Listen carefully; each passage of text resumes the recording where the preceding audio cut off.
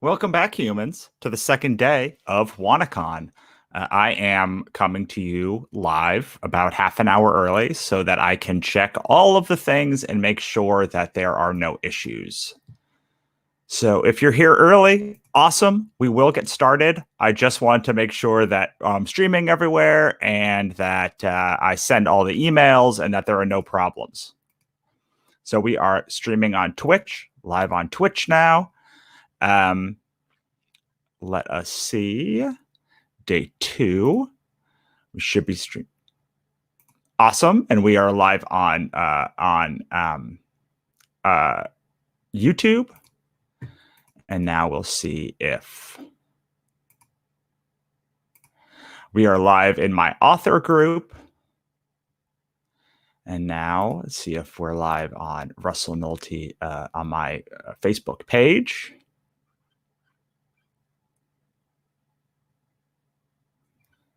Should be.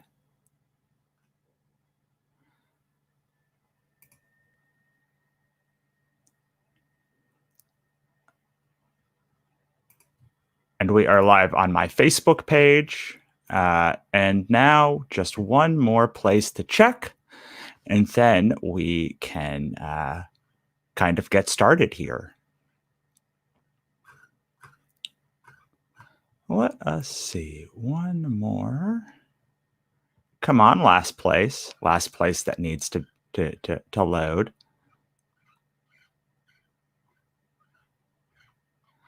I know I'm being very paranoid about this, but I just want to make sure that everybody is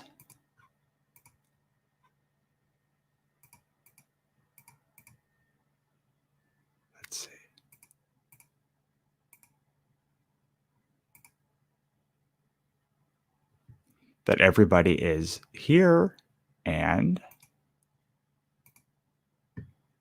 not interrupted.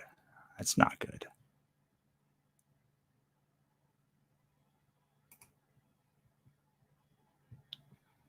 Oh, yay. All right. So we are good there. And so it looks like yesterday. Hey, Aaron, how you doing? It looks like yesterday, my personal Facebook page was not getting emails, comments in here, but everywhere else was. So I'm sorry if I didn't get you yesterday. I really apologize for that. But please make sure to ask questions. I do look. Sometimes I forget to actually ask people for questions, but if you have a specific question, this is the absolute best time to ask it, because the people are live on air and I will look for them. In fact, I would rather answer your questions because they'll be pertinent to your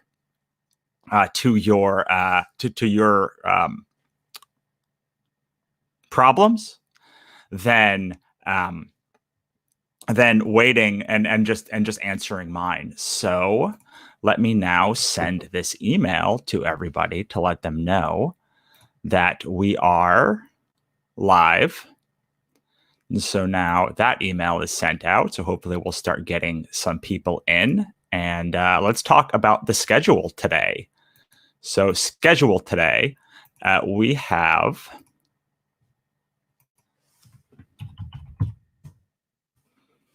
First up is really cool. First up, we are going to talk with...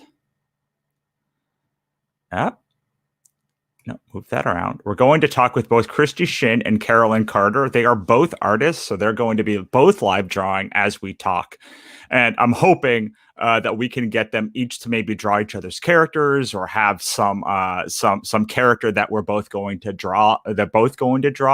So if you want, if you have somebody that you want them to draw, then let me know in the comments, and when they get in, we'll be able to just get started on it. And then we have my good friends Madeleine Holly Rosing from Boston Metaphysical Society and Eddie Deangelini from the Collectors and the owner of Heidi Ho Comics in downtown Santa Monica. After that, we have Kathryn, Calamia, and Leanne Ingino. Leanne is one of the contributors to the Cthulhu is Hard to Spell anthology, and she actually has one of the specials over at CthulhuIsHardToSpell.com for this week in the quarantine bundle. The Haunted Haikus is her story, and then Kathryn is a creator of Like Father, Like Daughter. And now this is where I'm going to cheat, because if I have the right one of these, then I should be able to look back and see Melissa and how to pronounce her name, because it should be in here. No, did I pick up the wrong one? No. She's going to chastise me later, I'm sure, for it. But I believe it is Melissa Pagluica. I think that's right. But I'm not 100% sure still. Let's see. Let's see if maybe I go to her Facebook page if I can get it to pronounce correctly, because I feel really bad. But even when we were recording, she has an episode of my podcast that you can get to at thecompletecreative.com/her last name. But I pronounce it wrong all of the time. Here we go. Haha, she's got a pronouncer on her website. So I was right.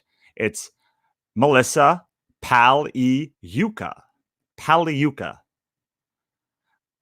And it looks like Pagluica, but it is Pagluica. So I'm very happy that she has to pronounce her on her website. I thought she would, because her name is very very unique in pronunciation, and I'm glad that we cleared that up. So the last people today are Melissa Pagluica, and now I got to find where the rest of the schedule is. There it is. And Moana McAdams. Melissa is the creator and artist behind Above the Clouds, and Moana McAdams has done several Kickstarters, and most of them in the Wildcard Chronicles series. So we'll be talking about Kickstarter with them, but we'll really be answering all of your questions as well. And I really hope there are a bunch of questions this time. So let's see. Do I see any questions already? Joanne says it's nice to watch some. She can't tune into all of them. That's great, because I have now archived day one on Wannacon.com. So if for some reason you can't see everything, you can go to Wannacon.com and go through everything, stream through everything. They're 4.5 hours from yesterday. I'm assuming there's going to be somewhere around 4.5 hours today. And tomorrow, I'm trying to set up a bonus one so that we have actually 5.5 hours tomorrow. But I have not had the people say that 100% confirmed, just 90% confirmed. So I am waiting for that. All right, let's scroll through. Celeste says hello from Washington State. Hello. This is about as good as I can do for.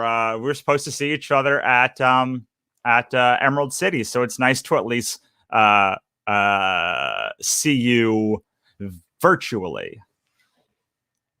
And we are going to get started. We're just waiting for Christie and Carolyn. Oh, that's gonna 2C names. That's gonna throw me for a loop, for sure. And remember, all of these people are people that either are part of the Wannabe Press Cthulhu is Hard to Spell anthology, or they have been displaced from Emerald City or WonderCon or some show coming up that has canceled. I have now had 6 appearances canceled in the last week. So I had Emerald City, LA Festival of Books, WonderCon.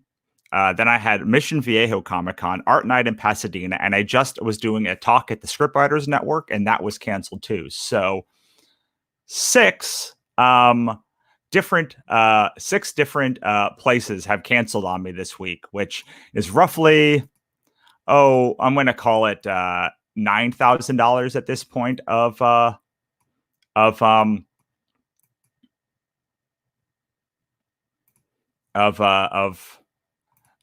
lost revenue that I'm missing out on.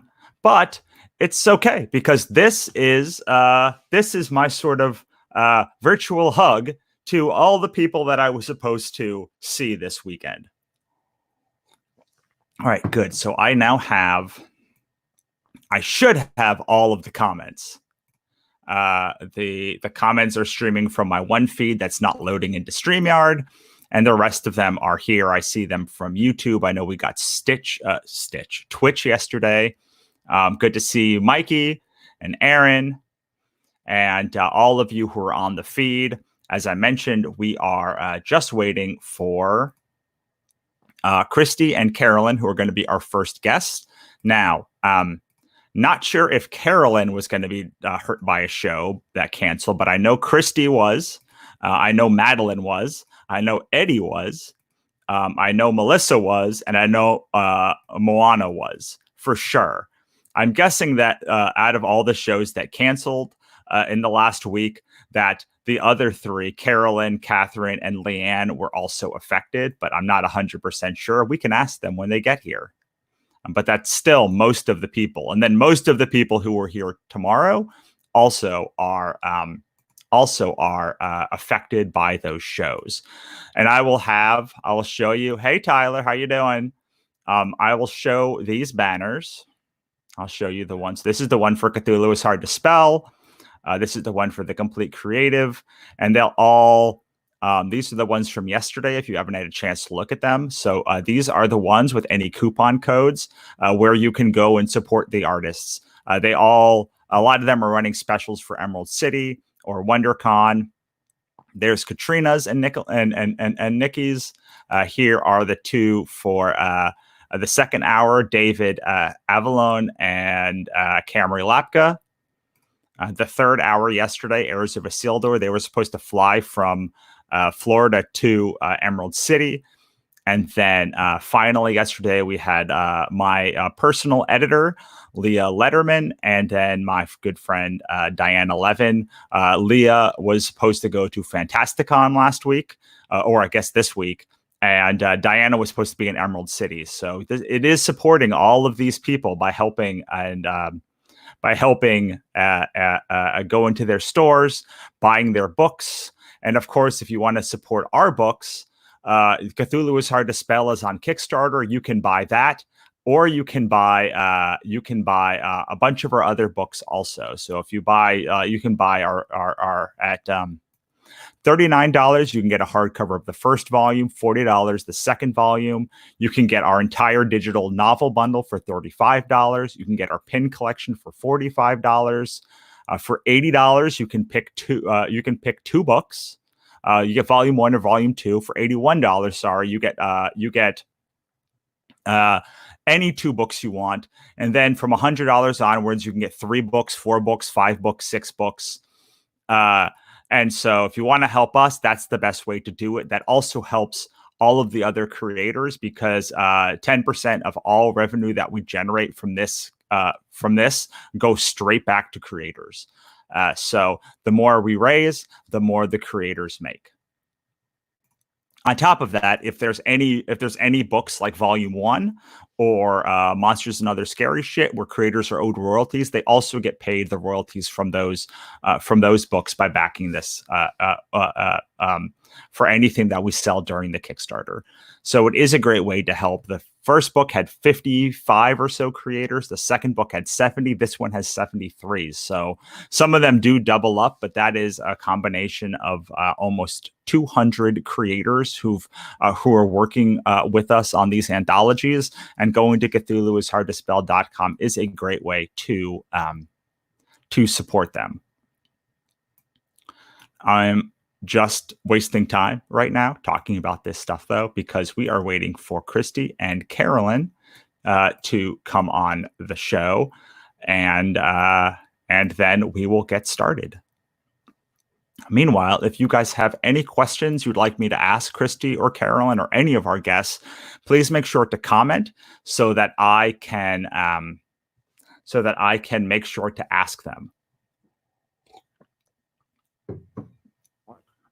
I'm thinking that what we're going to because Christie and Carolyn are both part of our anthologies, I'm planning to talk to them about submitting to anthologies and working with an editor and all of those things. But if you have other questions about Christie's run a bunch of Kickstarters. Yes, Lydia, you can ask questions on Twitch or in any of the feeds. I should have them all available. Wherever you have questions, I will attempt to answer them before that guest gets off the air. I can't guarantee it, but for me, number one priority are your questions because I have a show, a podcast called The Complete Creative, where I get to interview creators and ask all of the questions that I want to ask them. So this is really about you. And if you do want to go and find out more about that show, then you can go to thecompletecreative.com/podcast, and you will be able to get the archive of all almost 200 episodes of that show, including great guests like Tyler. I see Tyler on the program. We've also had Christie's been on the show. She's had an episode. Melissa's been on the show. She's had an episode. Madeleine's been on a couple of episodes of the show. And there's been, like I said, almost 200 episodes. Tomorrow, Eric Lervold, he's been a guest on the show. So I have that for me. I have that for me, and so this is really about you. Although, as I mentioned, I do have questions to ask. I do have things that to talk about. I'm going to go in the private chat and just tell Carolyn, who's here.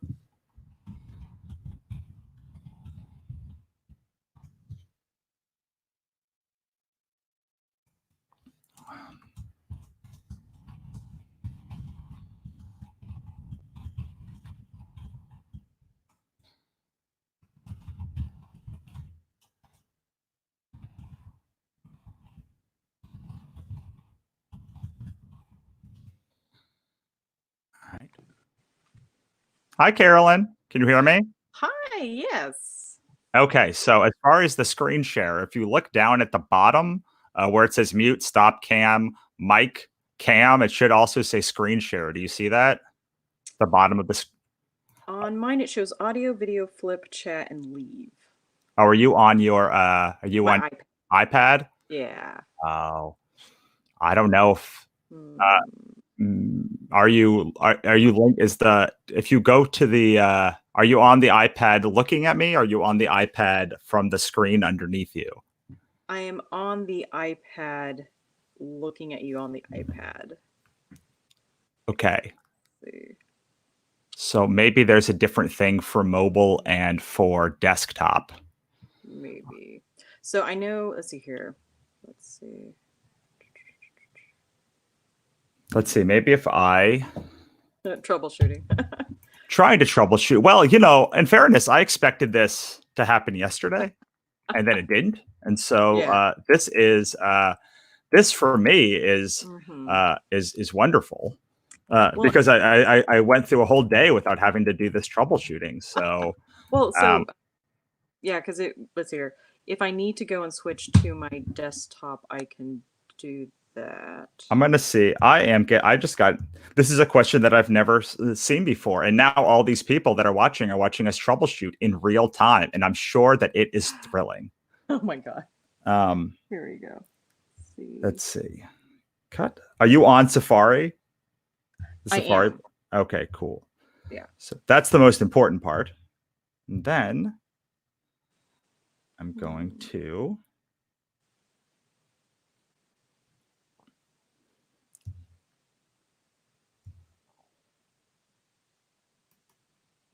Otherwise, I can go and switch to my my desktop setup. Let's see what happens when I say. When I say.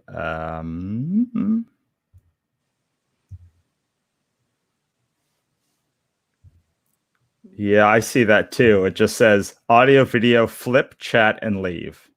Yeah, if I need to hop off and go onto my desktop, I can do that. So. Yeah, let's. I think let's do that if you can. Okay. All right. Right cool. Meanwhile, I'm going to bring on Christie. Let's see if Christie's ready.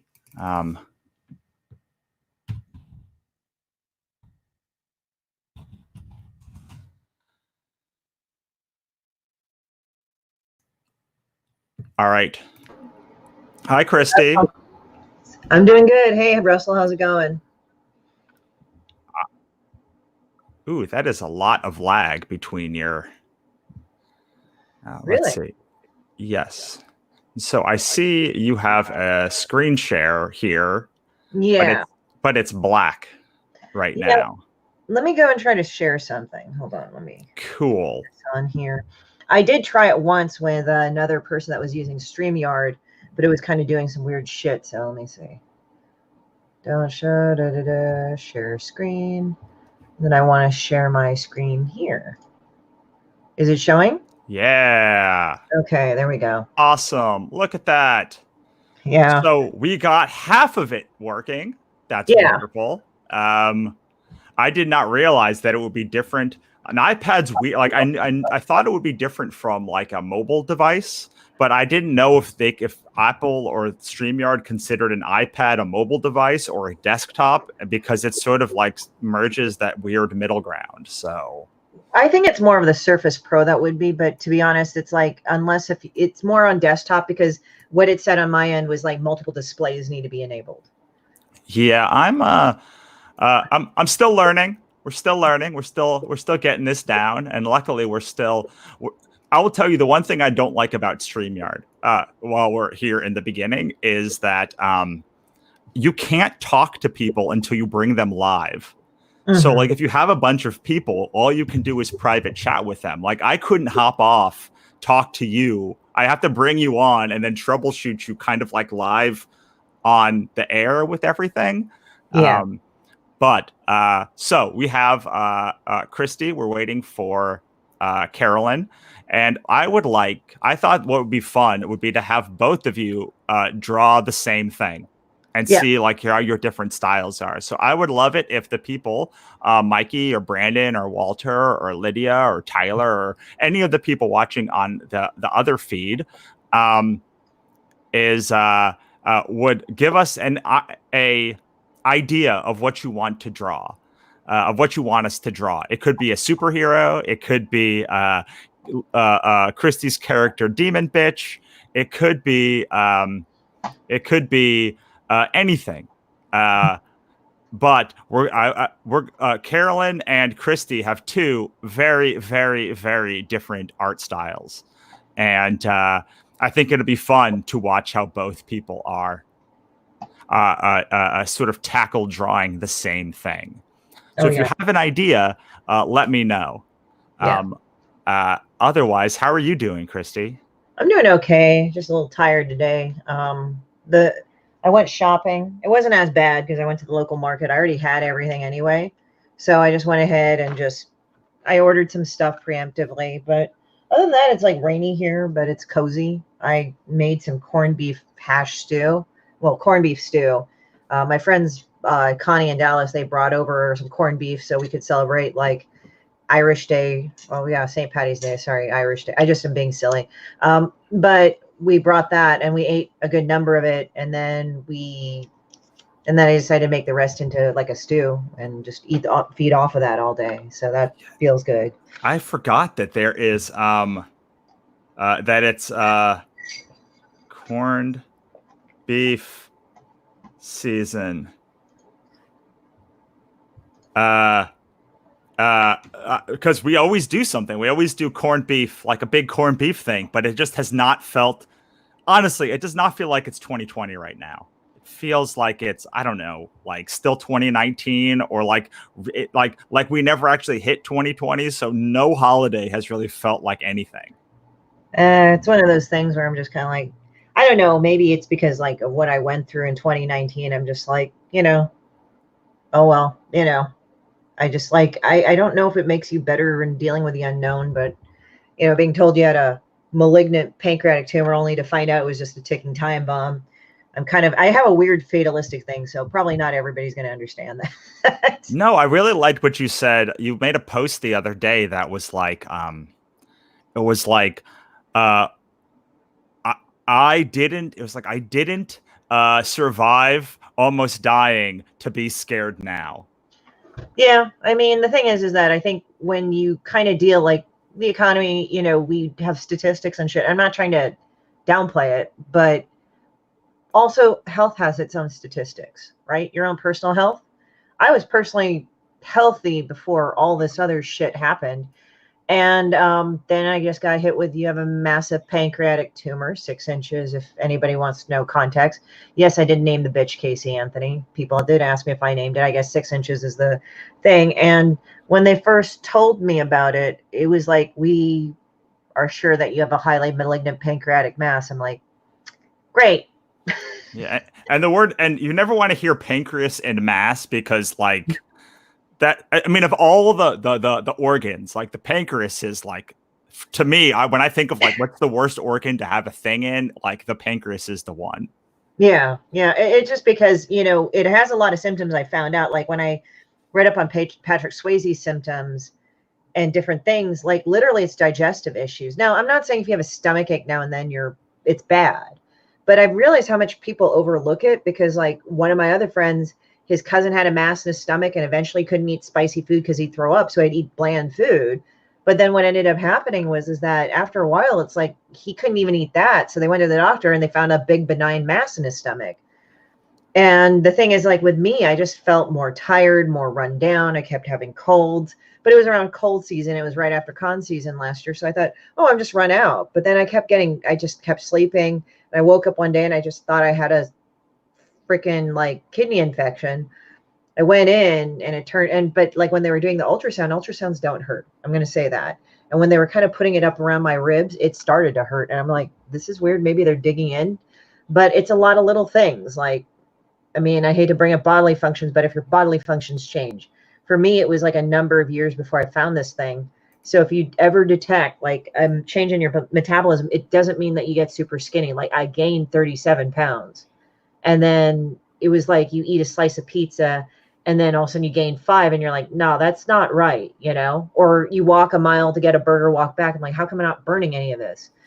So I'd say like for me, a week is good, just to say if I've had consistent issues with this, I'll go to the doctor and I'll have it checked out anyway. Now, that's what I would recommend with anybody. Yeah, it's so weird. Like because I've had issues with like that area of my body before, and it's hard to be like, okay, is this an issue that I've already had before? Because it's like IBS stuff, or is this like a worse thing, or like how often can I go to the doctor to get these things checked before like I'm just like crying wolf and they just look at me and shake their head? But it's really scary, because a lot of things can lead to fatigue and stomach problems and all of that stuff too. So yeah, it's all bad, I guess. Yeah, like the doctors, they were actually really shocked. They were like, how did you know?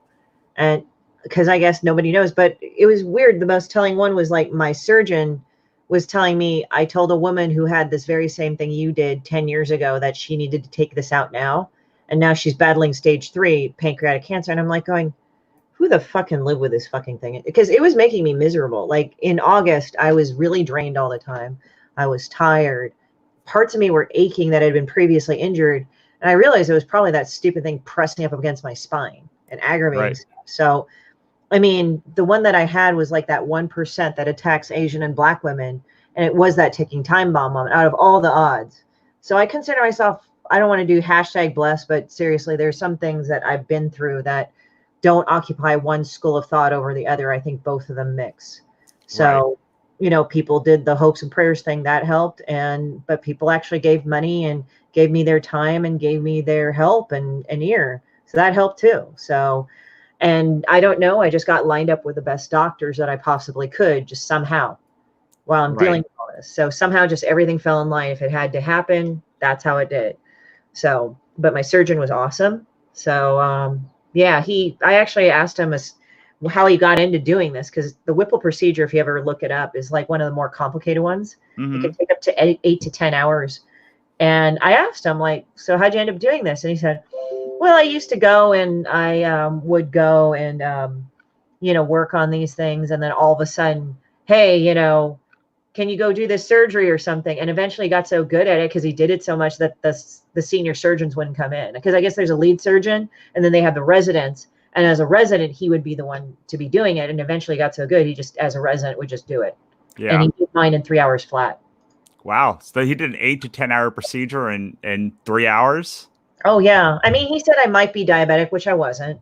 And he said I might have to take pancreatic enzymes all my life. But I said, you know, I'm going to focus on not having that. I mean, it doesn't mean I have denial. It's just that, okay, so I looked at the general school of thought. The complete recovery is 15 to 18 months. That's when, but I think it's just getting your new system, because they really literally have to rewire your system and repipe it. And I mean, no, I don't have a colostomy bag. I mean, I know some people are like, do you have to have a colostomy bag? No, I don't have bowel cancer.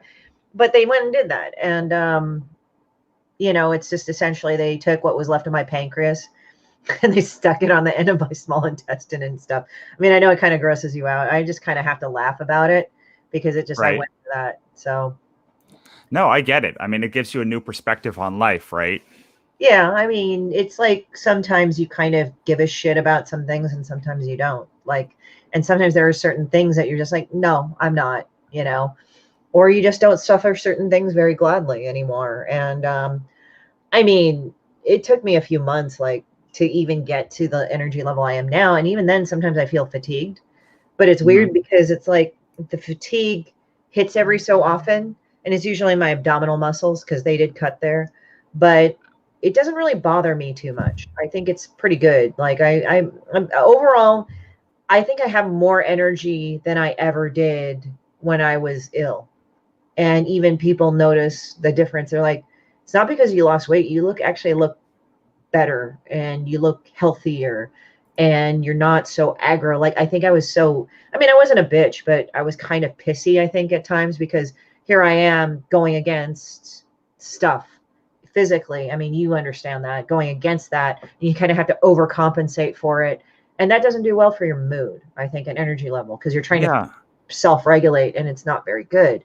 I remember what happened to me was I've just got on new meds, depression meds that are working for like the first time. And how I would describe it is before my mood, because I have Graves' disease and a bunch of other stuff too, is my mood, like the normal mood would be like why don't you kill yourself would be my inner monologue, right? And like it would be struggle to get up to normal. Yeah. And then when I started doing meds and I started feeling better, like my normal was, well, you know, everything's probably going to be okay. That's good. And then you could walk your way up to like having a good mood. But when you are in a bad place, whether it's physically or mentally or emotionally, it's just like a struggle to get to normal and to just like get through the day. And if you can, and I think both people that have that have had that kind of drastic decrease, and people that have not had to deal with that, don't both of them are not great at understanding that like it will be a struggle, and you have to, like, things that are easy to most people are no longer easy to you. And I remember when I first started doing it, as having like all of this stuff happen like a decade ago. Like, Yeah. I was bitter. I was super bitter. A lot of days I would wake up still bitter, like even until recently, just because like I still remember what it was like to be like full of energy.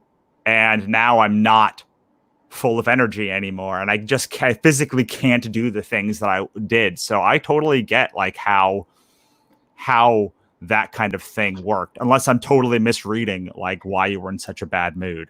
Well, I mean, like when I was sick, I was just like, I'll say when I was sick, to make it just easy for people to kind of keep track about it.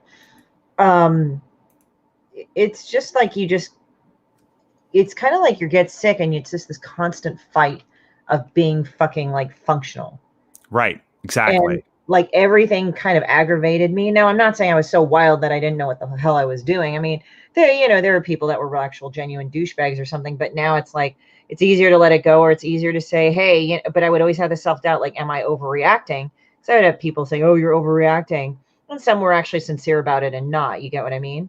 Yeah. But you get to a point where you're just like, now I'm at this more level place where it's like, oh, no, I'm not overreacting, asshole, leave me alone. Or I am like, okay, fine. Or sometimes you're just in a place like, I'm really pissed at you and I want to say anything, but I was never somebody to just start screaming at a person. But it's like, okay, I'm really angry, but something just tells me to kind of hold my tongue for a moment and see what's going on. Right. Yeah, I know. We talked about how like that's not the easiest thing for either of us to do historically. So I'm glad you're getting in. You're more in that place. Could you explain what you're doing? You're going between like an old panel and a new panel. Can you explain what you're doing in the art? Oh yeah. What I'm doing is like I came up with this character called Shitbird in the Kickstarter, right? So she's a fairly new character. I have to kind of get more used to her coloring, right? Because it's a little bit more complex than Demon Bitch or a Bed Hopping Horse or anything. So what it is that I'll go with the old cartoon and like look at the color combo. Now I've already picked up the color palette, so I have the color palette, but sometimes I'm a little bit fuzzy on like how it's laid out or something. So to keep it consistent, I'll just look at the old cartoon that I have, and then I'll go over here and pick the appropriate color up here. How many times do you have to draw something before it becomes kind of like a old hat? It depends really. I mean, I'm not going to say exactly. I mean, right now, I mean, it just happened. Like this was about a month. So I think it's like kind of, I go in between whatever. It depends on like, I think the complexity of the character sometimes too. Like if I do the character and it's complex or anything, sometimes it might take me a few tries. Sometimes it'll take me a lot of tries. It really depends on how I feel about it. Yeah. But it's not permanent. I mean, I figure after a year of doing this, I'd say to safe that I would probably remember, unless if I didn't draw her for a very long time or something. Right. But even then, it's not like completely like, oh, it's set in stone. Like the other characters also have very, very much simpler color schemes. So the color schemes are different, but with the characters, like with her character is like at least is drawing like, it's kind of like with comics. I see why people draw very, very simple comic characters sometimes. They have to remember how to color them. They have to remember this. They have to remember that. Unless it's Superman, who's like everybody sees him repetitively all the time.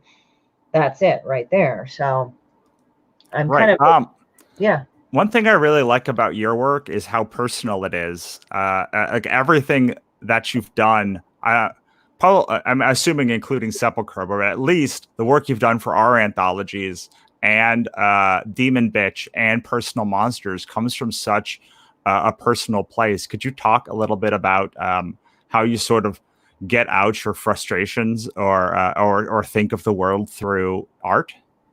Well, I view it as a thing of, expressing anger and hatred.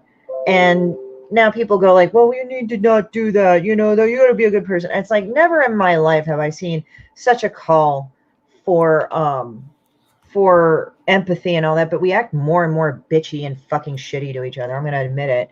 Like, there are some things that we've done that are better, but I think this whole thing of false positivity and false.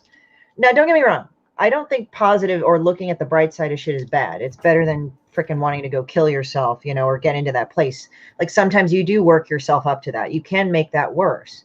Again, this is not saying, oh, well, if you're depressed, well, no, I'm just saying that, you know, I think even a woman, I forgot her name, but she even talked about having chronic anxiety, and the chronic anxiety, like she said, like, because I actually do things to take care of myself, which is like, oh, okay, I actually eat right.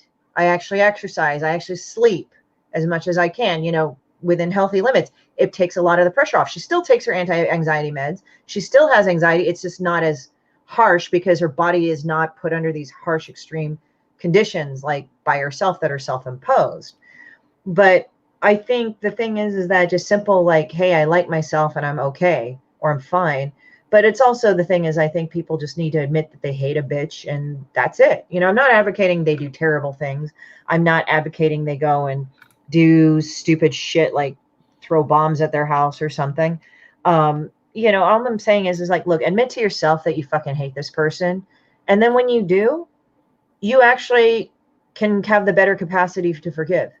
And unfortunately, like what we have here is like this stupid thing too. It's like, oh, that equals reconciliation. It's like, no, it doesn't. I can forgive somebody, just not be pissed about it anymore. You know, Yeah, I saw something that was like, just because I forgive you doesn't mean I want you in my life. Yeah, it's like, I'm just over it. Like, it's kind of a way of just saying, like, I'm over it. Like, I'm just over this shit right now. Like, I get over a lot of shit like that. Now, what I really like about your work is that, like, you take these people or things that you're dealing with and you anamorphize them. And Anthropomorphize them. thank you. Yeah. But as these monsters, like, I know the book that you did for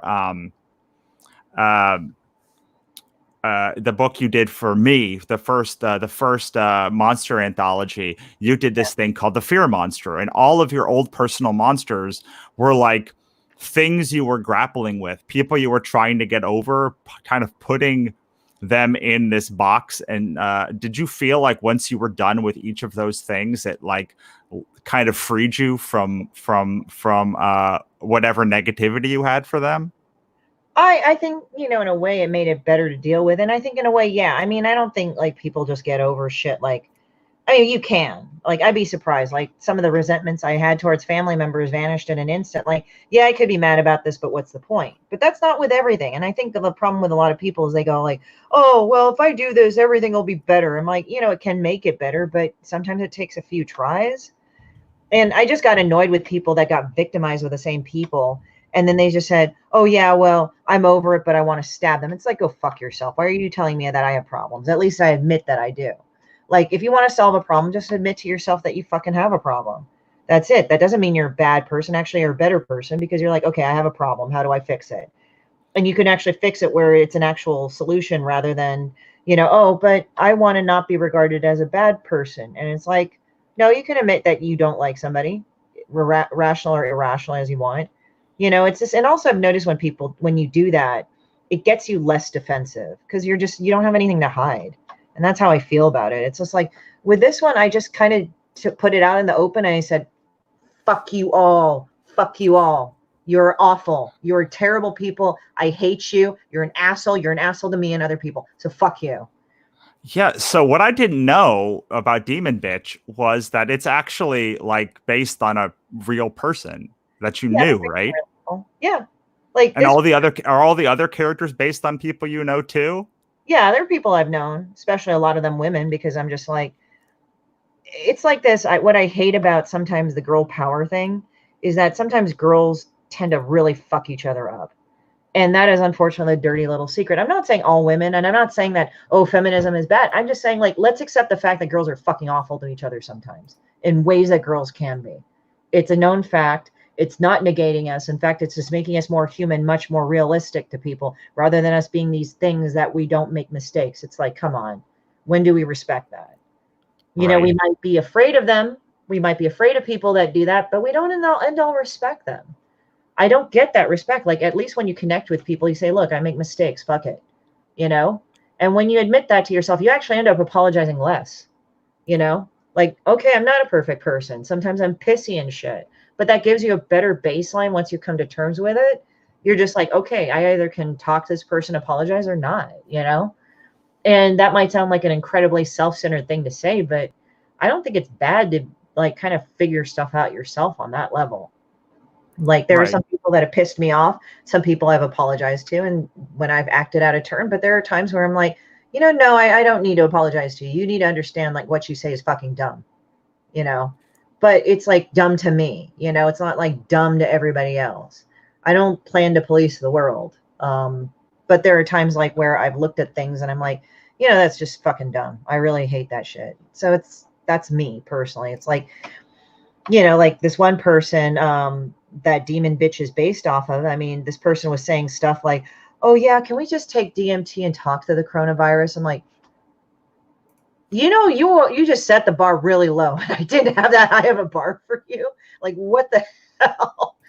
But it's like amazing what people will say. And it's just like, and I think, I don't know if it's always the internet or it's just more visible on the internet. People will just say shit to just say shit. And sometimes I think it's helpful not to police them, but to give them feedback, at least in how it like relates to you. If you talk for a bunch of other people, I find it kind of presumptuous. I know people do that to seem like they're more thoughtful or more this, and you got to give it a voice. But more often than most, I find it a bit presumptuous. So sometimes I go like, you know, in relationship to me, I'm pissed off at what she said. Right. Or it affects me, you know. Right. And if you guys have questions for Christie, this is the time to ask her, whether it's about like bouncing back from surgery or mental stuff or just how she does art. I'm going to go through a couple of the comments. Yeah, please read them out. I can't see them. Our friend, Ghislaine, God, I hope I'm saying her name right. Yeah, Ghislaine, that's right. Okay. On the flip side, she can draw Demon Bitch on a napkin in the dark room, in a dark room, and then she hashtagged "Ask me how I know." I'm guessing that's something you've done before. I think I have, and I don't know if I was drunk at the time, but I mean, I drew Demon Bitch like I didn't give a fuck. I just drew her in this pale white fucking sausagey thing, so she probably glows in the dark anyway. So I just drew this thing. It's just like I was thinking of like a bleached white dog turd as I did it, because I was just like, I don't know. It's like weird because like I've tried drawing my friend Lawrence Hubbard's drawings of GC in them, and I've tried drawing other people's drawings or renditions of their comic character, but it's weird because it's another level of work because you got to pay attention to what your mind already knows. Like if I draw Shipbird, I can draw her like pretty easily. But with with Demon Bitch, but if you ask me to draw, I mean, I drew Garfield tons of times as a kid, so I think I remember, or The Simpsons, or like Life and Hell, the characters by Matt Groening. Mm-hmm. But if you ask me to draw like, let me think here. If you ask me to draw like one of Mary Zorlita's characters from All Heck, it would be hard for me to do it because I would just have to look and do it because I want to get it right. Not necessarily her style down right, but just I need to get her shit done right. So can you show us Demon Bitch while you're, because this is not the main character. I want to hear. We talked about how she's kind of like a shit log or something like that. Like a bleached white dog turd. Let me see. Yeah. So this is, and I still remember you sent me years ago now. You sent me this an image of Demon Bitch, and you were like, "What do you think of this?" And I was, what did I say? I said, I would like 1,000 more pages of this by tomorrow, please. Yeah, it was along those lines. You really liked it because the anger and rage were real. It really was real. Like it feels a lot like Life is Hell, actually, but like much rawer, because like you can tell like the anger and angst in Matt Groening's work even back then, and I'd always felt that in your in the Personal Monsters, but I really felt it in Demon Bitch, and now knowing that it like those two are correlated and that they both are dealing with like people you know and your own shit, it's nice to it's nice to know those things are like and to see sort of the growth, because it really is like you can almost chart like you can chart a straight line or maybe like a jagged line up from personal monsters to demon bitch. Yeah, it's just like it just kind of evolved, and it was just me just like punching a meat sack of a person that I fucking hated. Now it can be like multiple people, and that's what I think. I deliberately don't put the names of the people up there because it turns out people like have more than one demon bitch or shitbird or something. Like when shitbird came out, like quite a few people like commented and they're like, "Oh fuck, dude." They're like, "I know a person like this." But that's what I hear about your work all the time is people will be like, I know that person or I've seen this, and like everybody can almost imprint on one of the characters or all of the characters, which is really what I love about monsters. If I had to narrow it down to one thing, it's like monsters allow you to represent anything and make things much more abstract than they would normally do. All right, we actually have Carolyn. So I will say before we bring her on, Celeste also says it's always surprising as a consumer of art and admirer of artists to find out that some of your favorite artists have these struggles that we've been talking about. So I'm going to see if I can bring her on. All right, Carolyn. Oh my goodness! Hey, about some shit, huh? Well, it was like everything was going wrong. Like my mic all of a sudden out of nowhere just was not being recognized by my computer, and I've used it thousands of times. So it makes me want to punch Windows 10 in the vagina sometimes. It does. Well, and I gratefully live with a techie, so I pulled in the cavalry and we got it working. That's funny, dude. Yeah.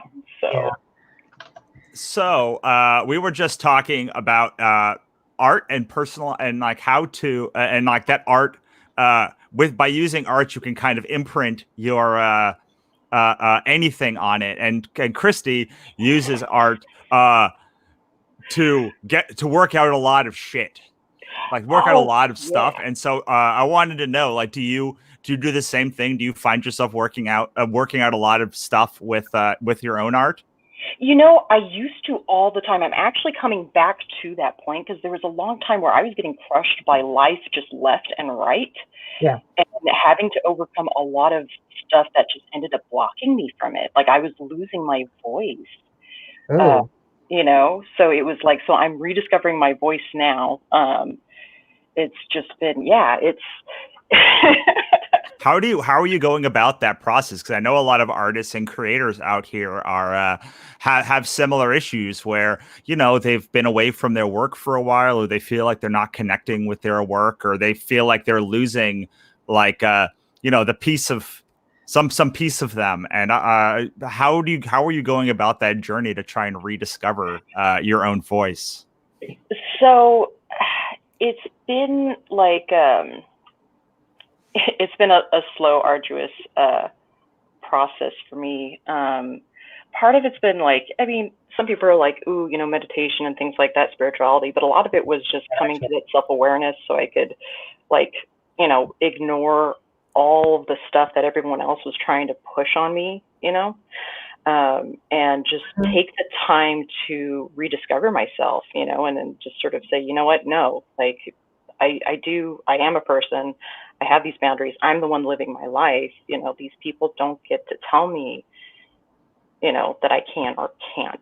I mean, well, and to do something on their timetable, right? I find a lot of people want you to do stuff on their timetable instead of on your timetable. And then you also look and you see that the other people are like sort of running a race and you are like barely at the starting line a lot of times. And at least for me, for years, it was very intimidating. It's a lot better now that like I have had a bunch of stuff come out. But when you're standing there at the starting line, like for me, it was like that was the most oppressive part. Yeah. Mm-hmm. It was sort of various things. Part of it was timetables, but more of it was just, you know, people with their personal way of doing things or their own personal bias, you know, and, you know, what works for one person may not work for another. And I was getting people, you know, not liking my style, or, you know, when I was trying to discover and develop my style more, you know, people were, of course, like, you know, telling me that I couldn't make it, I wouldn't make it, this and that. And then I was seeing left and right people doing something in a similar style I was on the path of, and they were being successful. And I was like, are you effing kidding me? I don't know, because I'm trying to be good. Oh, you but can curse whatever you want. Christie has already blown the roof off the curse Yeah, I limit. tend to fuck things up for everybody. So there I you go. knew the minute that I brought Christie on, I would not be able to keep this clean for sure. Yeah. right. I mean, Yeah, between her having Demon Bitch and me having Monsters and Other Scary Shit and Katrina Hates Dead shit, just literally saying the names of our work would blow past. Yeah, it's I mean, but you know, trying to stay without going on tangents, because all the segues with the way the brain works. But yeah, it was just, you know, it was just all the stress from life, because, you know, I come from really poor background. You know, there's a couple times where I was kind of homeless, and, you know, working, and then, you know, in between that, putting myself through school, working 3 jobs, you know, like just trying to get by. And so, yeah, and trying to do all of that and trying to do my thing, you know, trying to do on the side, it just wasn't working. And more so as I've been able to discover myself more, and also be able to, like, put my foot down and be like, you know, no, this is what I want. Like, I love this. As hard as it's been, like, it really like ticks that that part in your checklist where it's like, you know what, is this something I really want to do? Is this too stressful? It's like, you know, it may be stressful at times, but it's also really rewarding. You know, like, even though I've gotten a lot of people, you know, naysaying and things like that, it's like, I've also gotten some people who have been very supportive. It was just always like finding the right place, the right time, the right people. Yeah. So, and I know with persistence, that tends to be more of where that comes out.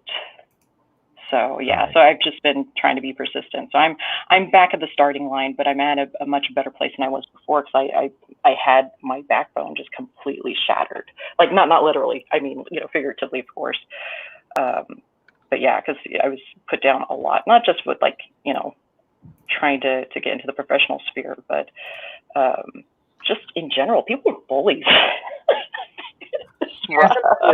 Fucking assholes, I've noticed. So yeah, and I'm generally a caring person. I mean, yeah, I could get salty and sassy just like everyone else.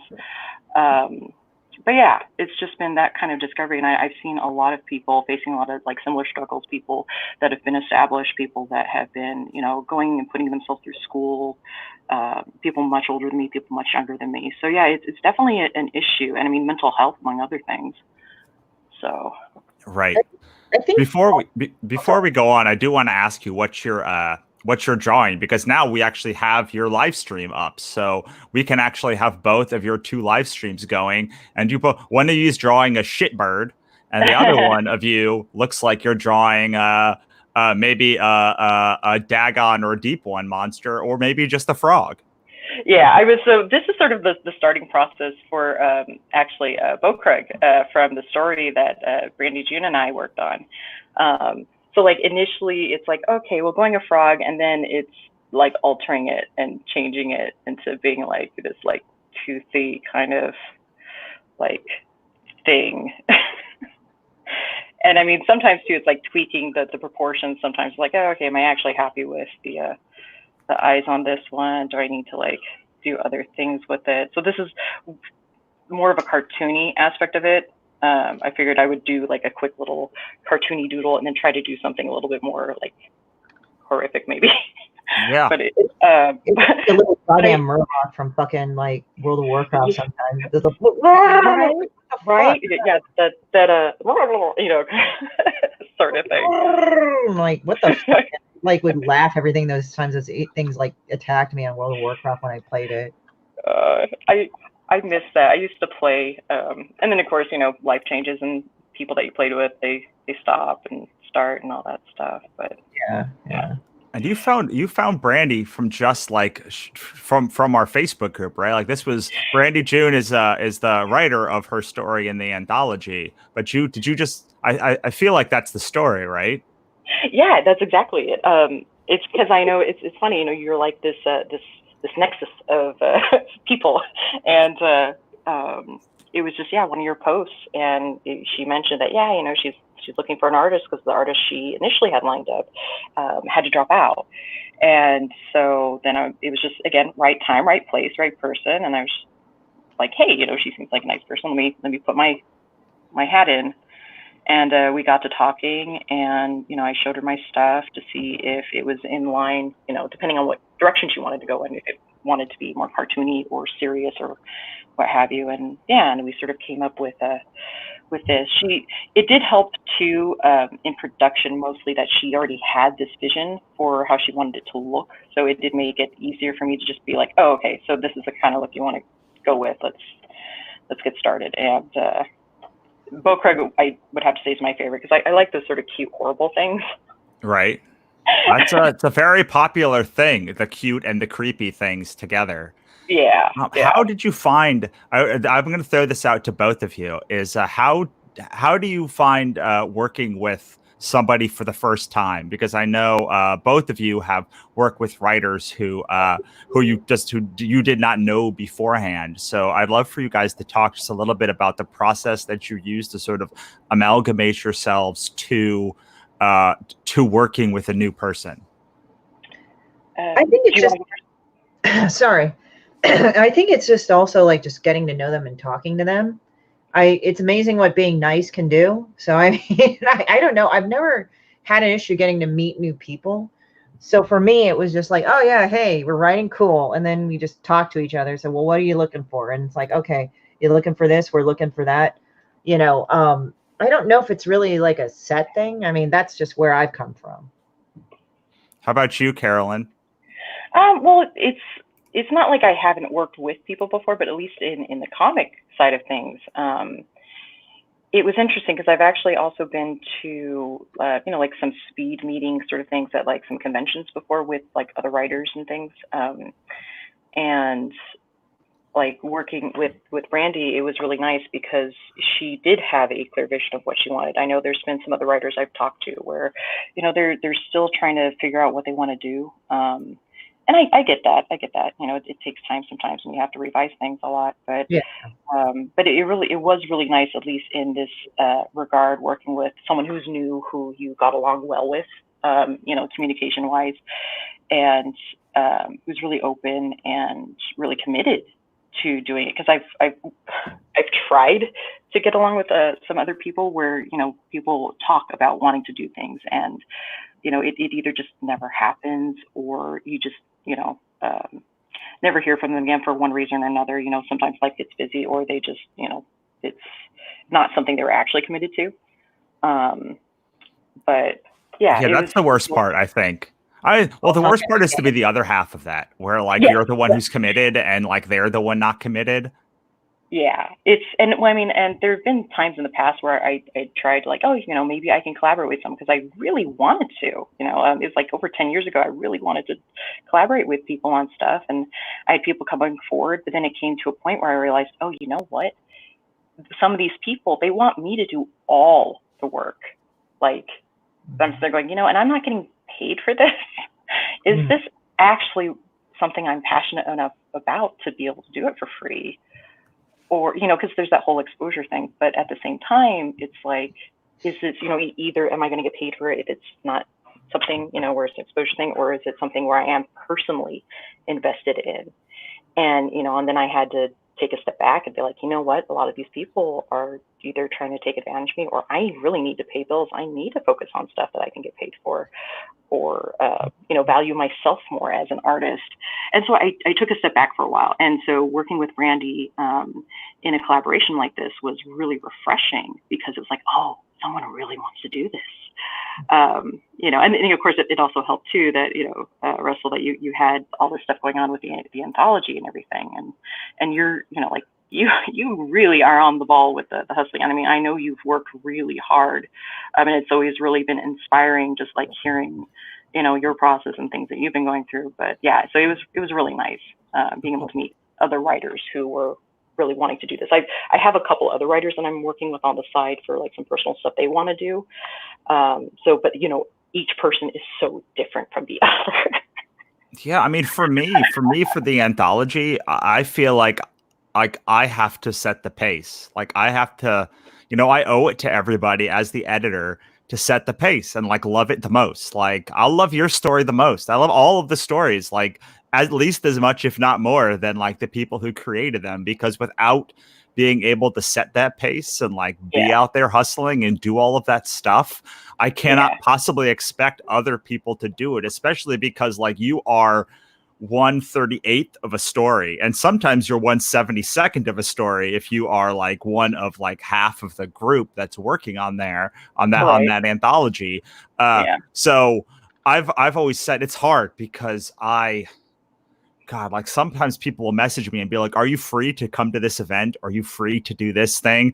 And I always say yes, because like if they're going to be out there, I've always had the opinion that like if they're going to be out there hustling, like I have to at least meet that energy, even though I'm meeting it for 70 creators during this month long. Like if somebody gets excitement going, I have to be there, and I have to be the one, even when I'm in a collaboration, even when I'm paying an artist, to be the one who like loves it, or who expresses their love the most, even if we both love it the same, because I had my part in this, the writing part of it is a fifth to a tenth at least, at most. I'm giving myself a lot of credit as time intensive as the artist's time. So I have to lead the pace, or there's no way that it will ever get done, that I can expect it to ever get done. Yeah, it's like you got to be the captain. Well, you got to be a hoe.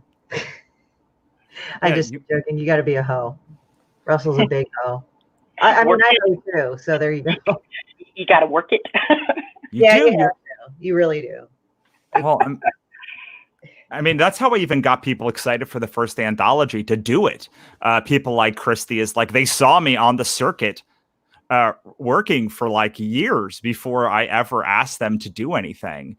And I'm very confident that if they had not seen me working around the circuit and they hadn't like watched me like grow my company and sell all of this stuff, that I wouldn't have gotten nearly the level of quality that I got from them. And I definitely wouldn't have gotten the motivation to do to have the Kickstarter go that well, because that first Kickstarter raised $27,000, and like it was the breaking point of my career. And it was, I can attribute it to that I knew what I was doing first, so like I had a plan, but also that like that enthusiasm and that potential for someone to like actually be in something that like they were excited about is exciting. Because I've been in a lot of anthologies now, and a lot of them, like there's no community building. There's no like the creator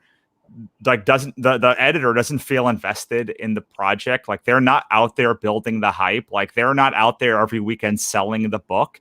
And then when I get the book, a lot of times, like it feels like it's going to fall apart in my hands. And I did not realize this when I made my own anthology. Like I didn't realize that was a thing. I just assumed that everyone would print the book as well as I printed the book, because like that's what you do.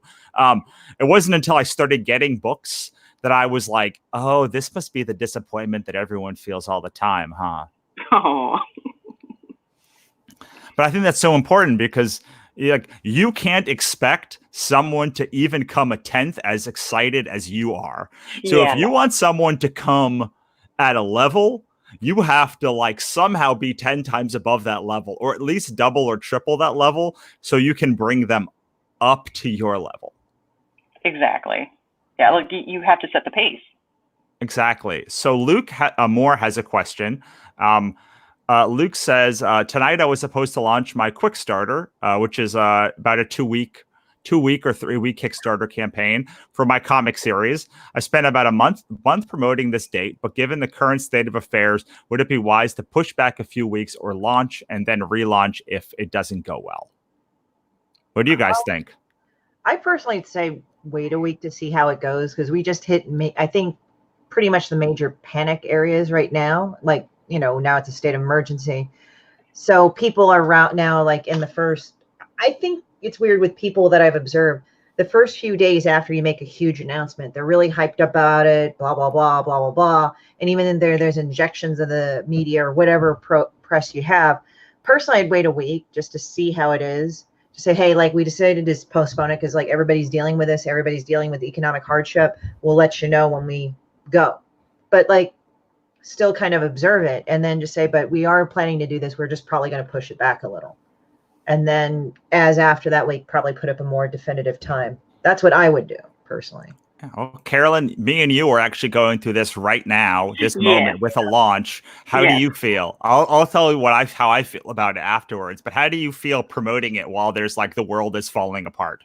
There was, of course, that initial apprehension of, this could go either way. Although there was still like that part of me intuition-wise where it's like, but I think things will be okay. As much as I want to like panic or worry about it, at the same time, like there's a lot of solid people. You have a system. I mean, that's one of the biggest things is like when you have structure, when you have stability in that sense, it gives people something that they can look to, and like being able, like, how to put it, like, still being able to push. I mean, I'm still developing my following. I'm still like, since I'm just starting out again. But it was just one of those things where it's like, well, you won't know until you try, and you're not going to get anywhere if you don't, present some form of normalcy, I guess. It's kind of refreshing, I think, for people having all these things. And I guess in this sense with the Kickstarter, it's kind of nice because people don't have to physically interact, to be able to participate in it, to, receive it, all that stuff. So I guess in that regard, I was sort of looking at it from a practical sort of standpoint. It's like we've already done the steps and building it up. And I don't know. I might have rambled too much. But. So I'm of two minds about this because I do feel kind of dumb, kind of very dumb and silly and like almost rude, like promoting this thing as the world is collapsing. But a couple of people told me that like it was nice to see something good that happened. And like while all of this bad is coming around, so like there's nothing but joy from us for this Kickstarter. So a lot of people will push a Kickstarter and it won't be very fun to watch because people will be like bitter during the middle period and they'll be like very beggy and they'll be like they will not be positive throughout the experience. And if you fear like that's going to be your thing, or you're going to be messaging people, asking them to back and begging them to back, then I would say don't do it. Exactly. Because it's just like never does somebody want to see that kind of negativity or like salesmanshipiness in their posts. Desperation is not profit. Yeah. Right. Yeah. But if you can do it in the way that I feel like we do our launches is like, it's a joyous experience, or I see Charlie Stickney, like it's fun to like, wow, my friend's doing how do I, because a lot of people are like, how do I support my friend? And it's like, oh, look, there's a Kickstarter there. And let me, I can help them that way. Like a lot of people are looking specifically to like support a lot of artists now. It's possible that it can be good. It's possible that it can be, that it can go well for you. We are probably based on data, and I'm not a scientist, but based on what I've seen, like it's just going to get worse until at least April 3rd. So I don't know if like what happens if everybody in April says you're out of work for another month, and then people are going to be like freaking out. But right now, I think we're past the worst of the announcements that we can get because most of the big shows have canceled. Most of the things have like closed, like most everything is closed for the next 2 weeks, right? Yeah. So what happened to us during that week of launch is Emerald City closed. Everything was closing. So literally, Yes. literally like the entire world was like deluging our news feed with like Super Tuesday, which was bad enough. But then like all the comics community was talking about Emerald City closing. And for the past week, it's been talking about Planet Comic-Con and all these other shows closing. And now and then like literally the whole world closing. So like the whole like world is closed now, or we expect the whole world to be closed. So I feel like in the next 2 weeks, I don't see what else could happen besides like there are more infections, which will just, of course, that will happen. So I don't know what new news you can get without like zombies coming to walk the earth. So I think I think probably for the next couple of weeks, like people are going to be settling into the new normal. And then in April, you may have another wave of like, well, now everything's closed for April, and then people are gonna like super panic. But I feel like even in my newsfeed, like the world has adjusted where it hasn't before. So, but it really depends. Let's see. Charlie Stickney is running an amazing Kickstarter right now. What does he say? Charlie says, throwing in my 2 unsolicited cents. If your book is finished, I'd say launch. People want entertainment content right now, and they will over the next couple of months. People looking to do online shopping for things that will entertain them on the lockdown. Disney Plus just moved up their Frozen release by 3 months. So I have to agree with Charlie. Like I said, if you can make it positive, and the way you make the experience positive is by like promoting other people's stuff, working together. We do a lot of bundles, and like we're always talking about like different parts of the book, and like every time we hit a goal, it's like a big thing. Even though we've been like, I've been freaking out behind the scenes, I don't think and like we're way behind pace from the last campaign. I don't think you've heard me or anybody talk about that except for now in public, right? Yeah. No. And that's the real important part. Like if it's slow, you've got to find ways to like make it exciting. That aren't like, well, we haven't had a backer in 5 days, guys. Like, why aren't you backing my campaign? Like, if those are the things you're going to be doing, don't launch the book, because we don't need more negativity in the world. But if you can make it a positive experience, then I think you can really cut through all of this negativity that's going on everywhere. People are desperate for positivity. Well, I think also the thing is that you kind of have to keep people from hamstering. Like, I was kind of at my worst psychologically because I'm like, really?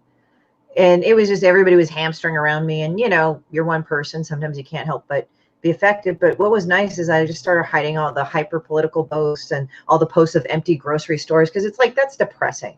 But like earlier that day, I walked to like my fucking corner market and was able to get all the shit I needed to get. I even went to the store and I just said, like, everybody, there was a huge run on pasta. And I'm like kind of chuckling to myself, well, I was good at like fucking getting extra pasta anyway. Like, I mean, I get pasta for the house, like if I want to eat something simple and I don't want to put too much thought into it. But I'm at this point now where it's like we live in an era of the 24-hour feed. And that is something we need to consider. It will be 24 hours of nonstop, the same old shit. It's like peek in, peek back out. And also make a joke about shit. Now, there's good ways to make jokes about shit and there's not. But, I found that having disgusting, fucked up humor works too. And it leans into your brand. Well, yeah, and there's that. But I mean, like, the thing is, I guess what I've learned, and we were talking about this earlier, but I know Carolyn was like working on other stuff. I don't know if she heard it, but it's just like having had a pancreatic tumor and being told you're probably going to have something that will kill you at first to mull it over. And you have to deal with it over the next few days until they figure out what the fuck it is. And I found out in the stages, by the way, they tested along the way to make sure it's not positive, but the problem is that they don't know for certain until they open you up partially. And if you show signs that it's spread, then it's like that. So I didn't know I wasn't out of the woods yet until they finally got it to pathology and all that. But my point is that even if you know, like, even if it's this big, scary, looming thing, focus on now. Like right now I have money in my bank account. Right now I'm at home. I have my cats. Right now I have food here. Right now I have hot running water. Right now I have potable water. You know, right now I have cellular and internet. You know, I'm not trying to say, oh, don't think about bad things. I mean, you can entertain them to a point, but you're going to hamster if you're going to go and focus on those. And sometimes I'm just like, you know, I have these things. I'm going to go watch fucking stupid cat videos like I always do, because that makes me happy. I'm going to make myself a delicious meal. That makes me happy. I felt like I was coming down with something. Okay, well, maybe I don't have the coronavirus. Fine. You know, and I know that might kill me to say that publicly, but I mean, I'm pretty sure people are feeling this right now. But most of the people that are getting sick, and I'm not downplaying being sick. Okay. I'm not, you know, obviously get it checked out. But I was like, I was tempted to think, fuck, maybe I have it. Maybe I have this. Maybe I have the symptom. And then I psychosomatically start thinking this, right? Instead of actually looking at what's real or kind of taking my step on a ground or something. It's like, okay, right now I'm going to quarantine myself. I was going to meet a couple of friends. But I said, you know what? I'm feeling under the weather. Let me just not do this. Because you should do that anyway if you have a cold or flu if you can. Exactly. But yeah, Right. but it's like right now it's resting and taking care of myself. It's been one hell of a week. I understand that too for people and for me, you know. I wasn't going to Emerald City, but I was going to WonderCon. Now that's postponed. And we're just like, all right, well, fuck.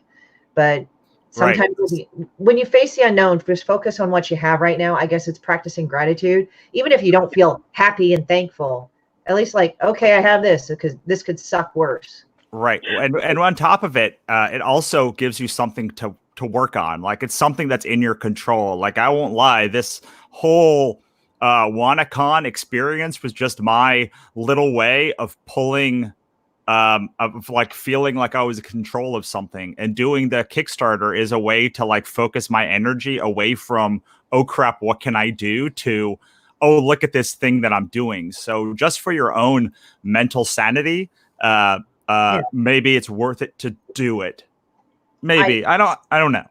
Yeah, I mean, it's like this. I think sometimes maybe, as I said, sometimes I get philosophical. I said, maybe we just kind of need to rest and kind of reevaluate what's important to us in this moment. Like maybe not say such shitty things to each other. Maybe because like with this virus, you know, I'm concerned about my parents. They're in that high risk thing, because what's messed up about this or any flu or cold is that it tends to kill the elderly. Now, my parents are very healthy.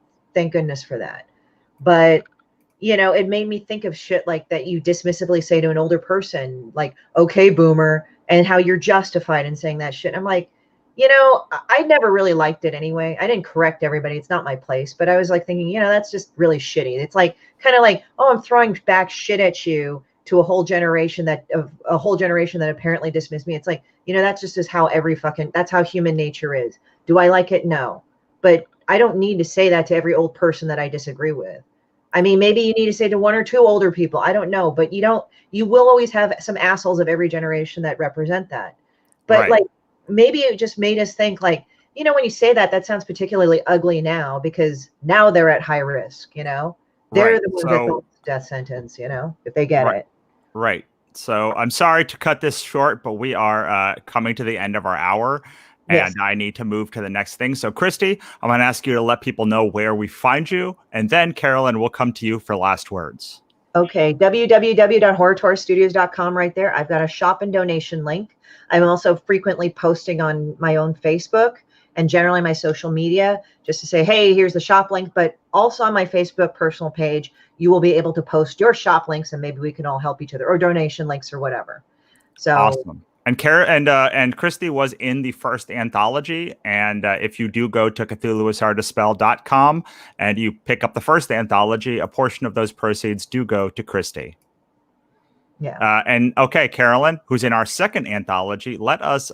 So what I would like you to do is give us your last bit of advice that you would like people to have when they leave here. It could be your best, something you've talked about already, or something that you're just thinking about for the first time, tell us where we can find your work, and then we'll say goodbye. Okay, sounds good. Just as a little takeaway, just, guys, remember not to panic. While it's important to be realistic, take stock of what's going on and what's around you and be mindful, but also, just set the pace, do unto others kind of a thing. And, have faith in yourself and, try to be a better person.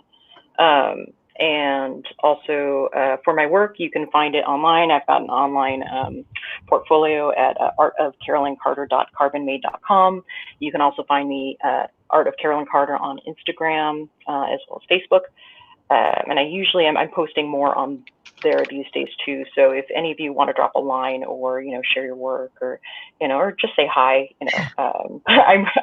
I'm opening up more to trying not to be so shy. So that way I can also get to meet new people too. So, and then, we also have this lovely Kickstarter that you can find. Awesome. Well, thank you guys so much. I'm sorry that we only got half of the time with you, Carolyn, but I am glad that you were able to work, that we were able to work it out. Yes, no, I'm happy to be here. Thank you so much.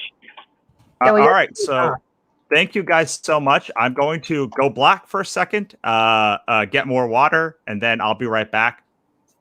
Please go to both Carolyn and Christie's stores, and Cthulhu is hard to spell, and get your questions ready for Eddie and Madeleine.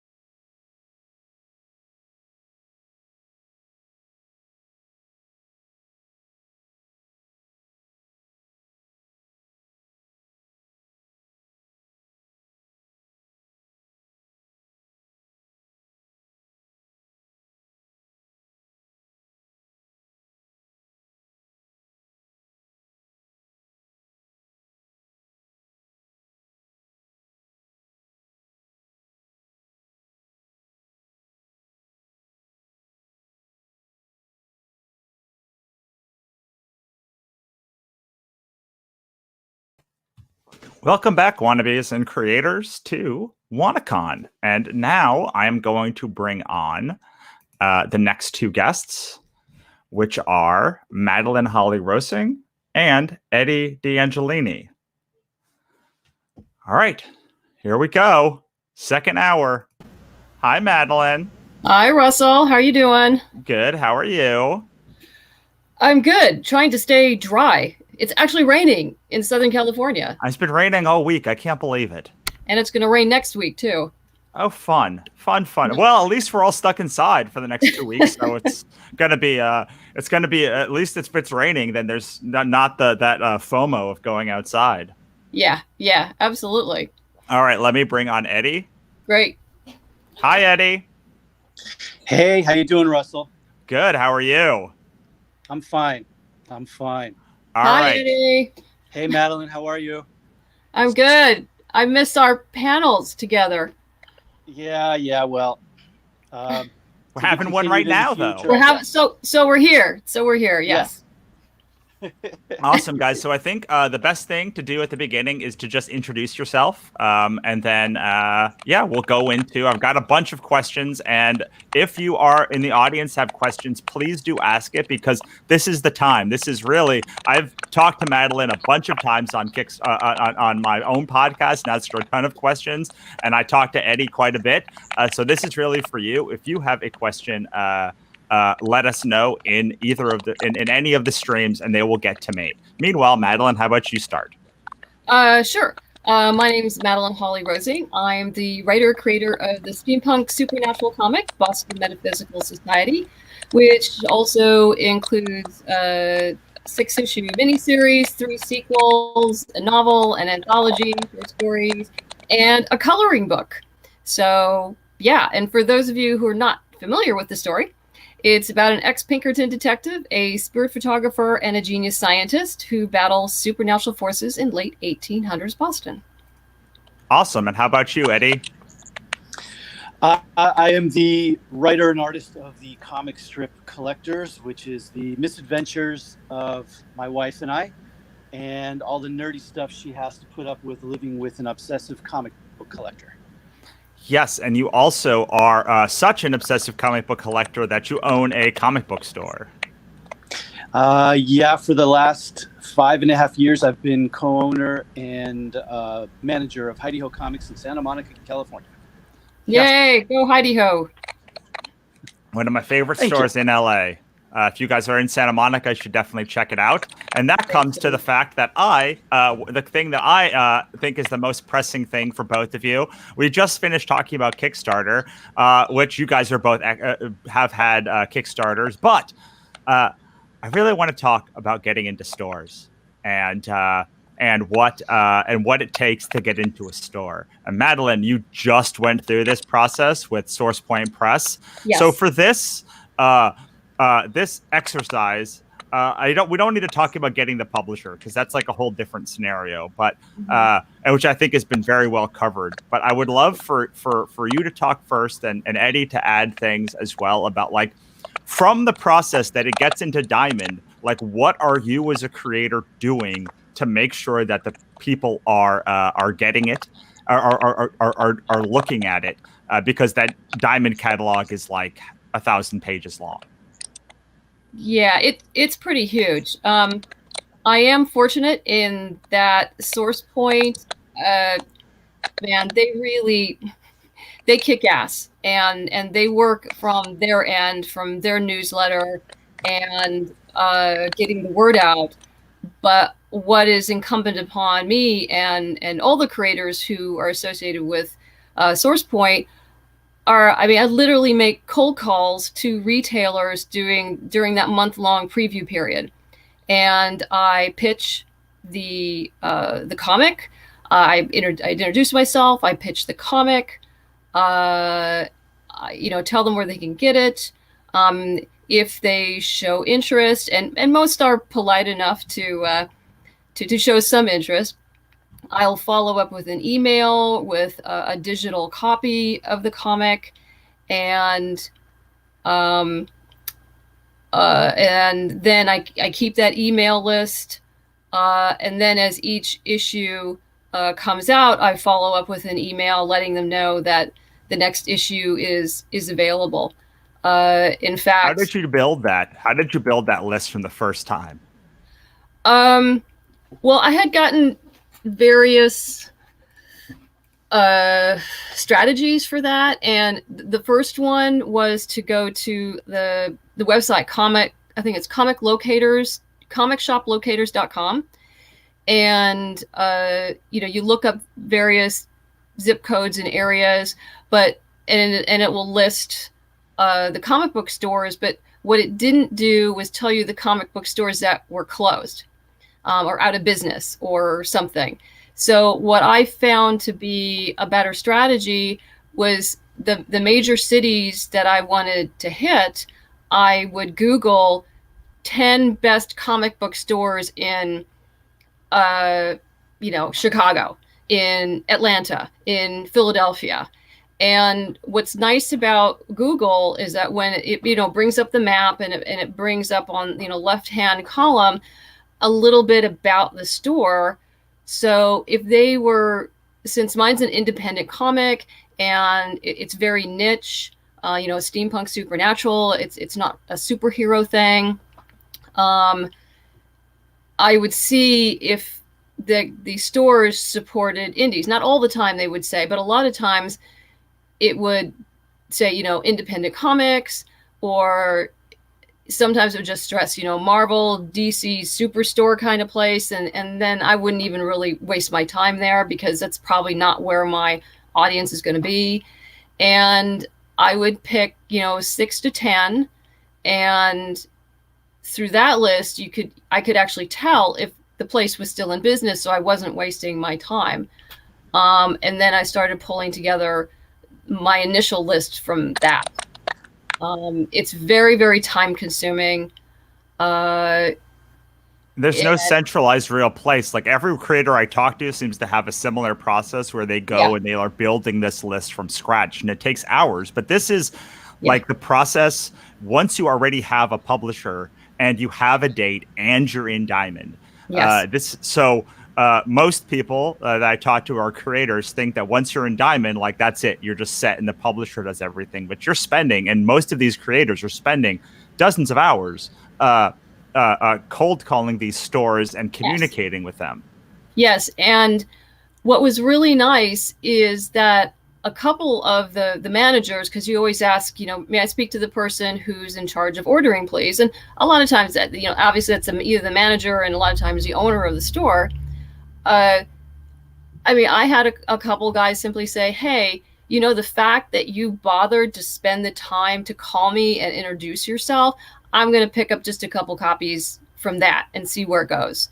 And, you say thank you very much and you follow up with a thank you email. And hope for the best that, someone, they'll like it. Someone in the store will advocate for it. There's really only so much you can do, but the cold calling really is very important.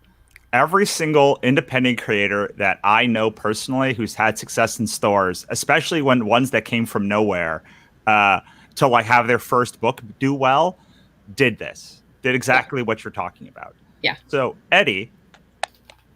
Yes. I would like to just tell you that there's a lot of popping on your end for the audio. I'm noticing that when I listen to you guys as well, it's popping. I'm wondering if I put earbuds in, if that's going to fix the problem. Possible. Let's try it. Let's give it a Try shot. You also got a couple of. I'll send a couple of comments that have come in time with this, which is DTH 1971, who was on yesterday, says nice Marvel Now Wolverine sketch cover there. Oh, thank you. She also they also ask, are comic stores still open during the COVID-19 scare? Okay, well, I'll talk about this for a little bit, and I want to jump into what Madeleine was talking about calling shops. But let's start with this. Yeah, we are still open. We're a retail store. There's just no way that we could just close down. Closing down would mean going out of business. What we've done is, and we had a big staff meeting about this a few weeks back. What we've done is completely ramp up our cleaning procedures at the shop. Normally we would clean the like, for instance, the bathroom. It would get cleaned 2-3 times a day. Person opening up the shop would clean it, and by cleaning it, I mean, clean the toilet, wipe everything down, disinfect everything, and usually the next person who come in on the closing shift would do that sometime within their shift or at the time of closing. We've would constantly be cleaning and dusting the shop anyway, but now we've really ramped up to where the bathroom is being cleaned continuously throughout the day, because we do a lot of gaming. So there are a lot of people that are there playing Magic or Pokemon for extended periods of time. And, so they're using the restroom, so we are cleaning it continuously throughout the day.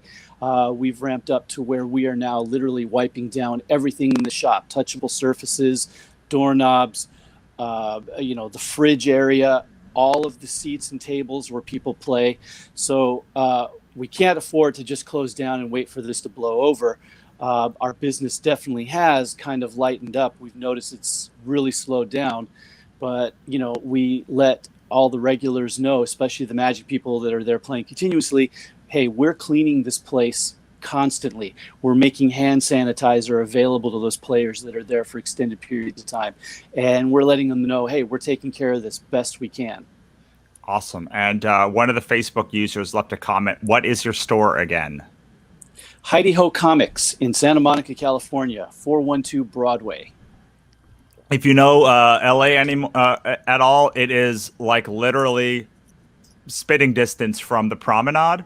And the big Santa Monica, what do they call that Santa Monica like mall area? Yeah, the mall. It's got an actual name, but I the big mall. It's like it's like 2 stories outside. It's like right by where the old Cafe Crepe used to be, which breaks my heart that it's no longer there. But on that side of it, right, so, right where the 3rd Street Promenade ends, that's where the mall is, right there. On that side.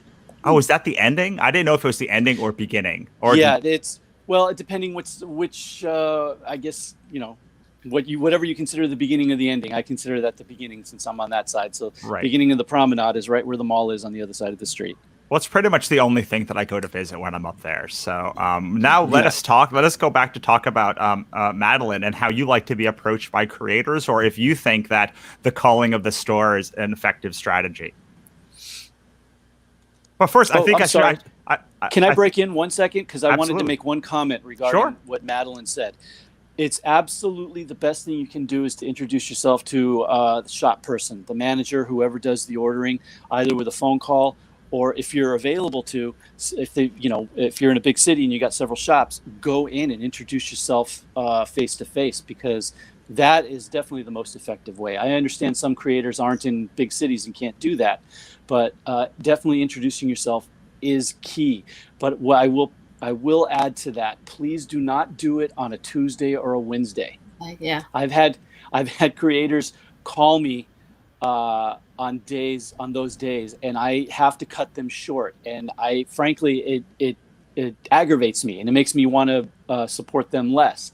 Not to sound mean, but for those people who don't know, most shops on Tuesdays get their shipments of new books and trades for the week, and they're literally running around crazy, getting all the stuff checked in, getting it set aside for pull customers, and getting it ready for the shelves. And the last thing they need is someone calling them and taking precious minutes of their time trying to pitch their book. Same thing with Wednesday. It's new comic book day. Usually there's a line at the register if it's a busy Wednesday, and just not a good time.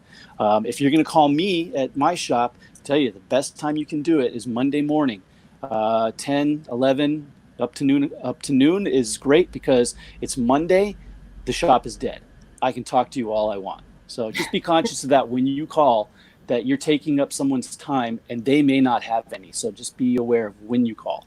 I will add that a lot of stores do take off on Mondays. If they do take a day off, like often Monday is their day. So I used to call. What is that? There are stores that take that Monday off because it's usually the least busy day. So you may if you call on Mondays, you may like hit a lot of not open stores. True. But it is a good day to, even if you leave a message and then call back on Thursday or Friday, is probably, I don't know, what's the next best day besides Monday to call? It's definitely not Saturday or Sunday. Thursday or Friday earlier in the day. Don't call on the weekends. Try not to do it on a Tuesday or a Wednesday. Just any other day of the week, but not the weekends for sure. Yeah. You just want to be conscious of that time.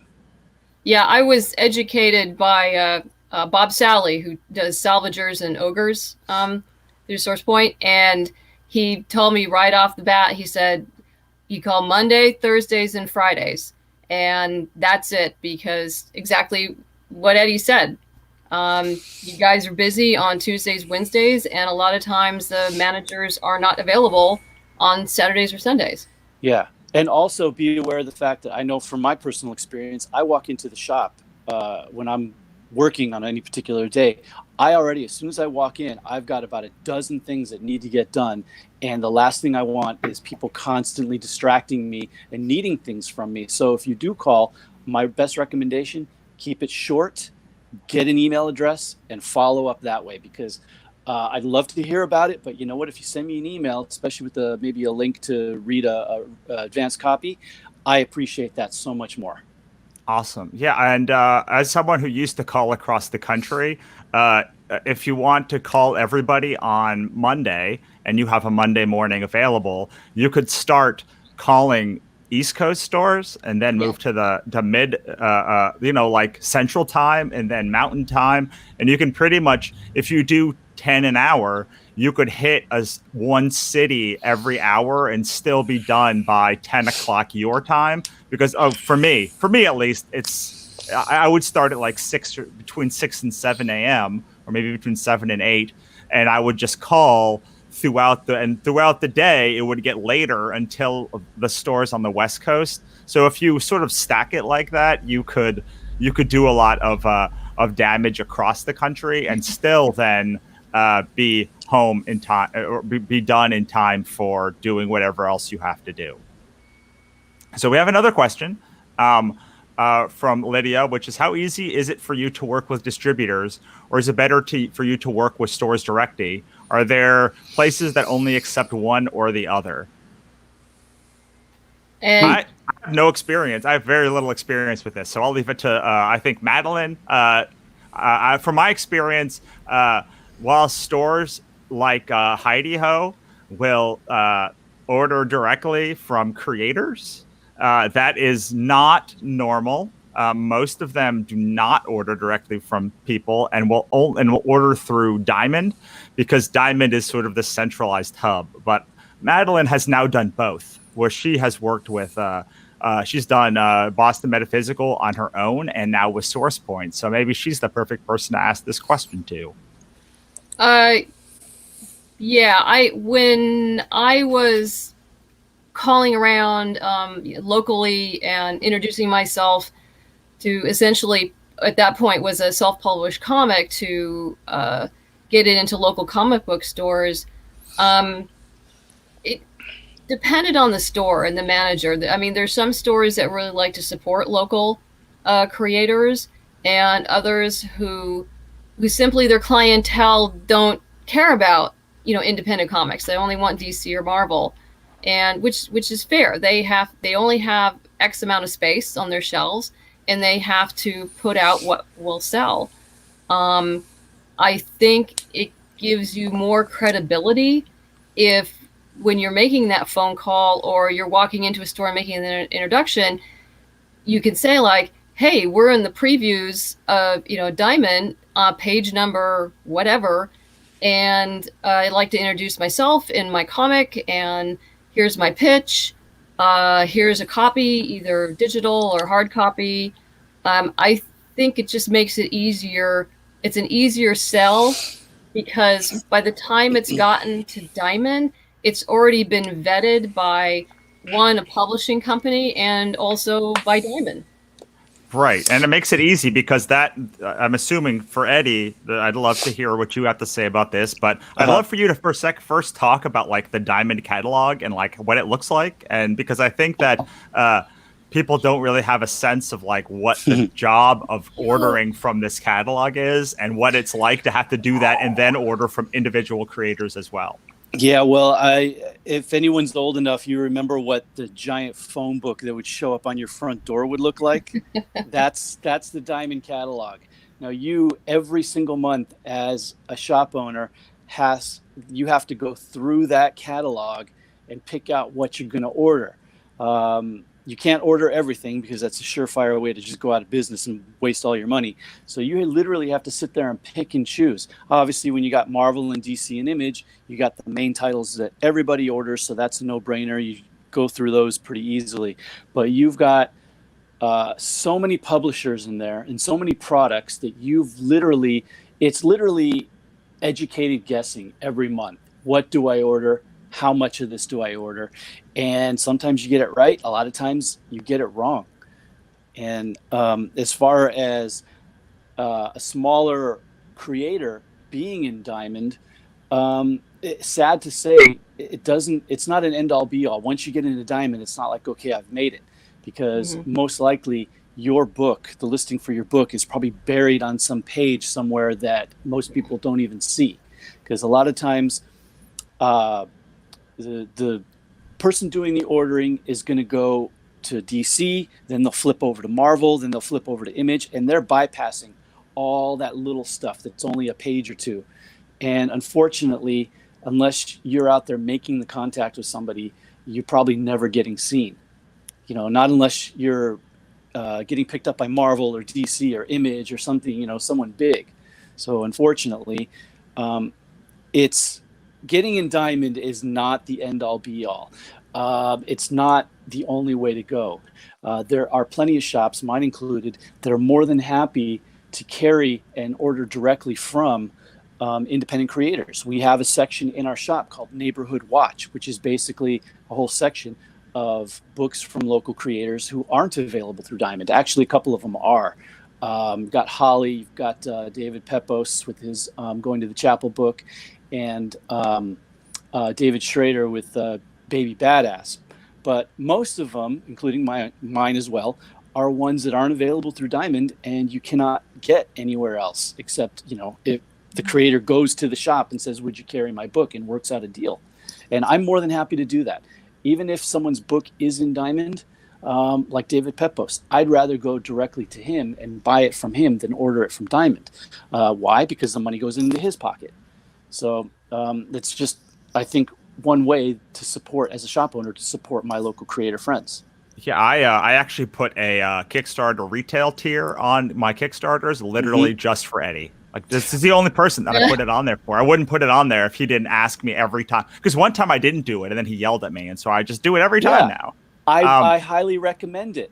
You need, and I'm sorry, Russell, I've been busy with all this crazy stuff going on. I know you've got one going on now, and I didn't check if you have a retailer one, so I got to jump on there. I have two retailer. I actually doubled the retailer ones just in case someone wanted like 20 books instead of 10 books. Okay. Well, you can probably understand that I've been a little distracted with other things going on. It's been a busy. I don't know if I can remember a busier week for the entirety of humanity than like I saw in the past 2 weeks. So can I give one piece of advice? I have always had a retailer reward on my Kickstarter.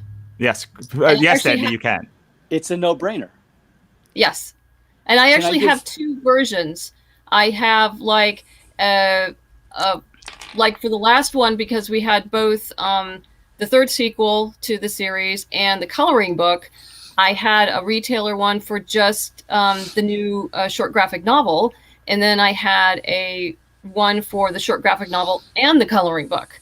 And I also do it for specific shops that I've made friends with over the years. There's one up in Washington, Olympic Cards and Games, and I do it for them because they pick it up every year.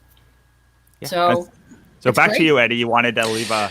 as far as dealing with local creators who don't go through Diamond and sell directly to shops, there's just one piece of advice that so many local creators seem to resist, but please, please, please do this. It makes my life as a retailer who has employees, it makes our lives so much easier. And I don't know what the resistance to this is. put a cover price on your comic or book. Yeah, you're not distributing through bookstores, and you don't feel like maybe you don't need to get a barcode for it, or being that strict as far as how the book looks. But please put a cover price on it. Get a cover price printed up. Make that as part of your cover design, please, because there's a lot of local creator books in my section that don't have it, and it frustrates me, because I know how much their book is, because I know what I paid for it and what it's going out. But with nothing there, I've got to either make some type of sign to make it known to the person buying it, or more importantly, to my employee who is behind the register, who gets this book. It has no price on it. They don't know that it's from the local creator section. They may not know the book or that particular creator, and they don't know what to do. And I will get texts from my employees throughout the week of saying, hey, what is this book? How much is it? Because they have no clue. So please put a cover price on your book. Yeah, it makes my life so much easier. I don't understand that. Yeah, I don't either. That doesn't make a lot of sense to me. I mean, will tell you the argument that I got. They said, well, I don't want to put a cover price on it because I want to be able to adjust what price I sell my book for at different shows, maybe more here or more there. And I said, well, the solution is just put your top price on the book. And if you want to sell it for that at whatever shows, that it goes for the top price. And if it's a show that you think it's going to sell for less, just put a sign out saying, hey, show special. It's only this much now. Right, exactly. Yeah, I mean, I can tell you, I put ISBNs on all my books, and I price it for Amazon. But at shows, I always give a discount. So, like for the 44-pager, short graphic novel, you flip it over, it'll say, $11.99, which is what I sell it for on Amazon. But at a show, I sell it for $10. And so what's really nice about that, so it's all set up and ready to go for Amazon. And because right now, to make it clear, the 3 sequels are currently not with SourcePoint. I sell those individually, from myself. They only have the original 6-issue miniseries and the trade paperback. And I know, you're right. You want to put that top price there. Yeah, please. I agree completely. Yes. Yeah, I agree too. And then you can adjust. And then it actually makes people feel good when they look and, they're like, oh, it's, like 11. I said, no, it's, it's $10. You're at a con. It's special price for the con. And I go like, oh, okay. And then they're all happy. Exactly. All right, Eddie. Our good friend Celeste asks, "Is Free Comic Book Day a go?" Which is my question that I was going to ask you too, or do you not know yet because it's May? Look, it's kind of up in the air, but I really am looking at alternate ways of doing this, because originally the plan was to really do something big, but now that just seems like it's not a realistic possibility. It seems like it's not that far away. So it's a very good possibility that we may still be in a situation where people are told, stay home, avoid crowds. And what's the biggest crowd for any comic book shop? It's Free Comic Book Day. On top of that, there's a lot of creators right now, especially, who are reluctant to commit to any show and thinking, I maybe just don't want to be in those crowds. So this is a tough one. But in all honesty, I'm kind of ramping down my plans and thinking I'm going to still do it, but I'm going to do something on a much smaller scale. And along with that, for anyone who knows anything about gaming, the shop also has a pretty large Magic the Gathering community. And every 3 months, a new set comes out, and there's a big pre-release weekend where the shop is just jam-packed from literally Friday evening straight through Sunday of people playing with the new set. And we get a crowd of anywhere of 40 to 50, sometimes 60 people in there throughout the weekend playing. And the company that puts out the new sets, that does the cards, Wizards of the Coast, is now recommending that stores do not do that, because pre-release is actually next weekend or next month in April. And they're saying that we are recommending that stores not hold an in-store pre-release event, but still make the product available for sale for people to, do draft events on their own at home in smaller groups. So, that's already next month. And then that is followed directly by Free Comic Book Day. So it seems like the industry as a whole is kind of maybe ramping down to doing something smaller and safer. And I think that it would be irresponsible of me to put out the time, energy, and money to plan something huge if it's just something that everyone is not going to be on board with. Yeah, I mean, I'm willing to do it. I'll still commit to coming if you have something. Well, most likely, see, we were going to have, like we did last year, have it off-site in a larger area to where we can have more creators, fit more people. But now I'm thinking that maybe I don't want to do that, and I'm going to instead have a bit of a smaller event, just keep it in the store. Right. That makes sense. I think you could still, Yes. it's not as big as your old store, but it's still a pretty good size for a store. It is. And in fact, we've done this in the past, not for Free Comic Book Day, but we did another event that you may have seen us post about, PrideCon, where we hosted a number of different LGBTQ creators. And we did that all completely in the store. And I think we had more than a dozen creators set up like in an Artist Alley situation right in the store. So I'll tell you that I did a Free Comic Book Day once, and it was at Big Red Comics, which I don't think exists anymore in Orange. No. But their store is tiny, and they had like 4 creators, maybe 8 creators, and it was the most bananas Free Comic Book Day I've ever had because like everybody had to snake through and like see everything, and some of them were in line for like 30 minutes to get in the back, and the comics were in the back, so like literally you just had like an audience of comics books fans, some of them standing in front of you for like 5-10 minutes, and like I had the most bananas sales day I've ever had. Like I think I did double what I normally do on like a Free Comic Book Day. You had a captured audience, Russell. Yeah, well it's right that they're right there, and like some people think like bigger is better, and sometimes smaller. Sometimes it's not. Because you've got a smaller group of vendors who have that large audience rather than like, normal Free Comic Book Day where it's a big event with so many different vendors to choose from. You've got less vendors for all these people to choose from, and it just means, hey, just more for you, right? Right, and some people just don't. There's less. Like if you do a huge event, sometimes there's only like your store only gets a couple of hundred people through it on Free Comic Book Day. And if you've got 30 vendors versus that same 300 people with 10 vendors, like they're going to like clean up instead of like having to spread that money all around. Exactly.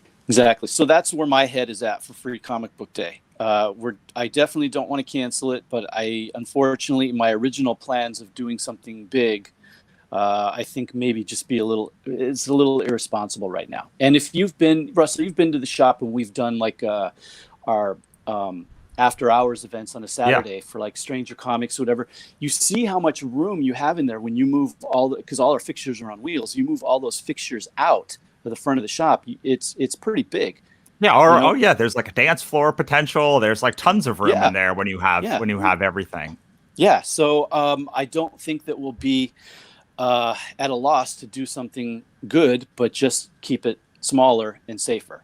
No, I mean, I was at Jeffrey's Comics for a signing last week, which is the sister store, and like your store's way bigger than that. So like that was a good size space still, even for a comic book store.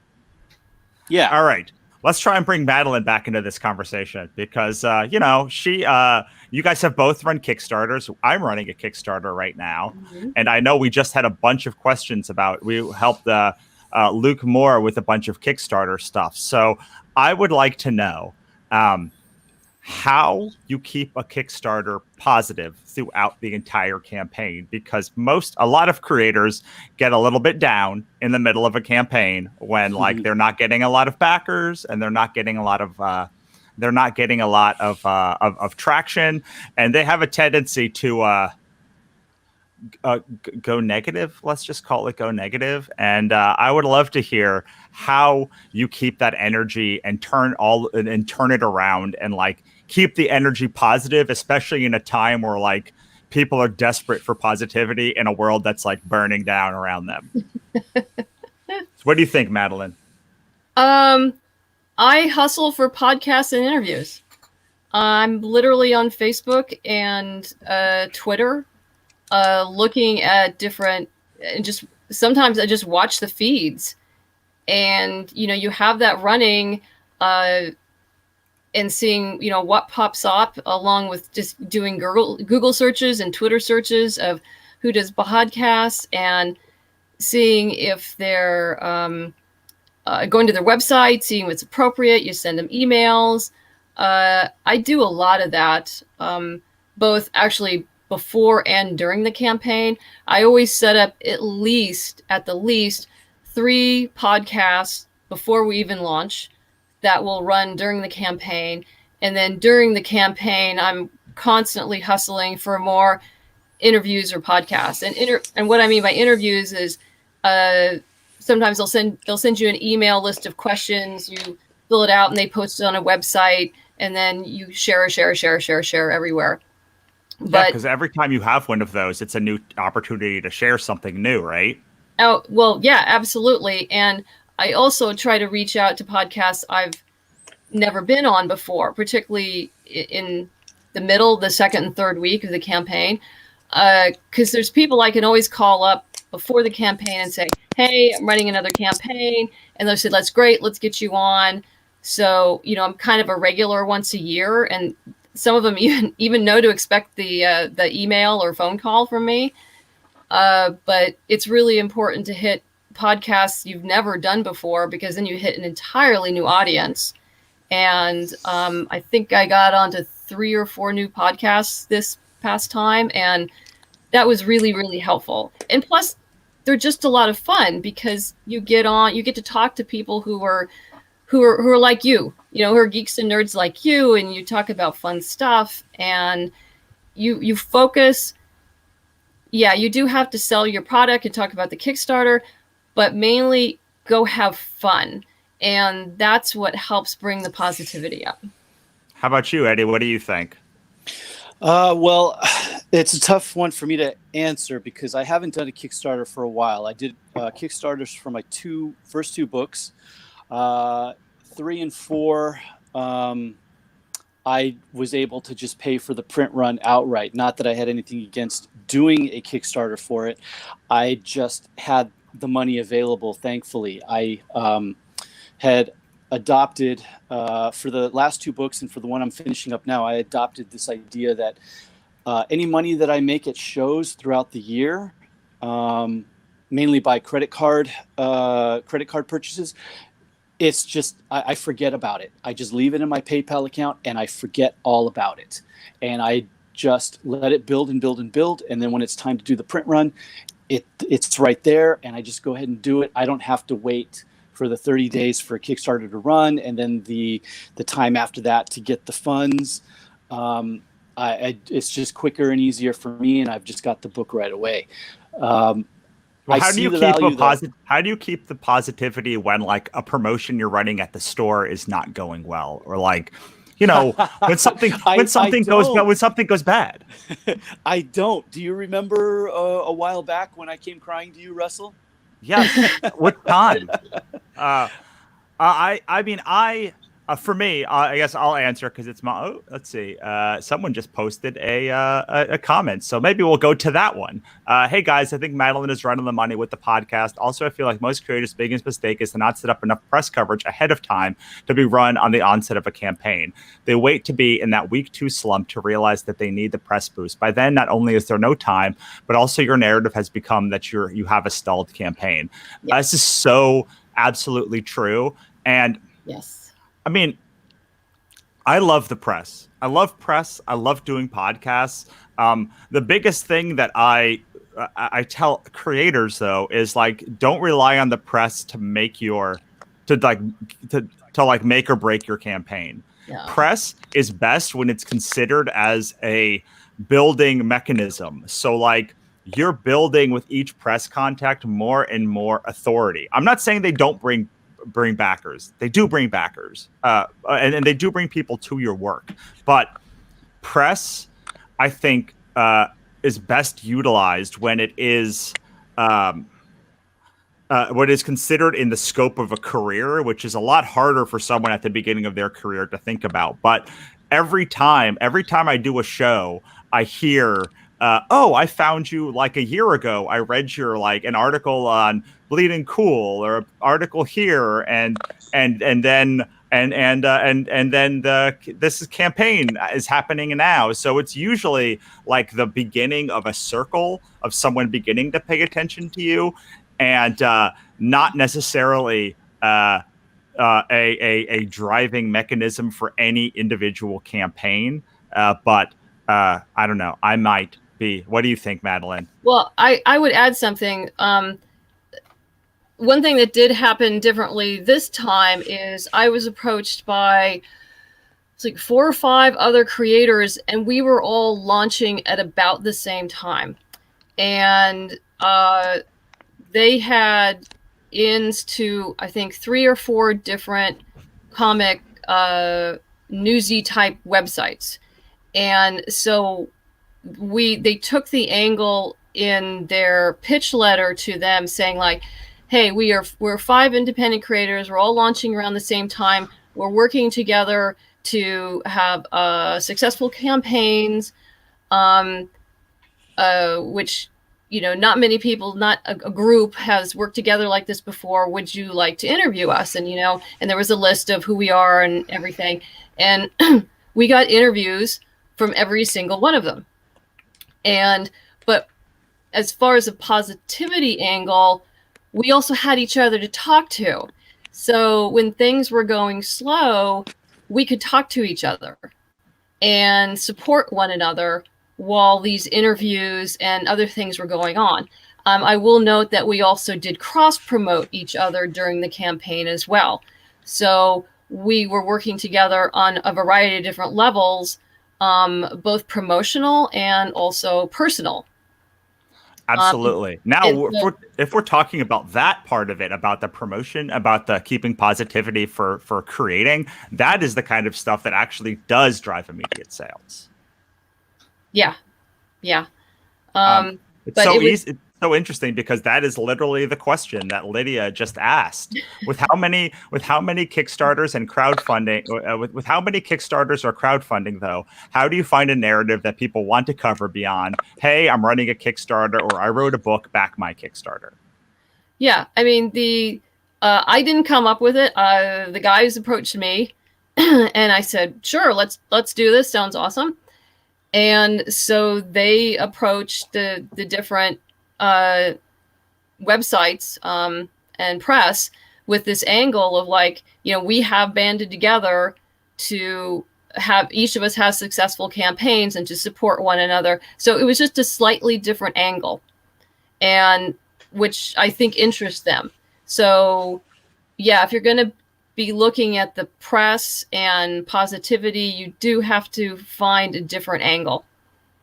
Yeah. So with press, I always say you need to make it newsy, which is helpful when you're doing a Kickstarter, because Kickstarters are already like newsy, right? Like, yeah, that's why most people are doing their most promotion. That's why this month I'm running myself ragged to do like 10 or 15 podcast interviews, plus I'm doing this, plus I was doing shows. Like, I don't usually do this much work. It just so happens that I've run 2 Kickstarters this year, and so it feels like I'm going inside the tank a lot more.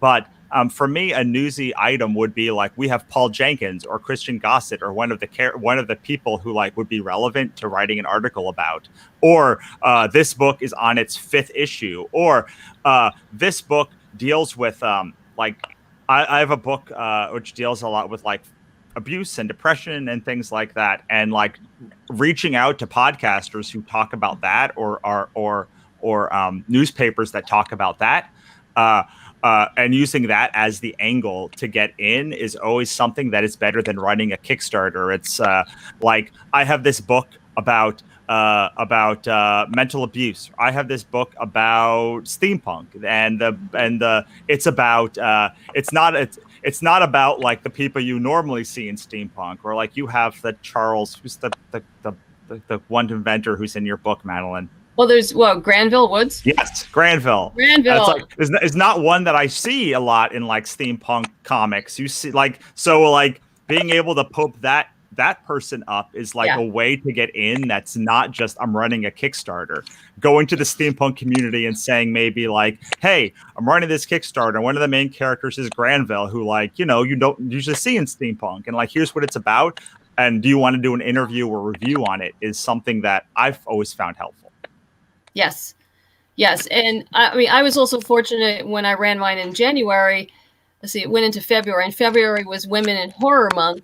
So I got to piggyback off of, some of the, Women in Horror Month podcasts and things like that. So, you have to see if the industry is doing, something like that, if it's national, International Women's History Month, or, whatever month, to help promote whatever you're doing, if it's applicable. Right. I want to come back to something that Madeleine said and loop Eddie back in, because for me, the way to keep positive and the way to keep energy up is to do cross promotions with other people. Like that's for me, that's I am always like every day pretty much I'm on Kickstarter during a campaign looking at other campaigns that are in my range, that are in my genre, that I could like do a cross promotion with. I'm always finding people who are already launched or are about to launch at the same time. I am part of a comics sort of like comics membership site that every month, whenever there's somebody everyone who's doing a campaign is kind of in this group chat to like talk with each other. All of those things, for me, keep the positivity, because anytime I'm like, what should I do? I'm like, I could talk about another project. Every time I can do that. Yeah. I mean, I do a lot of cross promotion as well. And that's critical. And a lot of that, has been done. I do it both ways. One, I've run 7 successful Kickstarters. So over the course of that time, I've made a lot of friends. And so we help each other. We always back each other up if we're going to be running a campaign.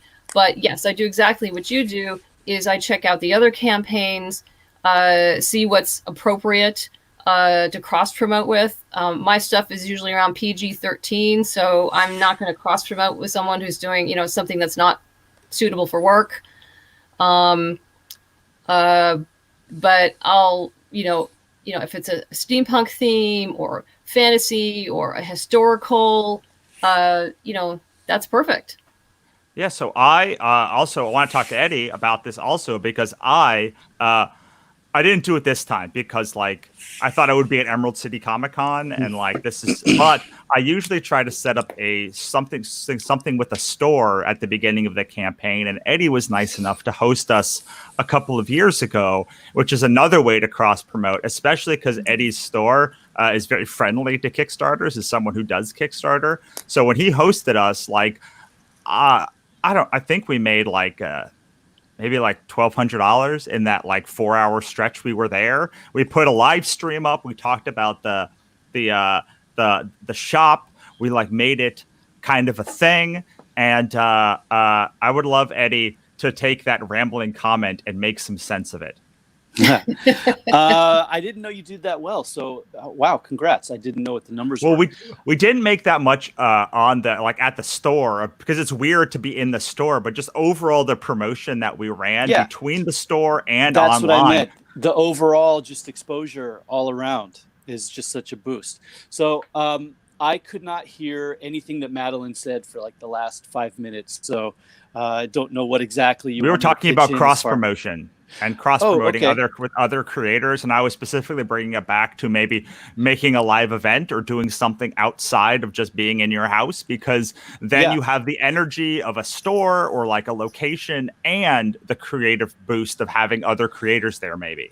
So I'll, going kind of a little outside the box, I'll tell you a story about one of my collaborations I did with another creator. I'm friends with another webcomics creator who does a comic strip somewhat similar to mine. The main characters in his strip are himself and his wife, kind of slice of life kind of thing. So we both publish our webcomics weekly on Sunday mornings, just like the Sunday Funnies. So one week we did a strip where my two characters, myself and my wife Kristen, did an appearance in his comic strip, and then himself and his wife did an appearance in my comic strip. So it was like the same gag and the same little story, but from the two different angles. So that was like a fun, creative way to for his readers to find out who I am, and for my readers to find out who he is. I love it. I love that kind of stuff, because that's everybody. So everybody, I find too often, people think of themselves like their own bubble, and like, I don't have very many fans, and so like, what am I going to do with these 50 people who backed my Kickstarter, or these 20 people that buy my thing, or these 100 people that read my webcomic? Like, it's not enough to like live off of. But if you start thinking of yourself as like a piece of a puzzle of 20, 30, 50, 100 other people, the anthology we're running right now is here, I'll put the anthology we're running right now is 70 creators who are all hanging out, talking about their work, and all working together. And when I did that first one, it was not popular. Like, it wasn't like I was a popular creator. It was because there was 50 of us with our little audiences becoming one person with a huge audience, or like one bigger audience, where it's a piece of a whole. And so no matter how small or large you are, you can always cross-pollinate your work with other people's work, whether it's giving it away in a bundle, or me and Madeleine often work together to do like mailing list builders or something. But something where you're working with other people allows you to be a part in a cog, and when you're a part in a machine, that's like, then it's a lot easier to keep that positivity. Sure. And it's also easier for you to go farther with 2 or 3 people putting in that same amount of work than just you trying to put all that work in yourself. Right. The secret is, though, you have to like the actual people, like the books and the creators. What I find too often is that creators are just plugging other books or stuff that, like, you can tell they don't care about, and then they're saying that it doesn't work. And like, of course it doesn't work, because like the people want to find other stuff that you jam out on. But they don't just need it to be anything. It's not anything, but like, if you can do what Madeleine does and work with people that have a like audience, and like you like their work, or you like them, at least you have a way to like introduce people to each other, and you can all be going on the same journey together. What do you say to that, Definitely. Madeleine? I would completely agree. You probably know Ray Chow, Skies of Fire, and he currently has a Kickstarter going on right now, Glow. Yeah. And I stumbled onto Skies of Fire years ago when he launched the first time. I loved it. And, finally I met him at a con, introduced myself. And though he had done well on Kickstarter, he's like, I don't know if I want to go back to Kickstarter again. It was he goes, I don't know about the second issue. And I'm going like, no, dude, you have to go back. You have to go back. You'll do great. And of course he did, and they've done terrific. It's an outstanding series, and Ray is great, and I knew I'd be doing an update for my last Kickstarter this past week, and so I let him know. I said, hey, I'm gonna go plug Glow, your latest fantasy that's running right now. There's another plug for you, Ray, if you're listening. And because you've been such a great friend, and you've plugged Boston Metaphysical in the past, and he says, oh great, thank you very much. And I just said, we've got to support each other. We've got to keep each other's backs, because together we're stronger than we are apart. And he just was like going thumbs up all the way up in the messaging, and but that's the way it works.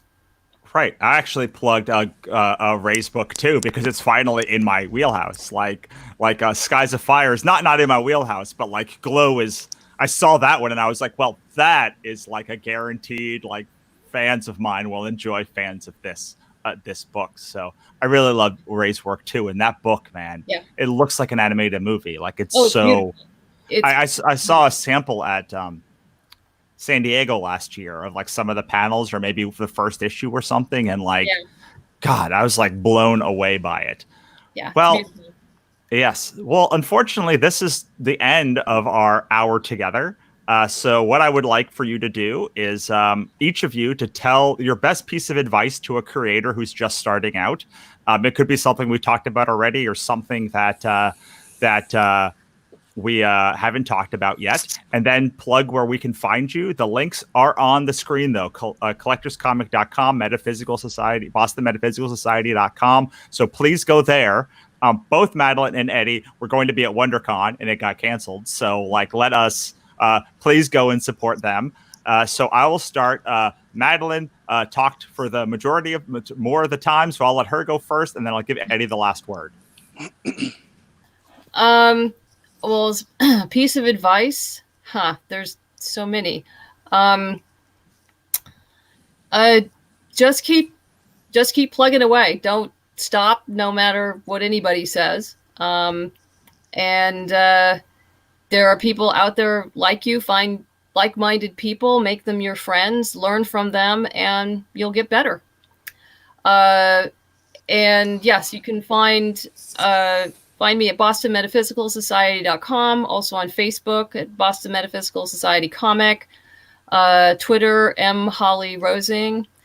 You can pick up the individual issues through SourcePoint Press, the print copies, the digital copies through Comixology. And for the sequels, you can get them through my website. And the novel and anthology is on Amazon and all ebook readers. Yes, and the first volume, and she is at Madeleine is part of the first volume of the Cthulhu is Hard to Spell anthology, with the story that I talk about all the time about Orna Numqua, the Ross and Rachel of the Lovecraft universe, in marriage counseling. So yes, the marriage counselor. Yes. All right. Cool. Thank you so much, Madeleine. Eddie, you get the last word. What's your advice, and where can we find you? My advice is really simple. At the risk of sounding like a Nike commercial, just do it. Because I have met so many wannabe creators who talk and talk and talk about the web comic or comic book that they want to create and talk about it endlessly and nonstop. But you ask them, okay, well, how far are you into it? And they haven't even started. So just do it. There is to illustrate the scene, there is a scene in the movie Good, Bad, and the Ugly where a gunfighter sneaks up on Eli Wallach, intent to kill him, and goes into a big old spiel about how he's getting his revenge and he's going to kill him for this person, for that person, for this person. And Eli Wallach just pulls out his gun and shoots him. And he says, when you're going to shoot, don't talk, just shoot. Yeah. And that's just it. If you want to do a webcomic, shoot, take your shot, do it. Don't just talk. And where can you find me?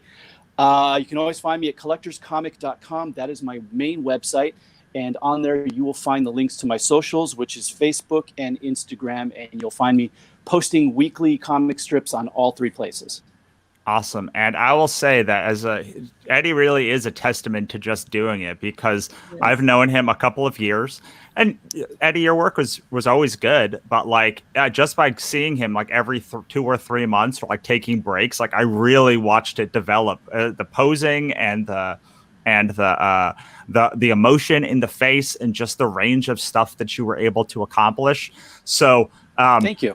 Even if you don't think you're at the place you want to be, just by doing it and getting better and continuing and not giving up and working and working and working, you will make strides you don't even realize. I remember we were at a show. I don't remember where it was. Maybe it was Vegas, and I was like, "Wow, your work just like is so much better." And Eddie looked at me and goes, "Really?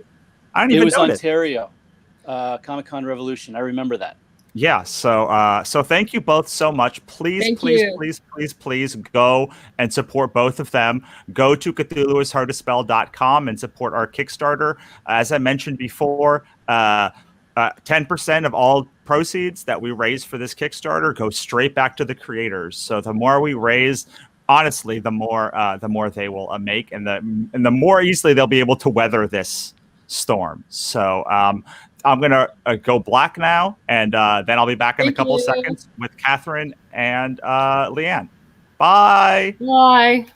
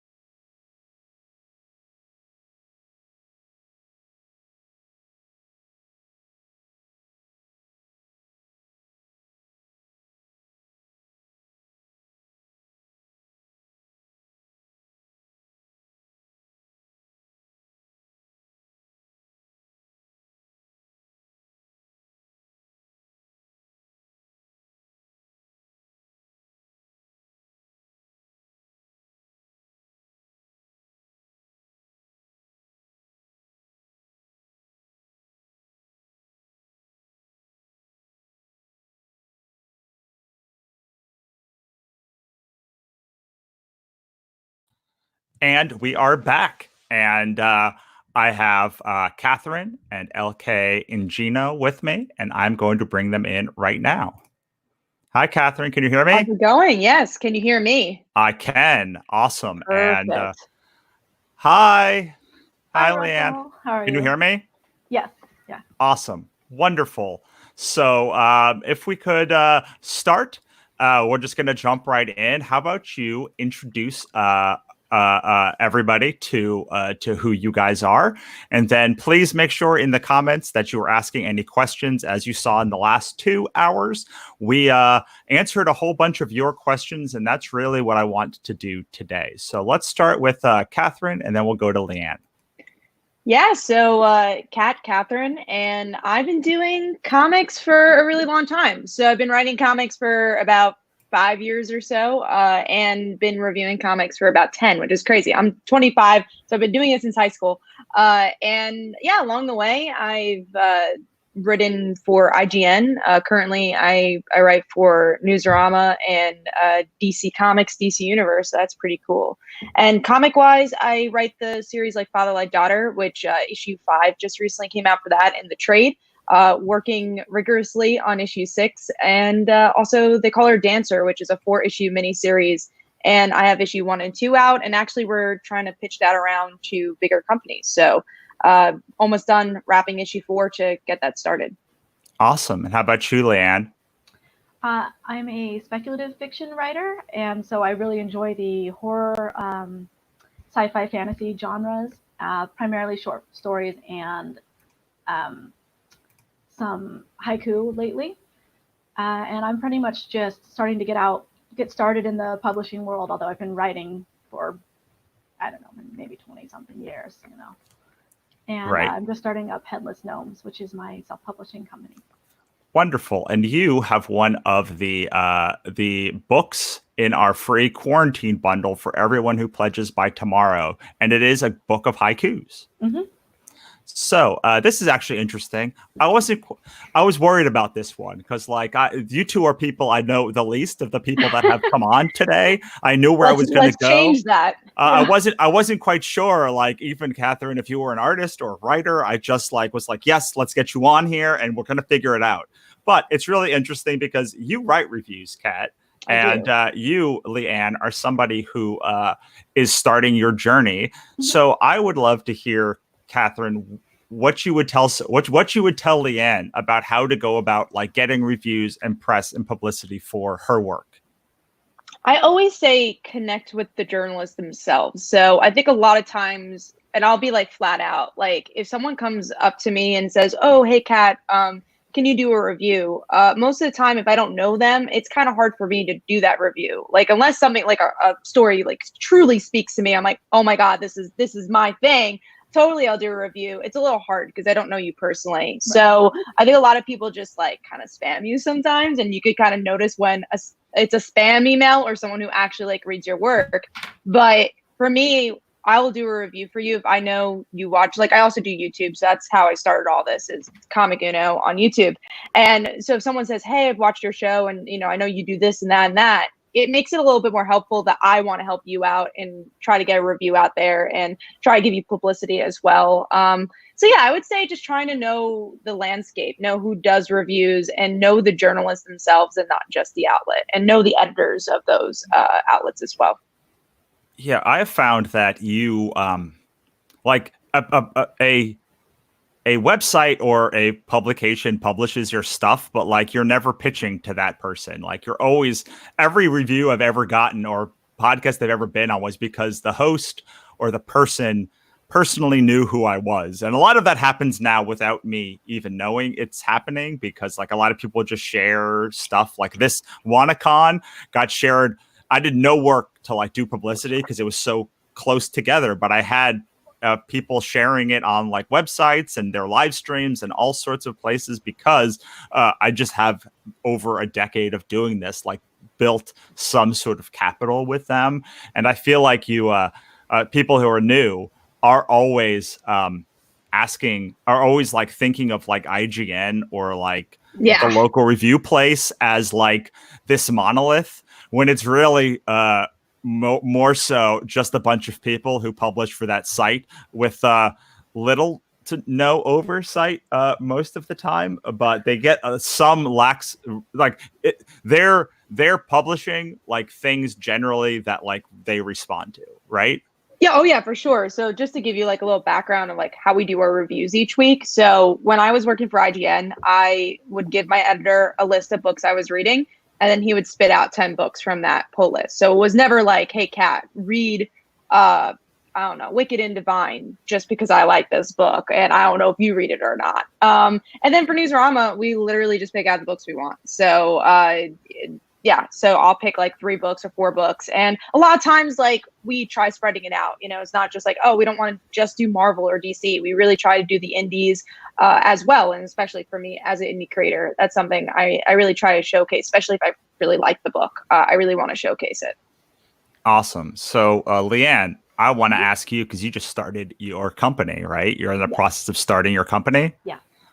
What have you learned so far that you would tell someone to never do, or that you did wrong so far, that you did right so far? Or like what have you the process of starting a company is much different than just writing a book. So like how has your thinking changed since then, or some amount of real words out of that mush that I just said? Sure. This is actually not my first time, but it's the first one that I like, okay, this is going to stick. Wait, how many before? 2.5. Oh, that's good. I did 4 one. I did my 5th one stuck. Yeah. Well, the last one was a partnership, so that was not all me. That, you know, things happen. One was more retail. I made nail polish for like a year, and the margins are so thin, and ultimately I didn't love it enough to keep it up. And that's, you know, that's really important with the business. You have to, you know, you don't have to love every aspect of it, but you have to love most of it enough to keep going. There's definitely parts that I don't like doing, but you know, I love writing enough that I'm like, okay, these parts that suck are worth it. I'm like really like to try to control everything. So this is the first time I've started hiring out and getting other people to do stuff for me, or not for me, you know, paying them to do stuff. Right.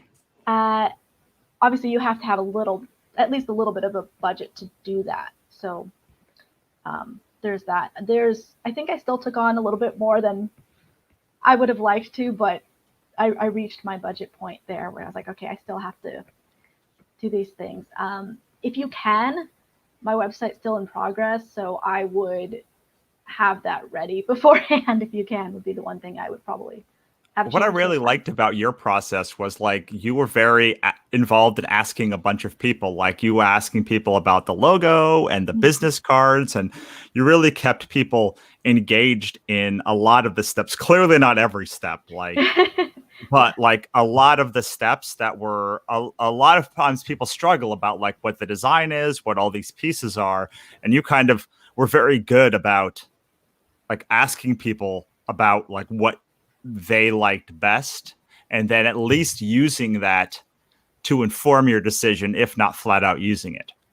Yeah, and I think it's a lot similar with hiring an editor for something you've written. You're not going to always use every single piece of advice that they give you, but you're going there to get that expertise and that advice. And yes, Kathryn, that's something that you must have experience with, right? Like hiring out editors and artists and things like that. Oh yeah, for sure.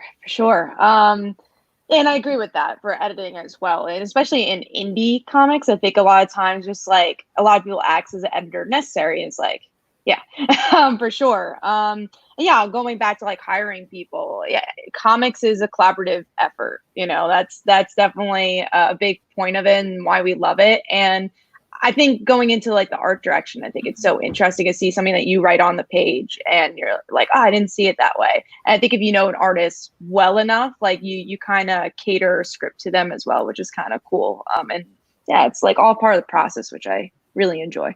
Yeah, I love the process of finding the right artist for a script, like, or knowing a bunch of artists and then having an idea for them. I get really excited about being able to say, hey, like, I have this idea for this anthology that's coming up. Like, do you want to do it with me? And then here's the pitch, and then get in and be like, yeah, I love it.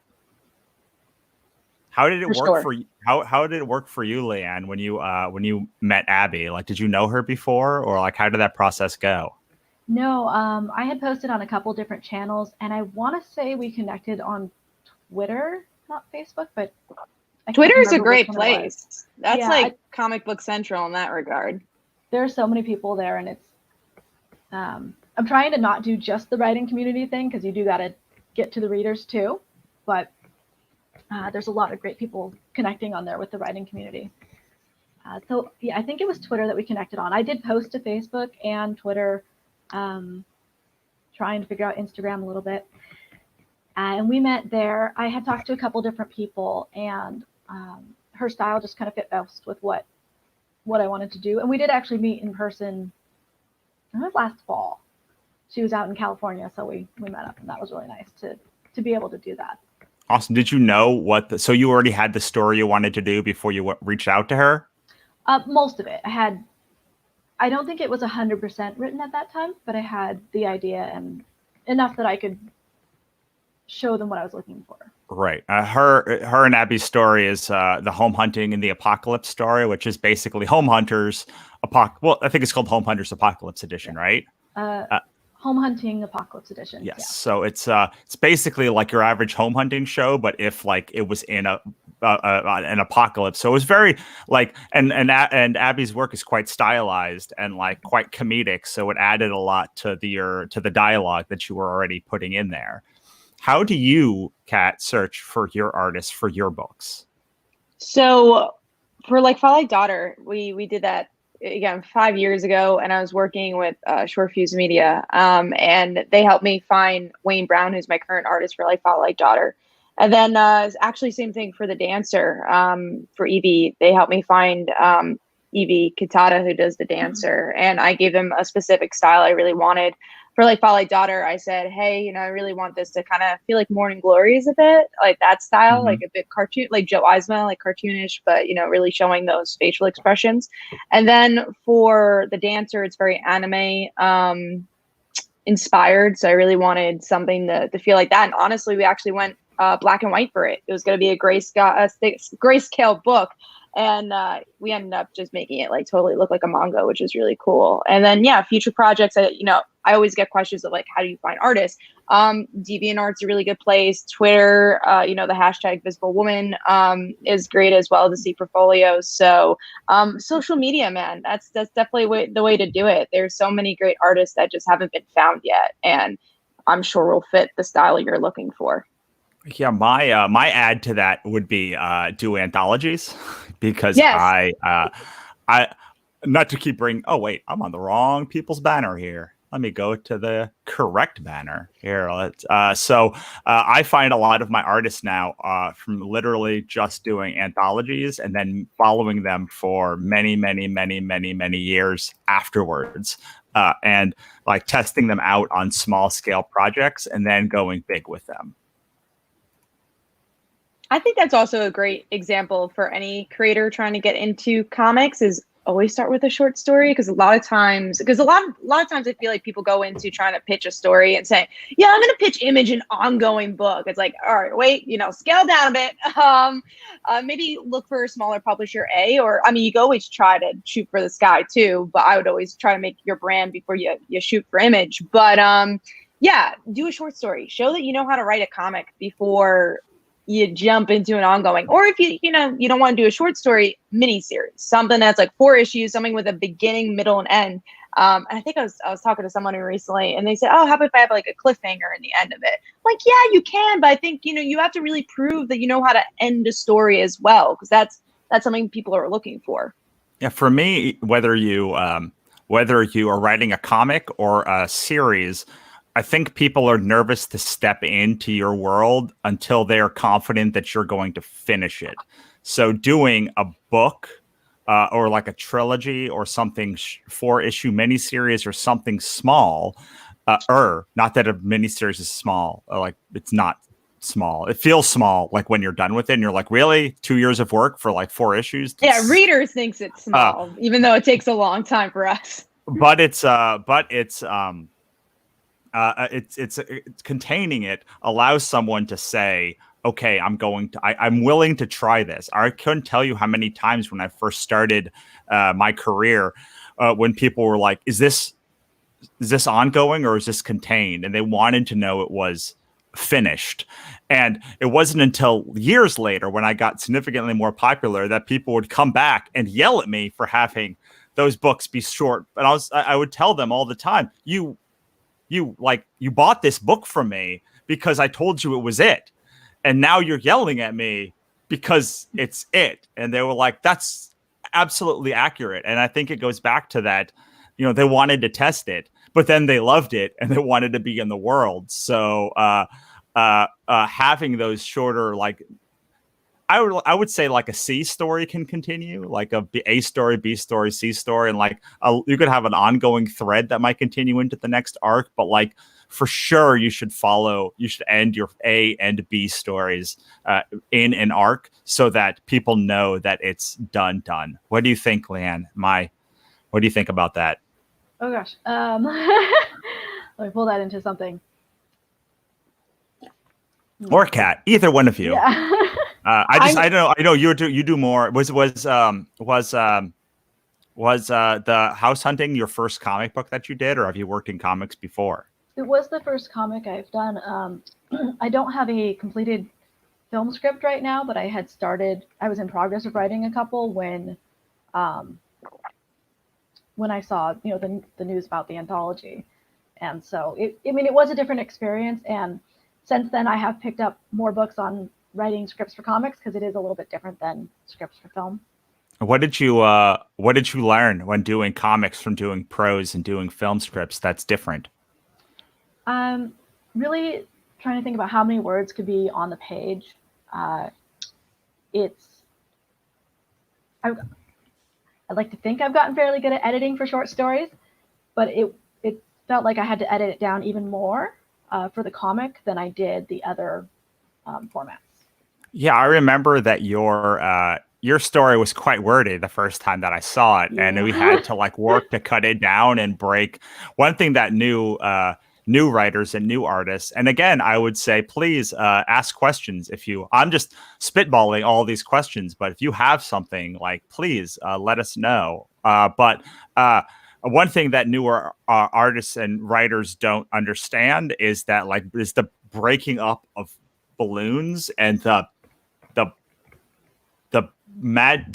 artistry in putting the lettering together in a way that is pleasing for the eye. Would you say that's something that you've seen being in your reviews and in your own comic work, Kat?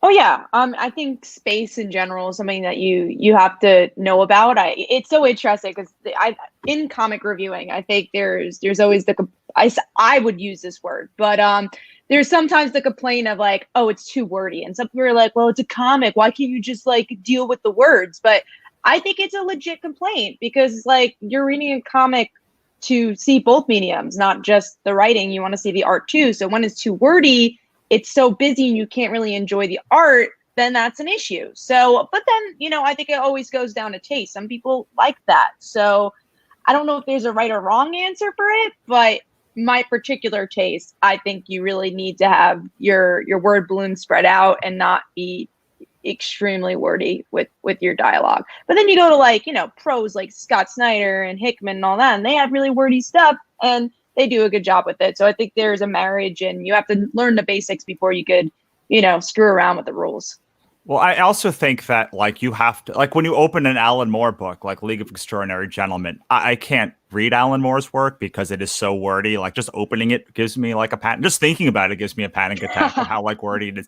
I love and I read novels. I read like 3 novels a week, and still I can't like do it with Alan Moore's stuff. But the one thing that he does, or like Neil Gaiman, or is like they understand that when they're doing a wordy panel, they either have to make the people just stand still so nothing's going on. So like it's like if you just took the dialogue away, it'd be an absolutely boring page where like nothing would happen.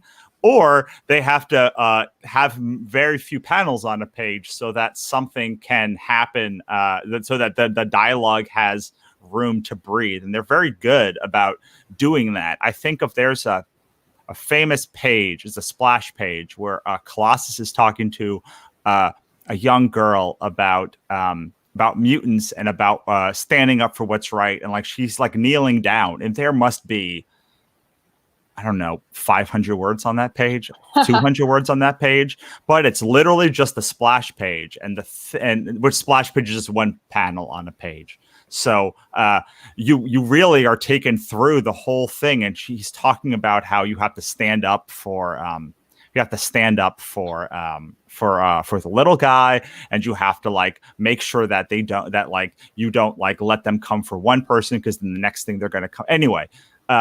It's beautiful because of how, but it's also like very sparse as far as the action goes. He's just kneeling down talking to this girl.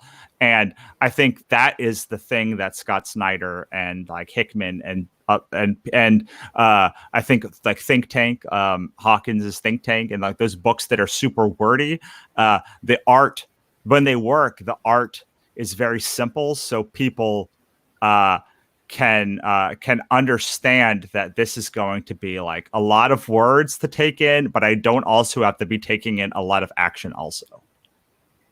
Very true. I agree with that. And also I think like, depending on the scenario, I would hope if you're like trying to punch somebody in a scene, you wouldn't be having your whole entire life story there. I think even like hopefully your writing instincts wouldn't lead you there anyways, but I totally agree with that.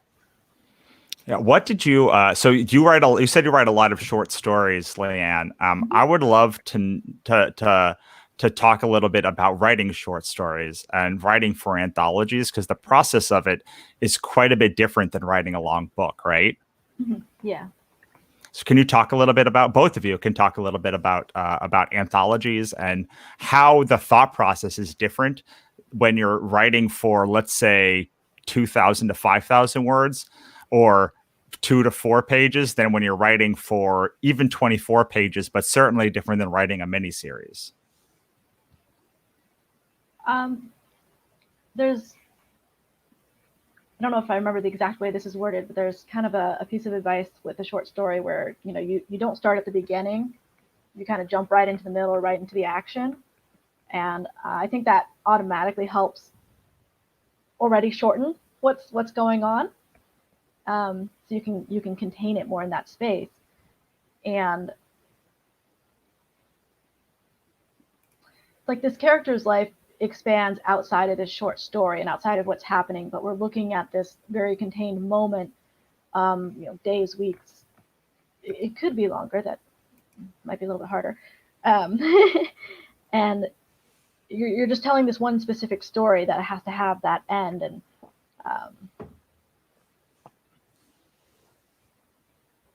we're not leading in with as much backstory, but you need to give enough detail still that we know that we're invested in this character. Yeah, I agree. I think you just need to know your space in general. Is just like, if you like going back to comics, if you have like a 6-page story instead of a 21-page story, you gotta really get to the point. You can't have any fat at all. And again, I think it goes back to any story that I think any new writer maybe sometimes has struggles with. You need to know your beginning, middle, and end, and especially for a short story. Like, how are you going to outline this for your story? So yeah, and also a hook. I mean, I think that's also another thing, is just like, why do I care? I mean, that goes to any story, but it's just like, what makes this different from the billion of other stories? Like, why are you interested in writing this? And B, like, why would a reader want to read it? I think it's a big point.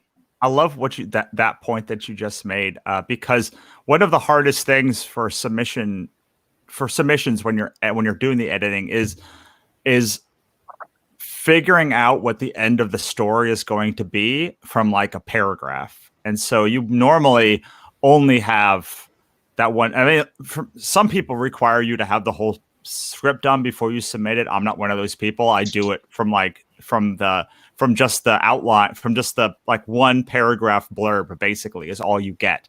And it's very hard to know what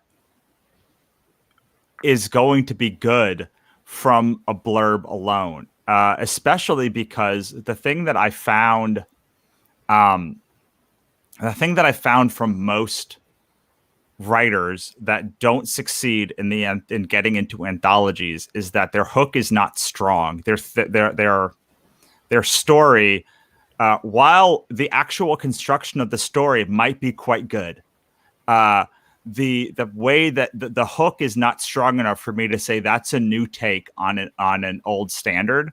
And I had a story that didn't make it into the anthology, and then the creator made it. And like, when I saw the final piece, I was like, wow, this is awesome. But the script itself was the point was, and frankly, like, the story was quite, I don't want to say basic, but like, it was quite clean. Like, there was no big hook at the end. It was the retelling of a thing. And I just didn't think that it was going to be like unique enough to pop. But when I saw the final thing, I understood like what the writer was trying to do, which is to tell like a very clean, interesting story that retells this piece of the Lovecraft lore. He wasn't trying to like blow your mind with a hook, but there's this always problem with editors. At least I found it in the anthologies that I've edited, in figuring out how to tell what the end goal is going to be. And it just becomes so much easier when you have a good hook. Like Leanne's story was like home hunters, but in the apocalypse. And you're like, you want to buy that right away, right? You're like, yep, I totally understand what that's going to be about. But when you don't have that strong hook, it really becomes hard. In fact, the first time I did an anthology, I started getting accepted into them. I would actually finish I'd finish the script and finish the actual page so that people could see it, just so that they would know like what the piece was in case the pitch wasn't strong enough. Yeah. I mean, everyone has also a different creative juices, Some people have to like write out their whole story, get some dialogue before they even like go into an outline. Like sometimes they'll have like dialogue within an outline. So it's all different for everybody. And maybe sometimes a paragraph isn't enough for them to figure out the story. Well, I think also it's just hard to like have a hook, because here's the problem with an anthology. I'm just going to get into doing an anthology conversation now, but because the problem with an anthology is you don't want every story to have a hook. Like a good anthology, like any good story, needs highs, it needs lows, it needs middles, it needs to run like a mixtape. And if you have everything with like a massive hook at the end, you end up like every story, the reader's gasping for air, and you don't have any just like well constructed story. So like an anthology is based honestly on like these small moment stories that are the basis between like a Leanne's story or like another big piece that you're working up to. You can't have them all, but those ones are the ones that end up being easier to pitch because they have this like strong hook. But if you have the strong hook in everything and everything is like a twist on an old fable or a twist on this, it's also not going to work. Like sometimes you just want, or you need, in our anthology at least, the Lovecraft. You need a story that feels like a Lovecraft story. And Lovecraft stories were all, because he was writing in pulp magazines, X person does X thing, like weird person goes to weird town, finds weird cult trying to like destroy the world. And then there's a monster at the end. And like you tell that story and it feels like every other Lovecraft story but like you can't just have a Lovecraft anthology with like no stories about Lovecraft. So you have to really be diligent at how you balance the anthology with these stories, with hook stories, understanding that sometimes the hook stories need to be balanced out by like what a normal person would consider a boring retelling story or something like that from the outside. Or, I mean, that's why sometimes reboots do well, right? Sometimes you do have to make a modern twist on something that's old. So that's maybe some people don't even, know the original. So it's new for them. Right. I don't know. It's a real big challenge. It's the biggest challenge, I think, of the whole thing, because sometimes those clean stories are like amazing, but they don't get they don't get what they deserve because they don't have that hook. But it is specifically because they don't have that hook that you need them. For sure. All right. So let us see if we have any questions new. Meanwhile, this is the middle of the sort of the middle. We should talk about your guys' work. Kat, how about you go first, and then we'll go to Leanne, and let's we're on this thing to try and help the Cthulhu anthology, but also people who were hurt and displaced by the shows that are being canceled all over everything. So I want to make sure that everyone has a good idea of what sorts of stuff you guys have to offer, and what your stories are about, and where they should go, and what they should check out when they get there. Yeah. So like Father Like Daughter, like I said a little bit previously, it's right now it's issues 1 through 5. We have the trade digitally that should be out in like a day. And yeah, it's about a high school girl. Father left her, become a full-time superhero. Everyone in the world loves him except for her. And then she inherits his abilities. So it's really a story about what does she do with the very powers that made her dad leave. So it's very much a deconstruction of the superhero genre. I've been, reading superhero comics for a really long time, and it's everything I love about the genre in one, and to really see the humans behind the mask. And that's a big part of the story. Issue 5 has a huge cliffhanger, so I'm excited for everyone to read it. I did a con, I think it was Baltimore this year, and one of the girls read all the issues, and she came back the next day and she's like, I hate you. I'm like, why? And she said, because you left me on that cliffhanger. So it changes the story completely. I'm really excited for people to read that. And issue 6, we're in interiors. That's really exciting. So hopefully we'll get a Kickstarter for that soon going. And then The Dancer, again, it's a mini series, and it's about a young woman who's a dancer / assassin. And when she was little, she witnessed her parents being murdered in front of her and never dealt with that trauma until now.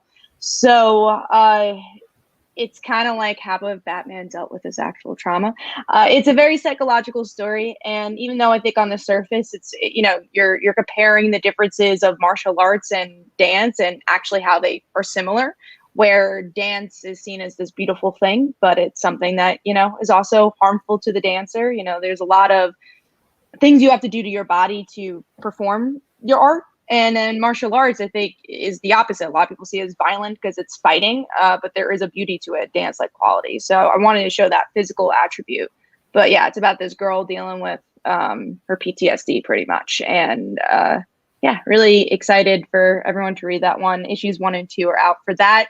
I haven't decided if I want to release issue 3 and 4 just as yet, because I am pitching it around. So, but issues 1 and 2 will be out, and then depending on how pitching goes, we'll see how issue 3 and 4 is going to be released. But they are almost done. Issue 3 is done. Issue 4 will be done in like 2 weeks. So really excited about that. There seems to be an overarching theme in your work.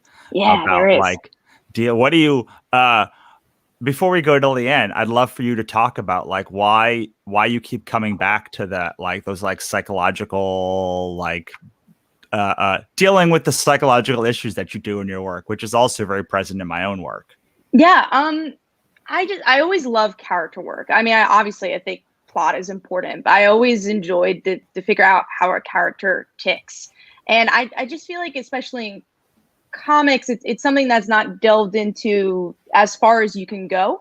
So with like Folly Daughter, it's very much about relationships, and that's something I wrote that when the New 52 was going on. So it's just like families weren't really existing. It was very much action, and I really just want to get to the root of like, how does this girl feel about her dad? And then for the dancer, it's exactly the Batman effect, where it's like Batman tends to ignore his problems. That's why he's Batman. And obviously there's writers that have dealt with his psychological trauma, but never really tackle it, or else he can't be Batman. So I've always just been interested in how people tick in general, how we interact with people, because isn't that what interesting about writing is, to see like how would characters interact and how different personalities interact with each other. And a big theme, I guess, of my book, all my books and my writing, is girls in a men world, in a man's world. So a superhero genre or the martial arts genre. So that's a big thing for me as well. Awesome. We're going to come back and talk about how Batman is the worst person in Gotham in a minute. I would love that. Leanne, how about you? How about you talk about Headless Gnomes for a little bit and like what we can expect from you? Sure. Well, right now my pieces out are the story and the anthology, and then the Haunting Haikus. And you can sign up for my mailing list at headlessgnomes.com. So that's kind of what's out right now.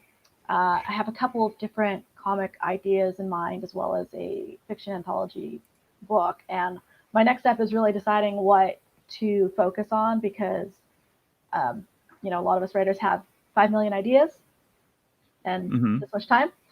So right. That's really a big thing for me, is just I need to go nail down what is the next big project. Is it going to be a comic or a short story? I would love to have something out comics wise this year that's a little bit more budget than, I can do all the words myself, but hiring an artist definitely takes more to put into that. I have just so many different ideas for that. So one thing I want to do in the future is also board games. So I started joining a bunch of board game groups, and there's a lot of artists in there. And actually, could be a good place for comic book artists too. Some overlap with those two groups. Right. Yeah, there's a lot of overlap between comics and board games. Well, like at least for art's sake, it's weirdly not a lot of overlap in fandom of comics and board games, or at least not as much as you would expect. I always am confused as to how they are still so separate. Yeah, but I'm going to answer your agree. question, Stefan. Like, what did Batman ever do to me specifically? He didn't do anything to me specifically, because I am not an imaginary person. But Batman has the ability to end every problem in Gotham with the money that he's made, and no one gets to be a billionaire by helping a bunch of people. Like he's doing what most billionaires do. He's like made a living basically on the backs of Gotham, and like probably like his family, at least, they don't talk about what like Wayne Industries does, but like it ain't good things. Like it's not like a fun like place to work. Like they're a military industrial complex. They have to be. It's the only way that they can make the things that they make, which means they're feeding the military industrial complex. They clearly have lawyers that are working against regulations, even though Batman is not part of it. These are just things that you have to do to make $1 billion. And then what does he do? He's like, well, I feel really bad. Just like Tony Stark, I feel really bad about this. So I'm going to take a portion of my money and go like work it. Like this just happened to like Bill Gates. Bill Gates spent his literal entire life destroying the regulations that prevented like a lot of the bad things that are happening right now, killing competition, destroying small businesses, and absorbing companies that like would not like bow to him, running them out of business. And now he's leaving his board seat to like work on his charity foundation, which he only has because he stole billions of dollars from like the taxpayers and small businesses as he was ruthlessly climbing to the top. So Batman luckily had his father like rise to the top, so you gotta like can be like, well, like Thomas Wayne is probably the real bad guy, but he's not actually solving the root cause of the poverty that his company is directly responsible for. Yeah, no, that's actually like really good point. I know that the current Batman run, I think, is trying to delve in. They always try to delve into like the Wayne industry stuff, and then they're like, "No, I'm good. Let's just go back to Batman." Yeah, I mean, Batman. What I do like about him is that you can have so many different takes, and he's so layered that we can have this conversation like this. That's what at least brings interesting character, is when you can have different opinions on a character and explore a character this deeply. I don't know. Do you have any thoughts on I have very deep thoughts on Bruce Wayne and billionaires as a whole, but do you have any? Do you read like Batman or any of the traditional comics or mostly indie stuff, or how about you, Leanne? It's been a while, but yeah, no, I'm a DC fan. I don't generally get into the politics of stuff much. It's okay. That's okay.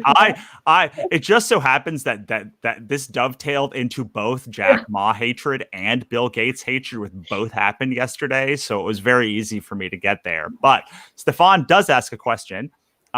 So I'm just an author, not a comic book creator like y'all. But with that said, how did y'all get into graphic novels as a storytelling choice, or in Leanne's case, comics at all? Yeah, for me, I've always been into comics. I've read comics all my life, and it was just an obvious answer for me when I wanted to do writing. I'm also a television writer, so I just graduated with my MFA in TV writing. So I just always liked visual storytelling.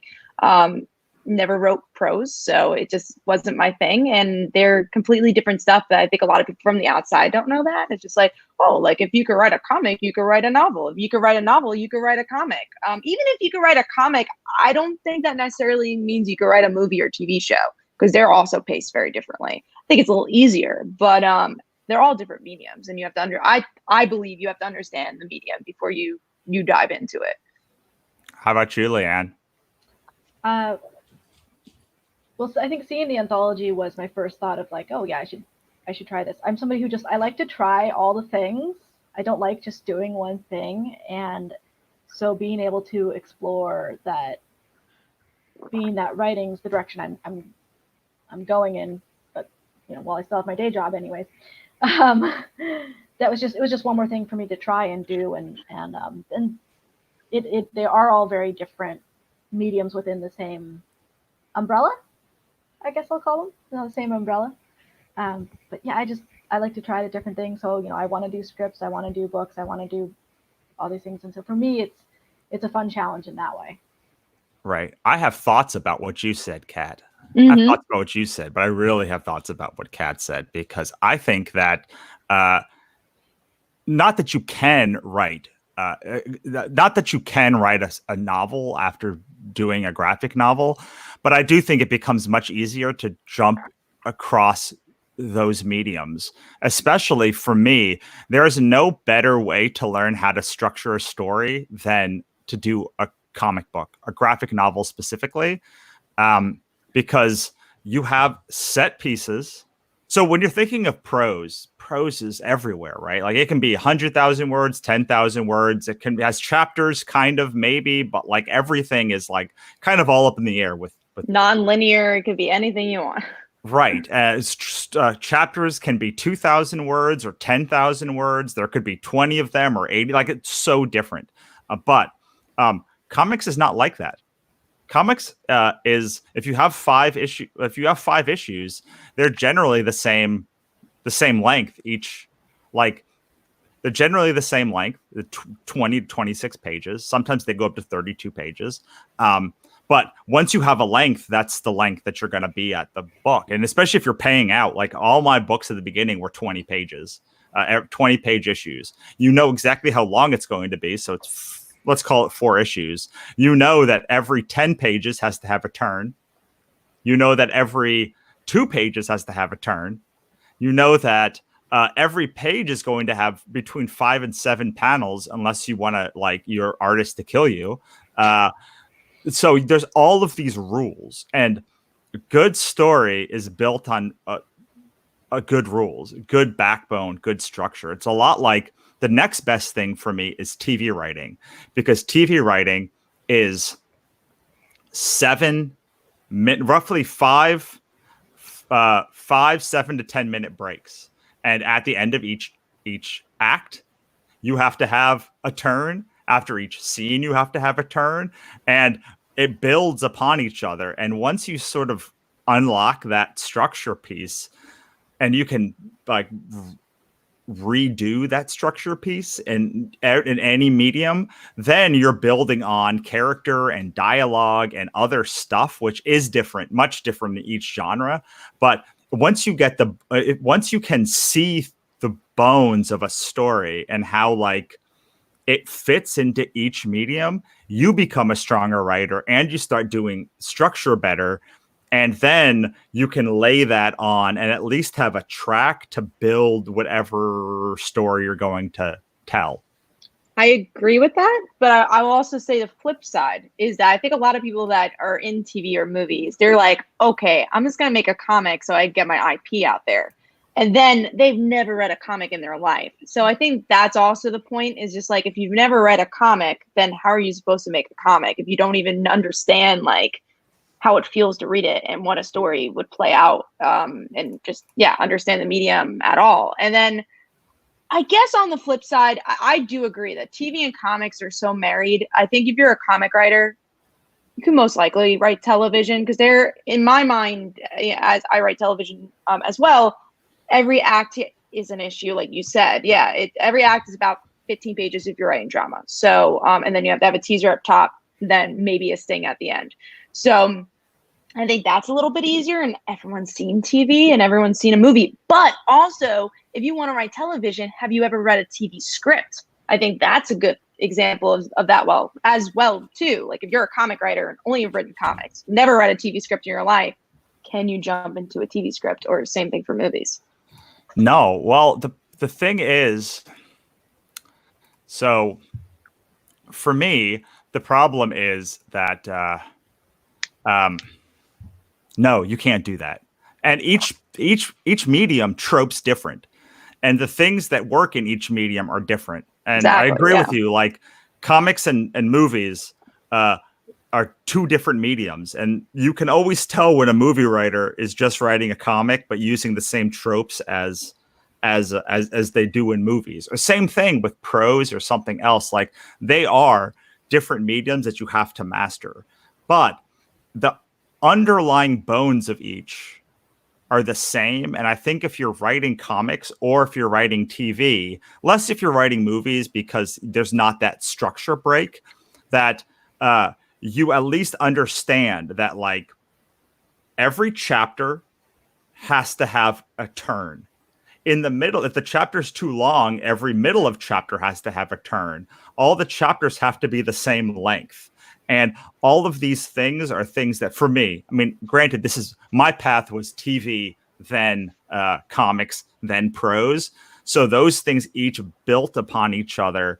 But when you're learning the bone, like I I don't know how people write books like as the first thing they do, because it is almost as if you could do anything. Like, and being able to do anything sounds really fun, but it's actually horrible, because like being able to take the rules and modify them and understand, but after understanding them and like having a set of rules to play inside of is kind of, for me, what makes creativity happen.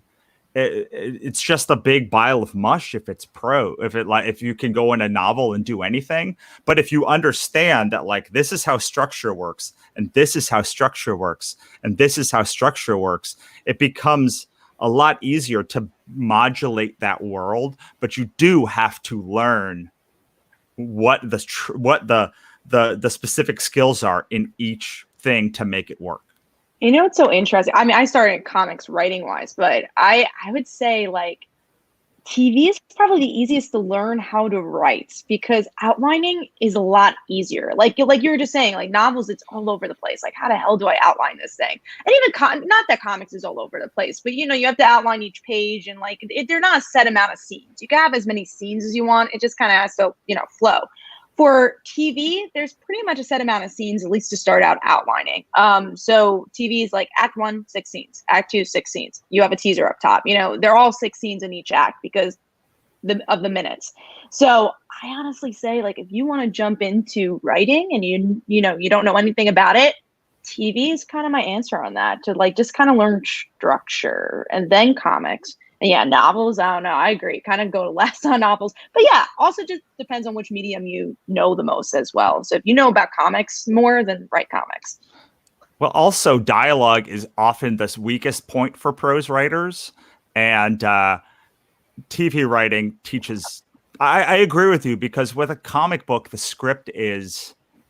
it's so disjointed. It's not like really a story. I mean, it is a story, but like it's not a story that any other human can read and understand. That's not in comics. And even when you're in comics, you kind of have to like imagine what the panel's going to be. But in a TV script, like it's a script. Like you could give it to your best friend or like your wife or whatever who has never read a script, and they will be able to read from beginning to end. You can't do that with the comic script. It's a whole different thing. Yeah, for sure. And also TV, going back to what you were just saying, yeah, it helps you learn dialogue and descriptions, because you have to like not say Joe did this, camera on Joe. Like you gotta have a little bit of a flowery discussion with it. Like it has to kind of be in a novel way, but not too much. Like you can't describe too much, or else it just gets boring. And then it goes back to dialogue. Dialogue is so important. So that's my answer on that. I don't even know if that was a question at all, but like if you're a new writer, start out with television. It's probably the easiest way to learn how to write.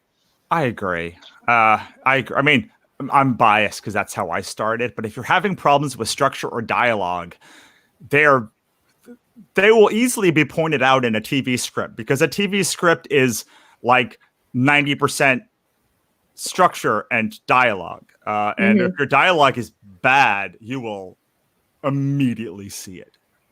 Sure. All right. So that was, I hope that was an interesting tangent. Sorry, we kind of like went off on one there, but hopefully that was interesting for like, for people. We're almost at the end of our time together. So what I would like for each of you to do, is to, again, take one, give your best piece of advice for someone who's just starting on their journey. Could be something we talked about or something new, where we can find you. And then we will say goodbye. We'll start with you, Kat, because you and me dominated the conversation and talking points, and we'll give Leanne the last word. Yeah. You can find me on @ComicUno pretty much everywhere, Twitter, Facebook. Don't really use Instagram as much. I got to get on that. But YouTube as well, Comic Uno. I do a weekly show over there. And then for my comics, I have an Etsy store at Comic Uno. Also have a mailing list that you guys can go check out, where I talk about craft every week. So definitely go check that out. And a piece of advice, I would say, just like for people who say, oh, I have this story, whatever, do that story. I think is a good thing. Is like a lot of people have ideas, but actually write it down on paper and know that your first draft is not your final draft, and it's okay to make mistakes and to it's not. I just got this piece of advice and I love utilizing it. It's not a race, it's a marathon. So it doesn't matter how long it's going to take you. It just matters that you're doing it. Awesome. And that comicuno.com. So at Comic Uno, it's not the website. I'll give you the Etsy store. It's like I'll just want to put it down here so up. people can write it down. Yes. Hold on. I had one very different than yours. That I had like fatherdaughter.fandom.com, and that I think that was like a fan made website for the comic. There you go. So that's the Etsy store right there, and then the mailing list is there. All right, hang on one second. I'm going to put this Etsy store in there because I want to end with Leanne, and I just wanted to put this in here for a second so people can see. And then we'll put on there. All right, wonderful. So you get the last word, Leanne. What's your best piece of advice, and where can we find you? Yeah, people can find me at headlessgnomes.com or at headlessgnomes, Facebook, Twitter, and I'm on Instagram, but I need to start posting there. So you won't see anything if you go there.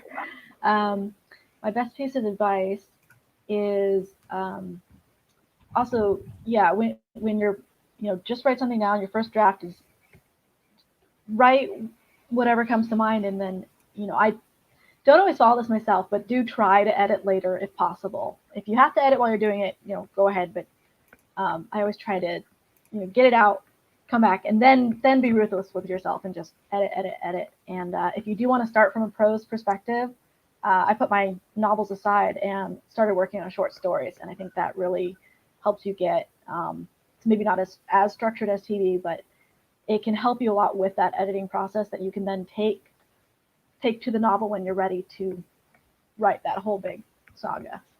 Yeah, most writers start with their first book is their short story collection, at least most literary fiction authors. So I like it. And my piece of advice for short stories as we go out is if you just think of the whole story and then cut off however much, like just cut off to the first 80% or 90%. Like if the story's 100,000 words and then you want a 10,000 word story, just like pretty much cut that first 90% out.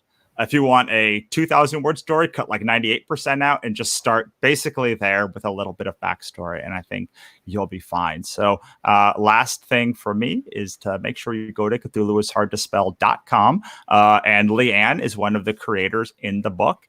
And a percentage of all of the book sales go back to the creators. So the more we raise, the more the creators get in their kitty. So thank you both so much for being here. I will go black for a second, get some more water, and then I will be right back. Bye. Bye.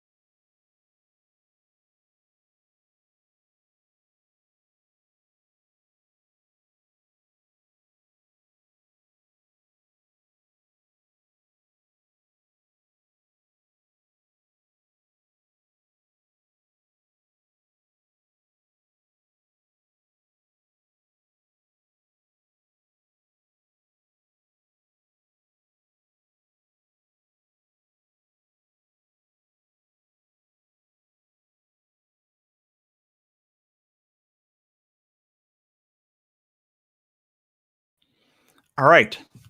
It's the last hour, so I've got my last hour headband on. I am about to bring on Moana and Melissa. I wanted to do a couple of comments that I realized that didn't get through. This one, maybe? No. No.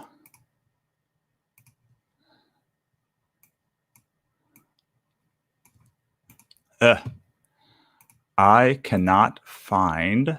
There it is. All right. So, Stefan had a comment about press, and he says Stefan is an amazing creator. He does silver and a bunch of other stuff, and he was going to be at Emerald City. So Stefan Frank is amazing. And he says, hey guys, I think Madeleine is right on the money with the podcasts. Also, I feel like most creators' biggest mistake is to not set up enough press coverage ahead of time to be run at the onset of the campaign. They wait to be week 2 slump and realize that they need a press boost. But then not only is there no time, but also your narrative has become that you've just hit a stalled campaign, whereas before you have the energy from before the campaign launches. So that was a great comment. I'm going to make sure, see if seems to be the only one from that feed. And now I know there's 2 feeds that I need to check for comments. And the last hour now is for Melissa. I'm going to say it right this time. I swear to God. Pagluica and Moana McAdams. And so let us bring them on. Hi, Moana. Hi, can you hear me? Yes, I can. Can you hear me? Awesome. Yes. Awesome. Melissa, hi. Hey. I lost. I don't know if you saw earlier. I didn't bring the right book that had your name pronunciation correctly in it. So I had to go to your webpage, and I'm very happy that you have a phonetically spelled. Yes. Because I still, like, to this day, like, we talked for like an hour and I practiced for like an hour after that thing. And I still, my brain cannot say Pagluica as Pagluica. I don't know what it is. But I'm going to figure it out. I'm going to figure it out one of these days. I at least know now that I at least know now that it's not spelled the right way. And I'm like, I'm butchering this. I'm butchering it so badly. So thank you both for being on. And you are the last interview of today. And I would love it if we started by both of you introducing it yourselves to each other and to the audience, because like you're 2 of my favorite people. And I love that you guys are there together. Yeah, go. Okay. Hi, aloha, everybody. My name is Moana McAdams. I am a newbie starting children's author and also the editor of the Wildcard Chronicles comic book series. And I just want to thank Russell for putting together this amazing opportunity to come and engage with our fans. Was one of the reasons why Russell and I became friends is because he's such a inspiring creator. He's very transparent about what he does and is always very encouraging despite the very realistic downside and valleys that we can hit as creators. So thanks again for having us on. Thank you so much. And you were also a clothing designer as well. Like yes, you also have. Yes, I do have my my own hand-sewn clothing line also. So if you see that on my website, that's also something that's there. Awesome. And Melissa, how about you? I am a comic book creator. I recently came out with my book, Above the Clouds. It just got released this year, which makes Emerald City Comic Con being canceled even more painful. Yeah. That was the first time, right? That was the first time everyone was going to see it in like the debut of it, right? Yeah, it was going to be like the first big convention that I was seriously like, I have my books, I'm ready to show them. I had like everything just ready to go. And I was very excited to see what you thought about lugging a ton of heavy books through a convention for the first time. I was gonna make the drive all the way to Seattle. That's gonna be like a 13-hour drive. Yeah. I was gonna load up my trunk with as many books as possible, just to see how many I could fit. Awesome. So I know that our Cthulhu book is about 26 to a box. Your book is like 300-400 pages. How many books are in a box of that? It's 288 pages, and it's 8 books a box, because each of my books come in a bumper box. So every book that I would sell would come like already like protected in a box that, you know, as they're walking around the convention. Or for people who've ordered my books today, thank you guys so much. Yours comes in a box that fits the book exactly, so it'll be snug and protected on its way to you. And yeah. Wonderful. I just, it's such a beautiful book. I keep coming back to it, like, and I have everyone read it now, because it's half like no words, and in like a fantasy world. So it's half no worlds in reality and half in a fantasy world with very sparse dialogue. Yes. So it's a half silent comic where it follows this main character who's given this book, and she falls in love with this story. And so Eileen's world, the main character Eileen, has no words. And it was sort of a great way to contrast it against the book world that she's reading about, where she gets to read about the story and see it through her perspective about this hero who's on this quest to save this great world free from a dragon. And yeah, that's when there is dialogue. And since writing isn't my strong suit, that's something I'm still trying to build up. I thought it would be my opportunity to try to convey a story visually as much as possible, and relying on my strengths while I learn. Excellent. And Moana, me and you talk about business things all the time, and like how to survive through the massive ups and downs that come with a creative career. And I hope we're not going to bum anyone out by talking about this for this hour, because I like the way that you come about it. You come about it very practical, but also in an uplifting way. And that feels to me very much like your brand is like, I'm going to give you tough love, but like it is love. And like, I'm also going to give you a way out of this, even though it's going to be very hard. Would you say that's accurate? I think it is. I'm definitely a very practical person. And over time, I have definitely learned to find the positives always in any situation. I think a lot of that probably stems from, my childhood and the way I was raised. It's kind of the way my parents have kind of instilled that into us, is that difficult times will always come, and it's how you respond to them that will define your character as who you are, and what you end up becoming.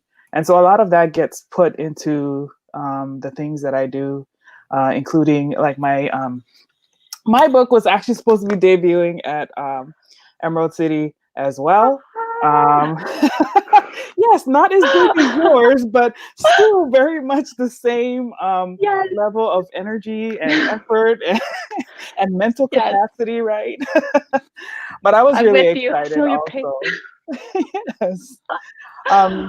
So like this book is actually inspired by memories of my childhood with my father.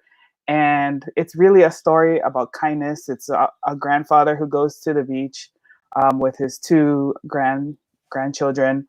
And it's very much centered around our culture. So we live off the land. They go fishing, and fishing is a very valued skill in the Hawaiian community, because it's how we fed our people back in the day. And so when I was a kid I was probably about 13 or 14 years old. So I'm from Kauai in Hawaii, for those who don't know. and it's as if you know geographically, it's like in the middle of the ocean, the middle of the Pacific, very much isolated from the United States.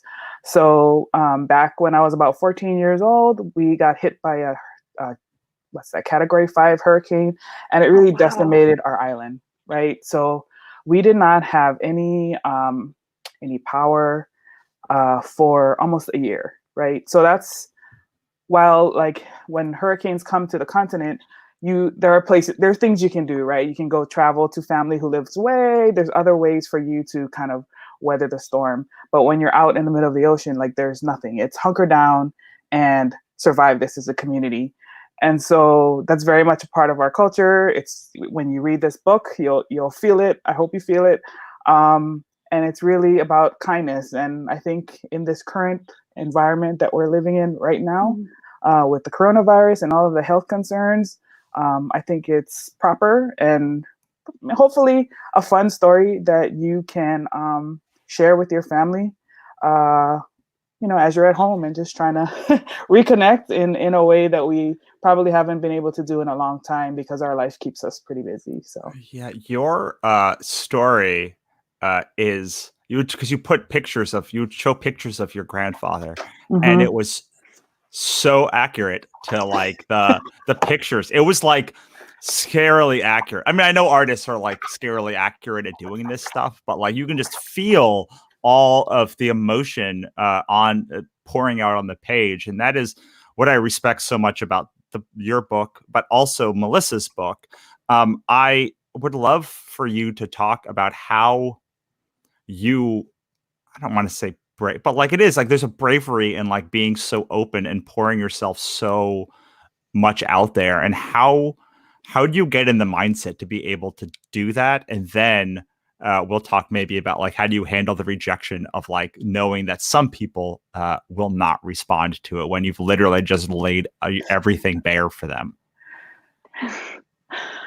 Well, I think what was helpful in my story was that I talk indirectly about things that, for instance, in my story, it centers around this writer who doesn't believe in himself, and it was really hard for him to put himself out there. And it's sort of interesting how when you're making stories and you're making artwork, oftentimes you don't necessarily intend to put these things out there that affect you as an artist, but they always seem to just like make their way into the story. So I guess it was more of an indirect way of talking about being a creator and the feelings you have about being vulnerable and putting something out there. That's so interesting that you say that, because when I read the book, I was like, oh my God, she's like literally just telling her story of like, she was the main character's trying to writing his first book, and they and like people are this girl's slowly like inching more things out of him, and scarily so, and he's like warily and guarded at every stage of this journey. And at the end you have a book, and you also like had a book, like you personally had a book, and the person had a book.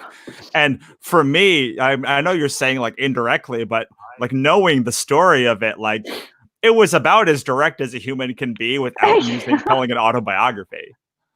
I guess in my mind, it still had that layer of barrier where I could talk about these issues because I was talking about Kian, who's the writer in the story. So having that visual barrier, I think, helped with telling the story, because I'm like, oh, it's not me, it's not my face that I'm putting with creating something. And I guess once this book is done, now it's, I don't know, when you worked on something for 5 years, after a while, you're like, it's out, I'm putting it out there. And if you don't like it, well, that's okay. Some people do. And I'm just happy a few people do connect with what I put out. So, yeah, I think that the barrier that I put out is different people, like you said, but also that like once the book is done, like it's a different mode, like it's now a product.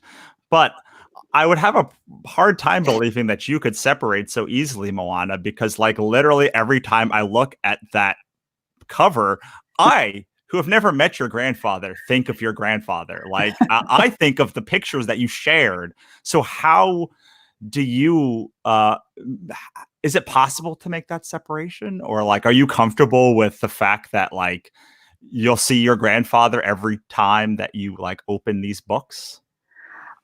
It's funny that you say it that way, because it was actually a big driver for why I wrote it. So it's actually my father in the picture.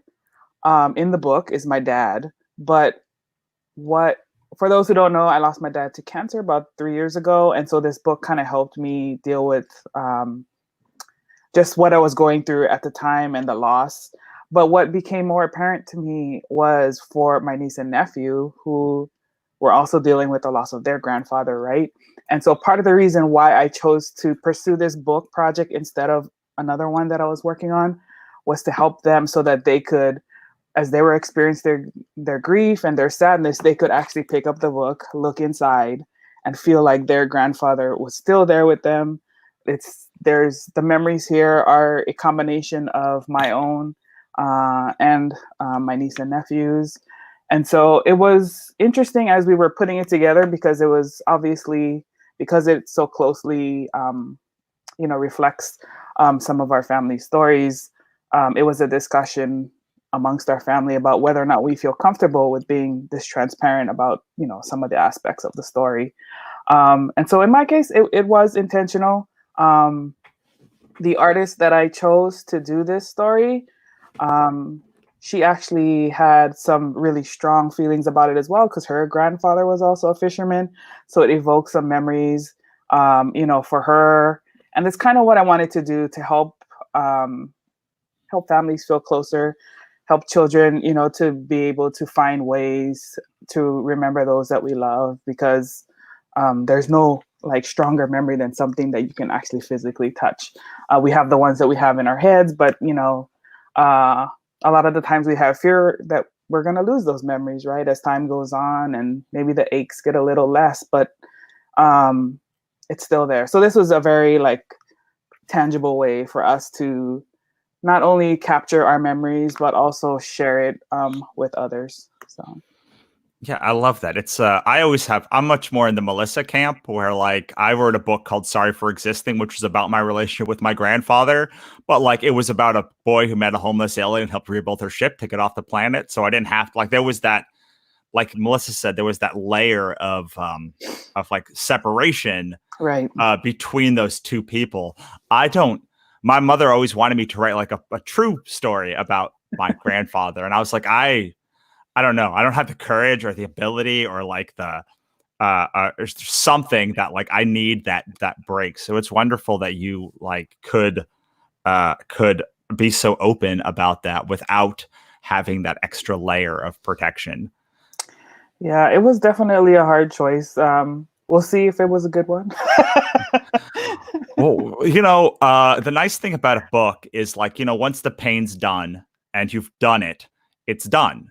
And you can, like, I've written books and I've put them out there and I've been like, oh, wow, that was definitely not what I thought the reaction would be. Some of it like would sell 10 times more than I thought, and some a tenth of what I thought. And so,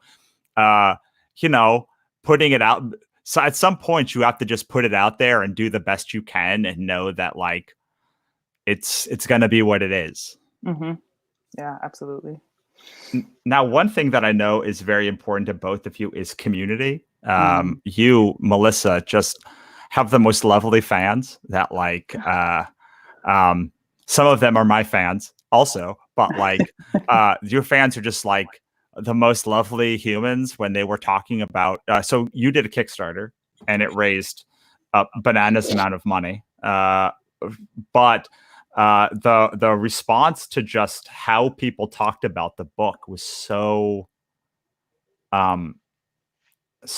much different and so deep, much, I don't know, I want to say deeper than like other people's fandoms, but there seemed to be a connection that you don't see a lot between artist and reader.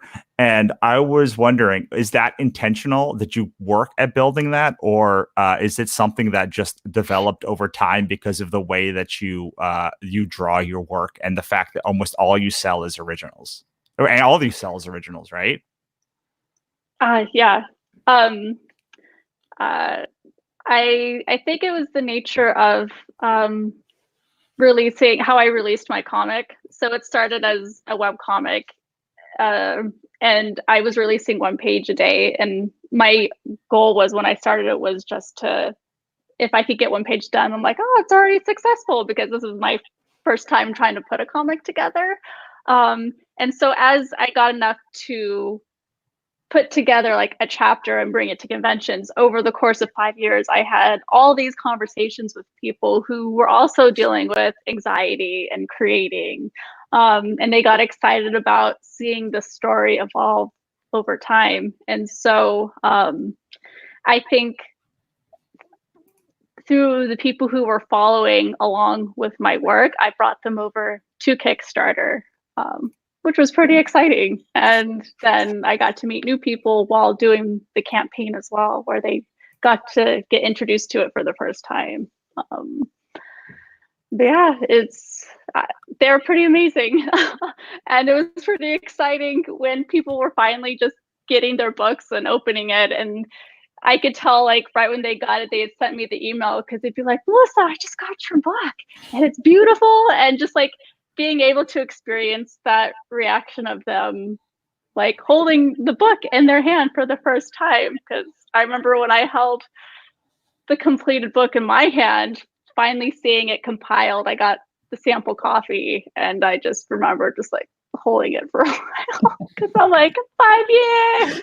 Yeah, it really felt like a lot of the people felt like they were on that journey with you, that like Yeah. it was nice to see. And it is like just an absurdly beautiful book, not just the art in it, but the way that it's constructed. And like you clearly took time to like think of all of the foil options and every little thing that was happening in it. Now, Moana, also much different kind of community that you have built, but it is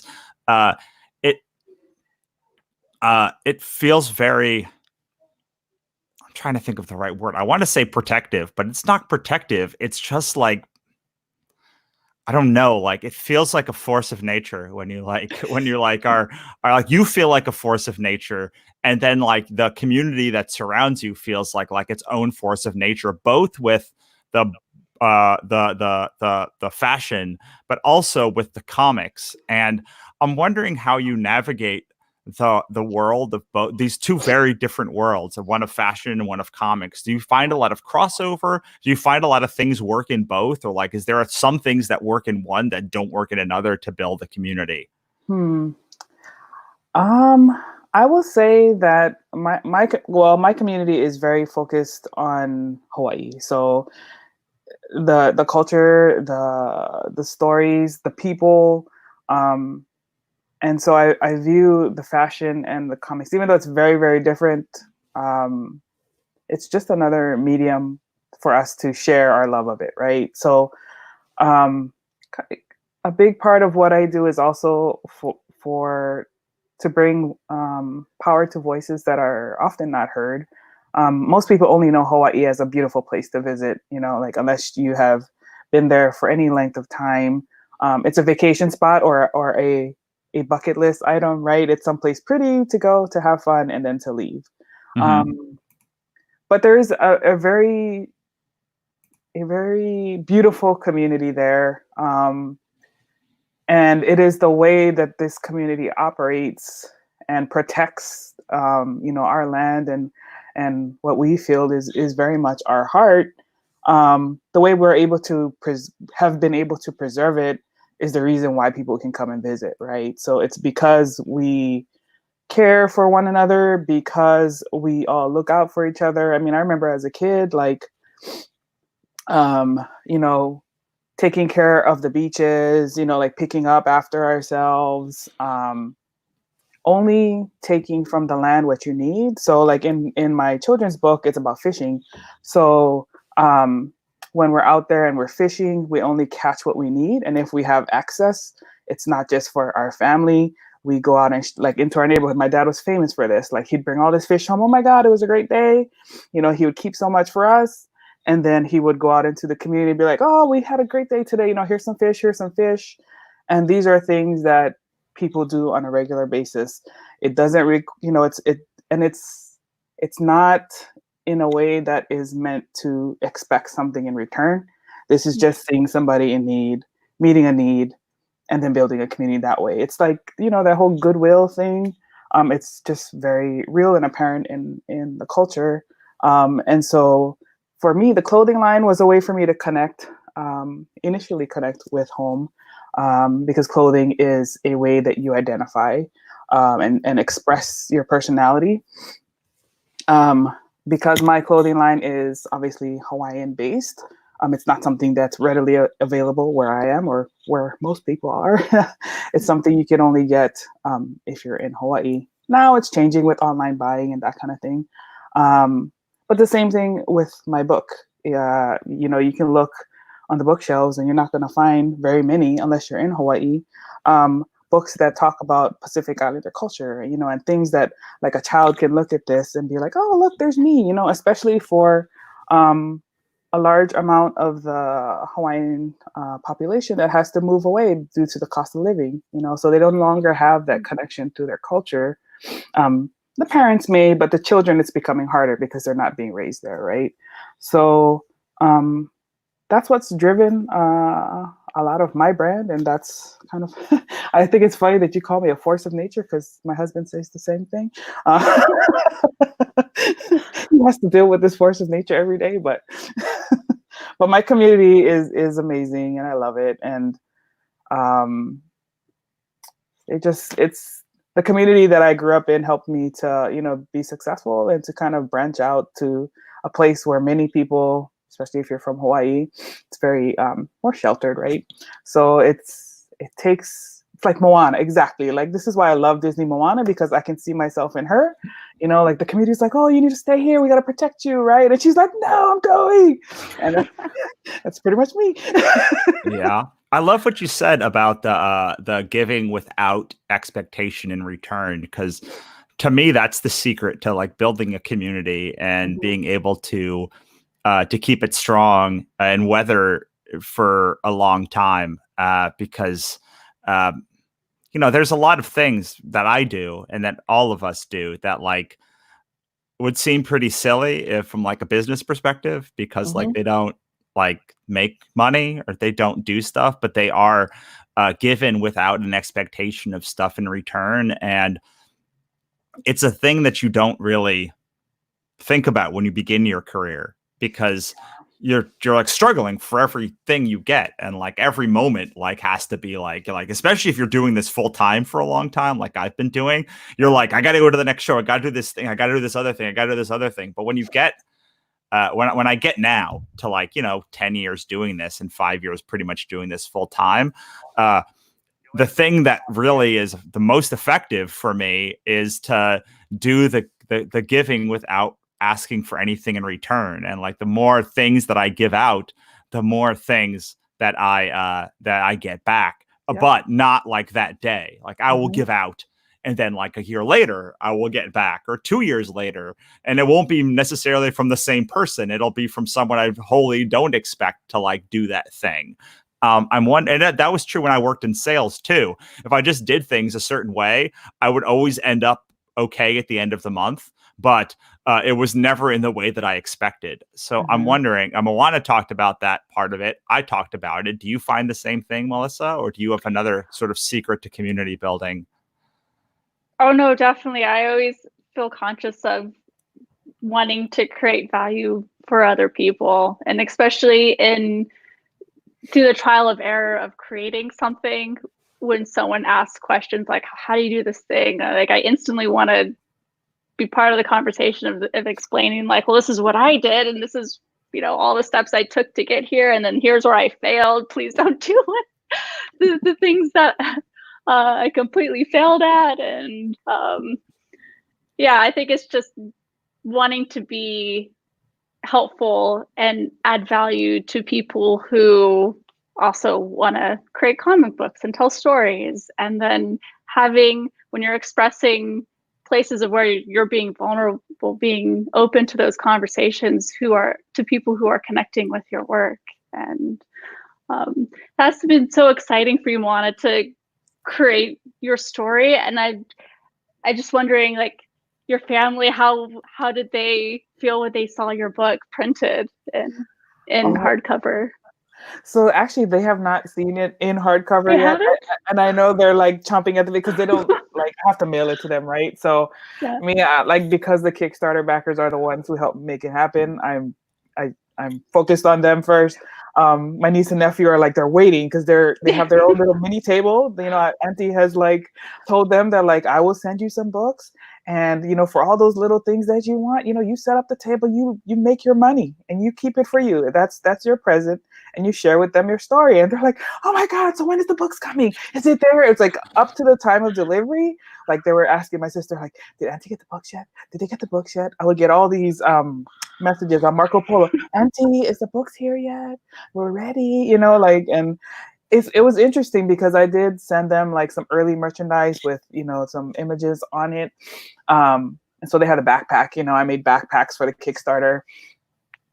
And, you know, it was interesting because my niece was already telling me like, you know, there are some people who are like excited to see the thing. And then there's like some kids who are like, that girl looks weird, you know? And so it's like, it's interesting the kinds of stories that will be told or, you know, around this story, and what further messages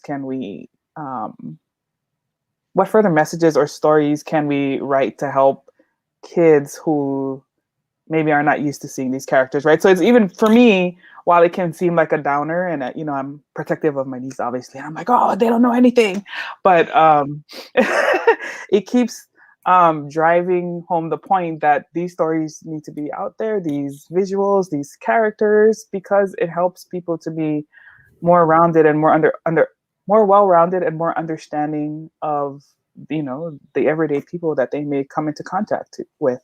So, yeah. I'm really excited for you because I thought that you wrote the Wild Card Chronicles. This just shows like my thing. So like I've read the Wild Card Chronicles. I just made an assumption. So now I have a thing to read of yours. Yes, my husband is the writer on that. Comics is as you guys were talking about in the previous panel.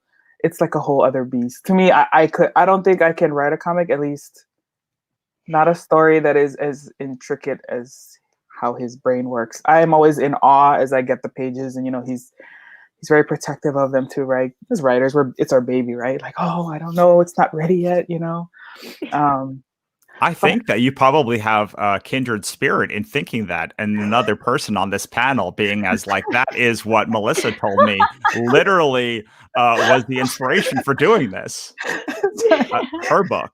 So how did you how did you get through that? And how did you like start doing your first pages? Or like, what would you tell Moana, who's saying, let's say Moana did want to do comics. Yeah. Now you're an expert on this, having done a huge Kickstarter raise and finished a book. Like, what do you tell Moana about like making comics? Well, I think this is a funny question because as someone who just finished a project and now trying to start a new project, I find that I have to relearn the lesson that I learned when I started Above the Clouds. So when I started Above the Clouds, I had this other story idea I wanted to do, and it was this like long epic story, and a year was going by and I wasn't getting anything done for it. And I realized that I'd made it too precious. Yeah. And I think it was that willing to like let go of, I'm not going to tell the perfect story. And instead I made it the goal of like, I want to learn how to make a comic. And when I took the focus away from trying to tell that perfect story, it's not that it got easier, but the mountain seemed smaller.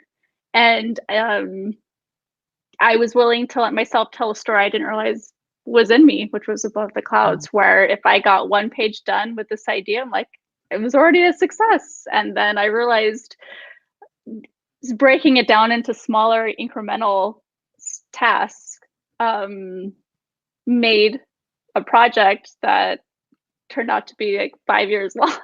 It didn't seem like a huge mountain to try overtaking or trying to climb. Yeah. You do a thing that I do. I don't know if you did it intentionally, but it's a thing that I do in a lot of my novels where I have multiple points of view and multiple like story threads going so that I can change. Like if ever I'm too nervous or I need to like move from one character to another, like you had this thing where like, you have the one story, like the silent story, and then like something will happen and suddenly like you're in this. So it becomes not telling this one huge story. It was really quite literally telling two stories at the same time that you could cut away to and cut back from when, I don't know, was it like, did you find that you were cutting back like when you were getting nervous or overwhelmed by something, or was that an intentional cut sometime all the time? What was interesting with Above the Clouds is that like before this story, the one previously, nothing was flowing. And then when I finally got to Above the Clouds, where I had this really strong clarity about telling the story, about not giving up and keep trying when you're trying to make something. When I was centered on that goal, it wasn't that I was switching when I was afraid or not knowing where to go. It just felt like a natural break of this is when it stops and this is when we're seeing the story that she's reading about. And it just kind of blended together. And in my mind, I'm just very visual. So it kind of just played out like a movie trailer in my mind of just like a visual interest point of breaking from Eileen's story to jumping into the world and where they're at in the story.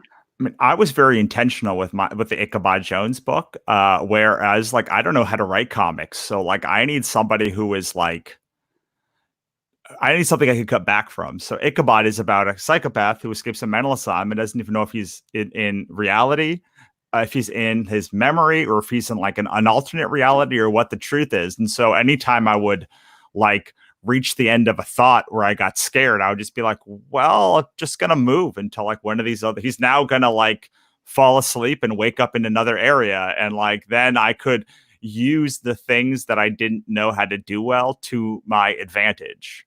Mm-hmm. So that was how I did my first book. Then I got kind of okay with writing. Not that the book turned out well, but I feel like the first one turned out well despite itself. But I have a question for you, Russell. How is it when you finished a project and you're going on to your next story? How is that transitional period for you of switching gears towards creating a new story or finding something new to say with your work? It becomes a lot harder as time goes on to say something new. What I got much better at is knowing the kinds of stories that I tell, that I want to tell, that like excite me and energize me. So now, after having written over a dozen novels and a bunch of comics and a bunch of other anthologies, pieces, I kind of understand the themes that I like. And instead of having 1,000 stories in my head, which I do have, I've gotten just a lot better at culling them.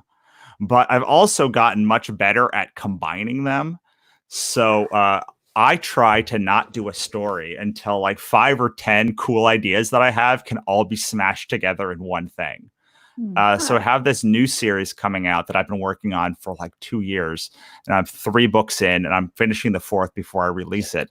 But it's about a girl who falls into a diabetic coma and wakes up in a place called the Dream Realm, which is kind of like Lovecraft's The Dreamlands, where it's like there's it's a bunch of characters who've basically been lost in dreams, right? And it's kind of this big like epic fantasy world, and there's like you and one of the things that happens in the Dream Realm is there's a lot of public domain characters and mythological characters, and they keep.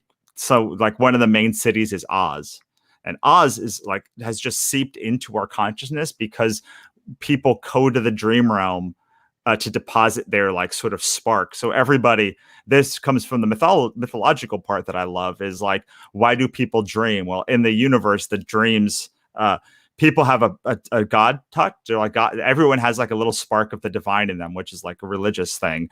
But like it actually builds up throughout the day. And like if they don't deposit it every night, then like they go nuts, or like they die or something like that over a certain amount of time. So, and when they go to the dream room to deposit their dreams, or the nightmare realm to deposit their their nightmares, they catch glimpses of kind of these things that are inside of it. So there's like religion and mythology and epic fantasy, and then there's 4 main characters, and they kind of go between the nightmare realm and the dream realm and Earth and different. In the next book, if I can get to book 5, they're going to be in like different areas in the afterlife. And like, it's like 10 ideas I smashed together. And like, that is the kind of stuff that excites me, and the kind of stuff that I know I can tell for a long time. So, usually as time's gone on, I've just gotten much better at being like, well, how do I combine it into a thing that I can do? And the project that I work on, I want to be sort of an umbrella that I can play in the most things possible. So in that world that I've developed for like 2 years, there's the dream realm, the nightmare realm, this thing called the obsidian spindle, which is sort of this big like most important icon, kind of like the wheel of time. And then you find that it can take you between Earth and the dream realm, and you can also take you around other planets and other galaxies and so you can literally tell any story in that. And that's what I have become much more interested in doing as I've gotten to my career, is understanding that kernel of an idea that I really love, and then filling it in with all of the other kind of cool ideas, and then also making the world broad enough that I can tell other stories if I want to. Not that I do want to, but that it's broad enough to be able to do that thing. And it ended up being one of the main themes that I love about the Godsverse and Ichabod, and a lot of these things just became little totems of things that I wanted to do. And when I want to explore something new, I usually am in like 8 to 10 anthologies every year. So I can explore like those things in like short form, and it really helped hone my thematic muscle so that I can do something like what Neil Gaiman did in Sandman, which I thought was not the biggest Sandman fan. But I did enjoy that, like literally for 10 years, however long Sandman was, he could literally tell any story. And so it's impossible to get bored if you can literally tell any story you want, and your audience will join you on that adventure. I don't know. Hopefully that was helpful, but that's how I kind of think about it, is just that transition time for me is like, I spend a ton of time reading. I read 2 to 5 books a week. Wow. And comics and taking art and going on trips and all of these things, just inputting. And I feel that when I'm bereft of ideas or I don't know what to do, I just have to intake more, because inputting is reading and like taking in stuff is like the breathing in, and then the writing is breathing out, and the creating is breathing out. So just like over time, you get stronger and you get to run faster and swim more. You can also like breathe more and exhale more and take in these bigger and bigger and bigger swings.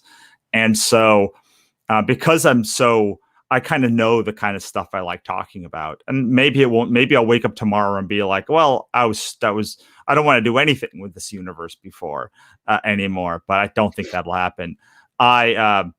I know the places that I go for inspiration, like a lot of the places I go for inspiration, and by going back to them or finding similar things, I'm able to sort of find new ways into stories that are different, but different from what the audience expects, but similar enough that I'm grounded in them. Yeah. It's a good answer.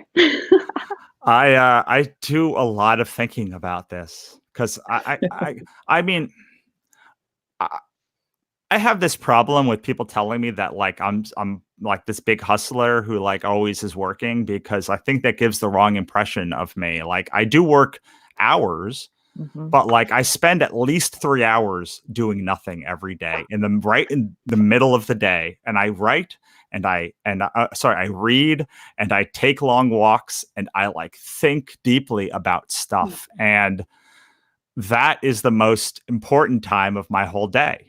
Yeah. Because that allowing your lizard brain to like think of, like, just put connections together is like, I might not come up with an idea for 6 months, and then I'll find something that I'm like, yep, that's the one key missing piece. I like to think of it. I don't know if you guys play video games, but there's an old Tomb Raider, or maybe it's Uncharted, where there's this puzzle. She goes into this room. I picture as Lara Croft. She goes into this room and there's all these cogs on the ground, and there's like a sort of thing she has to spin like this, and all the sort of there's all these pegs are on the thing, and she has to put the cogs in the right place, and then like when she turns the wheel, the door opens. And for me, a lot of this is just like, what if I put this peg here? What if I put that? Okay, these two pieces feel good, and now I need a connector piece here. And it could be months or years before like that gear turns, and I'm gonna put things in the wrong place. But eventually, if I just keep inputting and like doing short projects or something, the lizard brain will make the connection that will give me something that I enjoy enough that I can spend the next 10 years doing it, which is what my new goal is. My new goal is like, what is the next 10 years? What is the project that will follow me for the next 10 years? Because being able to do those things and put those pieces in place and keeping going back to the same well is, I think, one of the things that separates someone like most of the bigger creators out there from someone who doesn't get quite as big, because every time they launch, they're going back to the same well over and over and over. And they're saying, hey, look at the beginning of this series. Look at this new in the series. And they're always able to sort of have this self-containing moment of where it's sort of like a loop, and everything just keeps flowing back to the same place. Ooh, that was a long one. This isn't supposed to be an interview for you guys. It was good. No, I'm curious because that's actually where I'm at now, because I finished this project. And as I'm releasing and marketing Above the Clouds and putting it out there, I'm also trying to start on a new project. And I find I have these different ideas, and it'll be like 2 weeks where I'm like, yes, I love this idea. I could stay with this. I can see myself staying with this for a year. And then like 2 weeks later, I'm like, no, but I have this other idea. And then they're kind of like competing with, wait, so hearing you say having 10 good ideas and then seeing how can you mold those together actually is pretty helpful for me as a creator, because it just seems like it's just part of the process of letting the ideas stew and flow right now. Yeah, and if you have a big, if you have a like, so I look at, there was a guy who put out, I forget who it is now. It may have been Alan Moore, who put out sort of like how he designs his world as in like A story, B story, D story, E story, and like all basically down to Z story. And what'll happen is he'll have an A story, and then once the arc is done, and then he'll have a secondary story and usually a tertiary story. And then once the arc is done, the B story becomes the A story, the C story becomes the B story, the D story becomes and like it goes on like that when you're doing a long form piece. So if you have like multiple ideas, as long as you're starting them in one place, people will often follow you to the next place, as long as you're doing it in an order that makes sense, or telling those two disparate stories, but like that thematically have the same thing. So with that Obsidian Spindle book, for instance, there's the main, one of the main characters is in the dream realm, and she wakes up in the dream realm and she has to get to the Obsidian Spindle. Then there's another character which is telling more of a like a thriller story where she's a Gorgon, half Gorgon, and she has to get into the dream realm to save her girlfriend. And then there's a kind of political thriller, which is like Nimue, who's the main bad guy, who is trying to open the Obsidian Spindle for her own reasons. And then and if you look at comics or novels or television shows, especially something like Game of Thrones, they're telling like 5 different stories. Like Arya's story is like a coming of age story, and Sansa's story is a political thriller story, and Jon's story is a epic fantasy adventure story, and they're all like quite different, but somebody can glom on to one and say that's their favorite. And so once I learned that, I was like, oh, like he's just telling like 50 different kinds of stories in like one world, and like that freed me up to do and think of my career in a much different way. Yeah. So we are already at the end of our hour. I can't believe it. So I hope this was educational for everybody today. I'm going to end the way that I end every show, which is I would like for each of you to tell me your best advice about how to build a creative career. Or maintain it, or what you would tell of a young creator, or however you want to think of the question, and then where we can find you, and then we will say goodbye. I will say that have MoanaMcAdams.com and egg. That's wait. I was already trying to do your last name, and I like screwed up.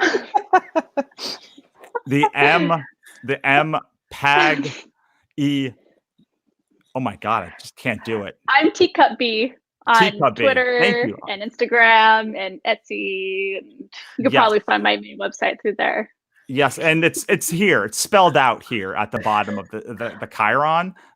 So both of these artists were supposed to be in Emerald City this week. So this is like for all of the things that we are talking about, like, and why we brought this in to like support the displaced Emerald City creators, how this started. Like this hour has 2 of them that had 2 huge book launches that they were doing at the show. So please go to their sites and buy them and tell them how awesome they are and follow them on social media. So, all right. So let us start. Let's start with Moana, and then we'll give Melissa the last word. All right. Some advice that I would give is to, when you're thinking about writing, find something that you're passionate about and trust in your voice. And while you're going along that journey, find a mentor or a group of mentors. Definitely be a part of the community, because those are the people who will help you to fuel your engine as you're going along. And just keep you excited, and during those times when it feels like it's never going to get done, but it will get done. You can do it. And then where you can find me online on my website there, MoanaMcAdams.com. On Instagram, I am The Real Life Moana. On Facebook, you can look us up at Moana McAdams or The Wildcard Chronicles. We also have Wildcard Chronicles Instagram as well. Sorry. I'm on Twitter as Moana McAdams. I'm not as active there, but I'm mostly you can find me on Facebook and Instagram. Feel free to message me as well. Thanks for having me, Russell. Awesome. Thank you for being here. And how about you, Melissa? Give you the last word. I would say if you're waiting to tell the perfect story, you're never going to start. So just try to tell a story you can start. And starting is the hard part.